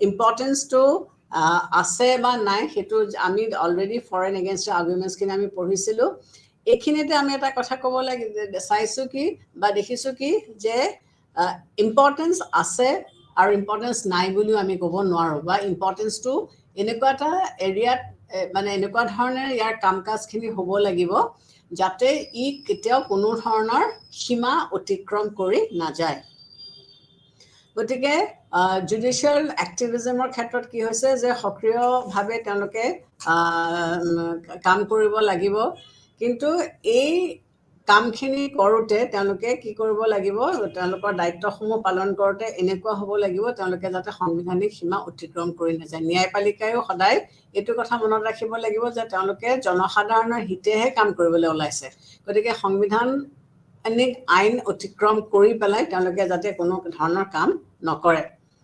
ভাৰতবৰ্ষৰ নিচিনা এখন দেশত আমি কি দেখিবলৈ পাইছোঁ যে আমাৰ যি কাৰ্যপালিকা বা যি বিধানমণ্ডল আছে বা আমাৰ যিটো প্ৰশাসনৰ ওপৰত জনসাধাৰণৰ আস্থা দিছে সেইটো লাহে লাহে কমি আহিছে গতিকে এনে ক্ষেত্ৰত কি হৈছে কিছুমান সুবিধা দিবৰ কাৰণে ন্যায় বা মানুহৰ মানে সকাহ দিবৰ কাৰণে ন্যায়পালিকা হয়তো ইয়াত সোমাবলগীয়া হৈছে বা ন্যায়পালিকাই সোমাই পেলাই কিন্তু বহুত সকাহ মানুহক হয়তো দিব পাৰিছে কিন্তু তেতিয়াও ন্যায়পালিকাই তেওঁলোকৰ নিজৰ সীমা অতিক্ৰম কৰি পেলাই তেওঁলোক কেতিয়াও আগবাঢ়িব নালাগে নেক্সট আহিছে আৰু এটা বস্তু আমি চাইছোঁ যে জুডিচিয়েল পাব্লিক ইণ্টাৰেষ্ট লিটিগেশ্যনৰ আমি সকলোৱে জানো যে কেছ ৰাজহুৱা জনস্বাৰ্থজনিত গোচৰ এতিয়া জনস্বাৰ্থজনিত গোচৰটো কিহৰ কাৰণে লাগে বা কি হৈছে আচলতে কি হৈছে আমাৰ ভাৰতবৰ্ষৰ নিচিনা এখন দেশত আমি কি দেখিবলৈ পাইছোঁ যে আমাৰ ভাৰতীয় লোকসকল বেছিভাগ ক্ষেত্ৰতে বা বেছিভাগ সময়তে তেওঁলোক কি হৈছে তেওঁলোক মানে হেৰি নহয় মানে সজাগ নহয় বা সচেতন নহয় গতিকে জনসাধাৰণৰ স্বাৰ্থৰ কাৰণে বা জনসাধাৰণৰ উন্নতিৰ কাৰণে কি কৰা হৈছে যে কিছুমান ব্যৱস্থা এইটো নতুনকৈ কনচেপ্ট আহিছে যে কেছ এটা ফাইল কৰিব এতিয়া কেছটো কোনে ফাইল কৰিব এজন মানুহ যাৰ প্ৰব্লেম হৈছে নট নেচেচাৰী যে তেওঁই গোচৰটো ফাইল কৰিব পাৰিব PILৰ ক্ষেত্ৰত কি কৰা হৈছে যে কোনো স্পেচিফিক ফৰ্মেট নালাগে কোৰ্ট কেছ এটা কৰিবলৈ যাওঁতে যেনেকৈ এটা ফৰ্মেলিটিজৰ মাজত যাব লাগে ইয়াত এখন পোষ্ট কাৰ্ডতো যদি এটা গোচৰ দি পেলাই পঠিয়াই দিয়া হয় ন্যায়ালয়লৈ তেতিয়াহ'লে বিচাৰকসকলে সেইটো লৈ ল'ব পাৰে বা সেইটোৰ ওপৰত ভিত্তি কৰি তেওঁলোকে কেছ কৰিব পাৰে গতিকে এইটো এটা এনেকুৱা এটা ব্যৱস্থা যে যদি কোনোবা ব্যক্তি কোনোবা অনুষ্ঠান কোনোবা প্ৰতিষ্ঠান তেওঁলোকে তেওঁলোকৰ অধিকাৰ যদি তেওঁলোকৰ অধিকাৰৰ ওপৰত যদি হস্তক্ষেপ কৰা হৈছে বা তেওঁলোকে যি ধৰণে বিচাৰিছে সেই ধৰণে হোৱা নাই তেতিয়াহ'লে কোৰ্টে ইণ্টাৰভিন কৰি পেলাই তেওঁলোকে নিজৰ হাতলৈ এই দায়িত্বটো লৈ ল'ব পাৰে বা লৈ আহিব পাৰে পাব্লিক ইণ্টাৰেষ্ট লিটিগেশ্যনছটো সাধাৰণতে বেচিকেলি আমাৰ অধিকাৰসমূহ যদি কোনোবাই নষ্ট কৰিছে বা আমাৰ অধিকাৰৰ ওপৰত কোনোবাই হস্তক্ষেপ কৰিছে ই কোনো চৰকাৰী ব্যক্তিয়ে হওক বা সি কোনো প্ৰতিষ্ঠান অনুষ্ঠানেই হওক বেচিকেলি আৰ্টিকেল 32 আৰু 226 এই সংবিধানে দিয়ে এই অধিকাৰখিনিৰ পৰা যদি আমাক কোনোবাই বঞ্চিত কৰিছে তেতিয়াহ'লে আমি নিজেই হওক বা আমাৰ হৈ পেলাই যিকোনো এজন মানে আমাৰ সমাজত থকা যিকোনো এটা অনুষ্ঠান প্ৰতিষ্ঠানে আমাৰ ওচৰত আমাৰ হৈ পেলাই কেছ এটা ফাইল কৰিব পাৰে আৰু এইটোৰ কাৰণে কোনো প্ৰপাৰ ফৰ্মেটৰ মাধ্যমেৰে নগ'লেও হয় আৰু সাধাৰণতে এইবিলাক কেনেকুৱা ধৰণৰ কেছত ক্ষেত্ৰত হয় যাক আমাৰ যিবিলাক অৰ্থসামাজিক বা ডিছএডভান্টেজ চিটিজেনছ আছে বা যিসকল টেক্স পেয়াৰ্ছ আছে তেওঁলোকৰ ৰাইটছ যদি হেৰি হৈছে বা পাব্লিক ইণ্টাৰেষ্টৰ যদি কিবা ৰাইটছ ভায়লেশ্যন হৈছে বা প্ৰিজনাৰ্ছসকলৰ যদি কিবা অধিকাৰ ভংগ হৈছে বা টেক্স পেয়াৰ্ছৰ কিবা অধিকাৰ ভংগ হৈছে বা আমাৰ যিসকল ৱৰ্কাৰ্ছ আছে যিসকল পেঞ্চনাৰ্ছ আছে বা যিসকল কনজিউমাৰ্ছ আছে বা কোনোবা যদি পৰিৱেশৰ ভুক্তভোগী পলিউশ্যন ইত্যাদি ইত্যাদি তেতিয়াহ'লে কোৰ্টৰ ওচৰত তেওঁলোকে ফ্ৰী লিগেল এইডৰ কাৰণে কাষ চাপিব পাৰে গতিকে এইটো এটা সুপ্ৰিম কোৰ্টৰ এইটো এটাক আমি কি বুলি ক'ম যে institutional innovation of the supreme court যে তেওঁলোকে এটা প্ৰ'এক্টিভ ৰোল প্লে কৰি পেলাই এই যিসকল ব্যক্তিয়ে কিবা অধিকাৰৰ পৰা তেওঁলোকে বঞ্চিত হৈছে বা পোৱা নাই তেতিয়াহ'লে তেওঁলোকক সেই সুবিধাখিনি বা সেই সহায়খিনি তেওঁলোকক দিব এইটো এটা ন্যায় দিয়াৰ প্ৰক্ৰিয়া পাব্লিক ইণ্টাৰেষ্ট লিটিগেশ্যন হৈছে এটা ন্যায় প্ৰক্ৰিয়া য'ত যাৰ যোনজন ব্যক্তি ডিপ্ৰাইভড হৈছে সেই ব্যক্তিজনক এই ন্যায়টো দিয়া হয় ইয়াৰ কিছুমান বৈশিষ্ট্য আছে যেনেকৈ যিজন মানুহে কষ্টটো পাইছে বা যাৰ ওপৰত অন্যায়টো হৈছে তেওঁ অকলে কোৰ্টৰ ওচৰলৈ নগলেও হ'ল বা তেওঁই যে গৈ পেলাই তেওঁ নিজৰ গ্ৰিভেন্সৰ এগেইনষ্টে তেওঁ কেছ এটা তৰিব লাগিব তেনেকুৱা কথা নহয় সমাজত থকা যিবিলাক লিগেল এক্টিভিষ্ট আছে যিবিলাক সোশ্যাল এক্টিভিষ্ট আছে তেওঁ ৰিলিফ দিবৰ কাৰণে এওঁলোকেও কোৰ্টত কেছ এটা দিব পাৰে আৰু অকল সমাজৰ যিকোনো ক্ষেত্ৰতে পিছপৰা লোকে হওক বা কোনোবাই যদি ফিল কৰিছে যে তেওঁলোক এক্সপ্লইটেড হৈছে গতিকে তেতিয়া সেই পাব্লিক ইণ্টাৰেষ্ট লিটিগেশ্যন বুলি কেছটো তেওঁলোকে দিব পাৰে আৰু জাজসকলেও কি কৰিব পাৰে তেওঁলোকে সৌমতো কিছুমান কেছ তেওঁলোকে নিজেই দিব পাৰে তেওঁলোকে যদি নিউজ পেপাৰত পঢ়িছে বা তেওঁলোকে যদি কিবা ৰিপৰ্ট পাইছে বা তেওঁলোকে যদি কিবা টিভিত দেখিছে তেনেকুৱা সেই বস্তুবিলাকৰ ওপৰতো ভিত্তি কৰি তেওঁলোকে সৌমতো কেছ এটা তেওঁলোকে তৰিব পাৰে ইয়াত যিটো PIL তেওঁলোকে কি কৰিছে তেওঁলোকৰ কিছুমান ফৰ্মেলিটিজো আছে ইনফৰ্মেলিটিজো আছে ফৰ্মেলিজম আৰু ইনফৰ্মেলিজমৰ মাজত এই PIL কেছবিলাক আগবাঢ়ে গতিকে PIL কি বেচিকেলি এভইড কৰিব বিচাৰে যে তেওঁলোকে কোৰ্টক ফৰ্মেলি এপ্ৰ'চ কৰিব নিবিচাৰে PILৰ সেই ফৰ্মেলিটিজটো তেওঁলোকে নাইকিয়া কৰিব বিচাৰিছে গতিকে তাত কোনো ধৰণৰ ফৰ্মেল পিটিশ্যনছ নাথাকে বা তেওঁলোকৰ কোনো ফৰ্মেট নাথাকে বা কোনো ধৰণৰ স্পেচিফিক মেনাৰ নাথাকে যিটো ধৰণৰ কোৰ্টত কেছ এটা প্ৰেজেণ্ট কৰা হ'ব গতিকে যিজন ব্যক্তি বা যিজন অনুষ্ঠানে ন্যায় বিচাৰিছে তেওঁ যদি পোষ্টকাৰ্ড এখনতো লিখি পেলাই কোৰ্টলৈ দিয়ে তেতিয়াহ'লে কোৰ্টে সেইটো কেছ আৰু যদি ভাবে যে এইটো শুনানিৰ কাৰণে উপযোগী তেতিয়াহ'লে সেই কেছটো কিন্তু তেওঁলোকে লৈ ল'ব যে একশ্যন এইটোৰ ওপৰত হ'ব গতিকে এইটোক হাই কোৰ্টছবিলাকে এই ধৰণেৰে তেওঁলোকে ন্যায় দিব পাৰে বা পাৰিছে PILৰ আৰু এটা বৈশিষ্ট্য হৈছে কি যে ইয়াত কি কৰে কিছু এপইণ্টমেণ্ট দিয়ে কাক এপইণ্টমেণ্ট দিয়ে লয়াৰ্ছক দিয়ে কিছুমান লয়াৰ্ছক কোৰ্টে এপইণ্টমেণ্ট দিয়ে চাবৰ কাৰণে যে কোৰ্টে যিবিলাক অৰ্ডাৰ দিছে সেই অৰ্ডাৰবিলাক প্ৰয়োগ কৰিছে নে নাই গতিকে লয়াৰৰ এপইণ্টমেণ্ট হয় যে PIL কেছবিলাক যে হৈছে সেই PIL কেছবিলাকৰ শুনানি হ'ল আৰু এই PIL কেছবিলাকৰ অৰ্ডাৰ ওলাল সেইবিলাক ইমপ্লিমেণ্ট হৈছে নে নাই এইটো চাবৰ কাৰণে তেওঁলোকে কোৰ্টত লয়াৰ এপইণ্ট কৰে আৰু লয়াৰৰ কাম হৈছে এইখিনি চোৱা চিতা কৰাটো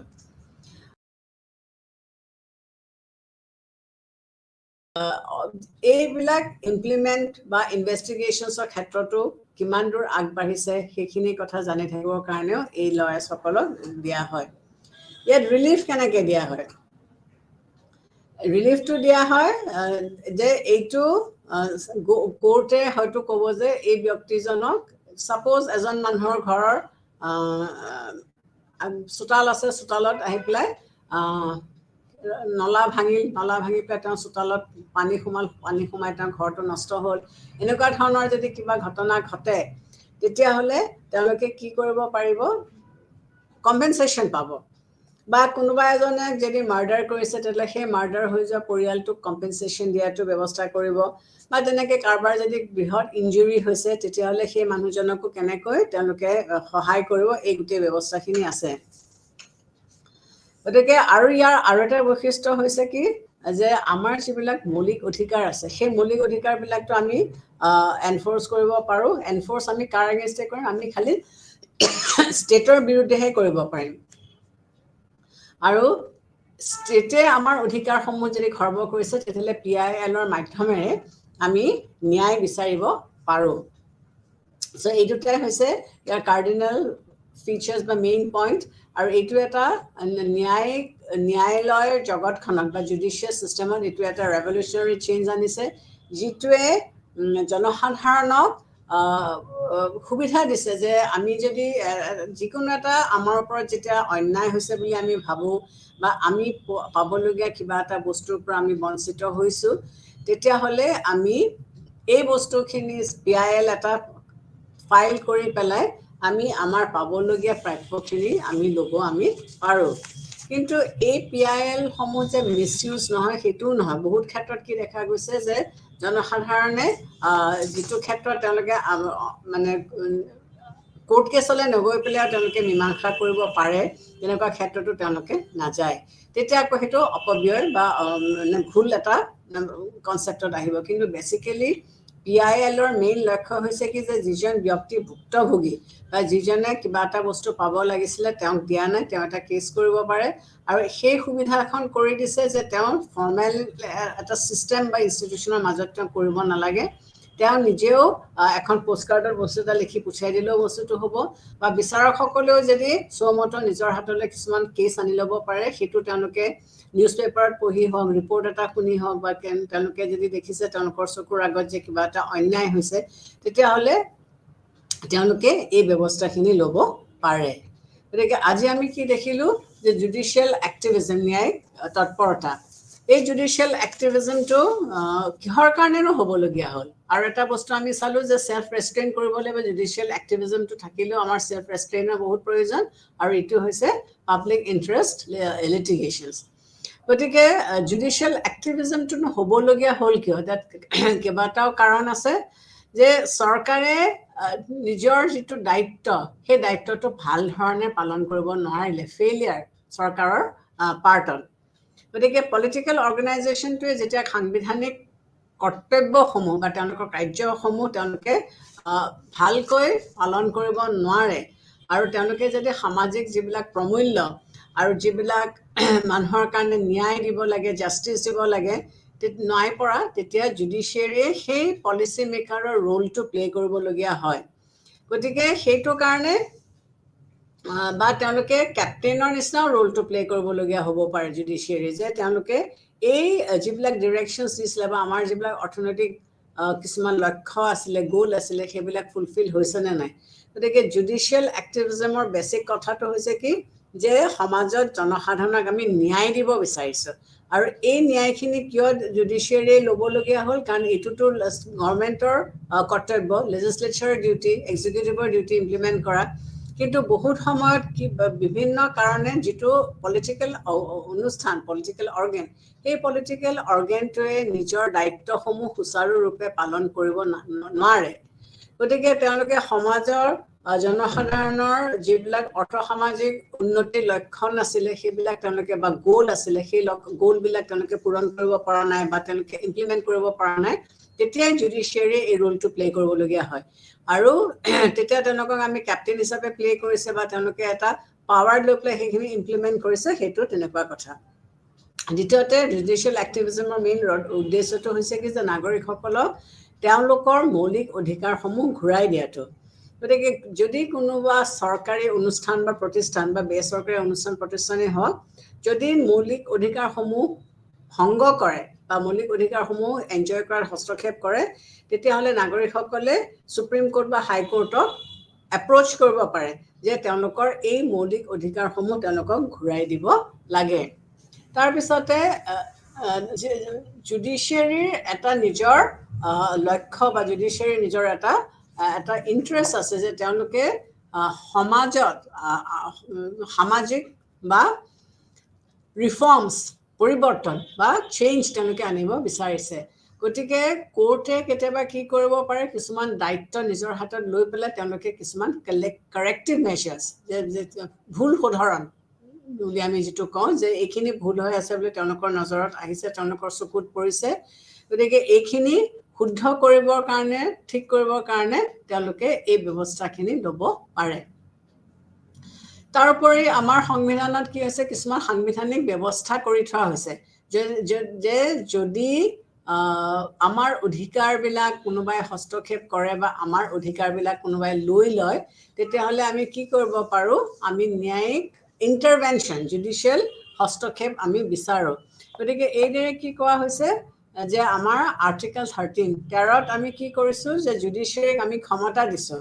যে তেওঁলোকে দৰকাৰ পৰিলে আমাৰ আইনসমূহ তেওঁলোকে বিবেচনা কৰিব পাৰিব আৰু সেই ধৰণে যদি আমাৰ মৌলিক অধিকাৰসমূহৰ ওপৰত কোনোবাই হস্তক্ষেপ কৰিছে তেতিয়াহ'লে আমি এইখিনি ঘূৰাই পাম বা আমাৰ আৰ্টিকেল 32ত যদি কাৰোবাৰ মৌলিক অধিকাৰ ভংগ হৈছে তেতিয়াহ'লে তেওঁলোকে সুপ্ৰিম কোৰ্ট বা হাইকোৰ্টৰ কাষ চাপিব পাৰে আৰু এইদৰে আমি কি কৰিব পাৰোঁ যে আমাৰ ফাণ্ডামেণ্টেল ৰাইটছবিলাকক আমাৰ পৰা কোনেও যাতে কাঢ়ি নিনিয়ে গতিকে জুডিচিয়েল এক্টিভিজমৰ মেইন লক্ষ্য হৈছে কি যে নাগৰিকসকলক তেওঁলোকৰ অধিকাৰৰ পৰা যাতে কোনেও বঞ্চিত নকৰে আৰু এইটো কৰিবলৈ গ'লে জুডিচিয়াৰী ইয়াত হস্তক্ষেপ কৰিব বা জুডিচিয়াৰী ইয়াত সোমাব গতিকে গোটেই প্ৰক্ৰিয়াটো যদি আমি বিশ্লেষণ কৰি চাওঁ তেতিয়াহ'লে আমি এটা বস্তু লক্ষ্য কৰিছোঁ বা কৰিব পাৰিছোঁ যে জুডিচিয়েল এক্টিভিজম আমাৰ কাৰণে যথেষ্ট এটা মানে ভাল ৰোল প্লে কৰি আহিছে বুলি আমি ক'ব পাৰোঁ কিন্তু সেলফ ৰেষ্ট্ৰেইনৰ কথাটো আমি মনত ৰাখিব লাগিব যাতে জুডিচিয়াৰীয়ে নিজৰ সীমা পৰিক্ৰম কৰি পাৰ হৈ নাযায় থ্যাংক ইউ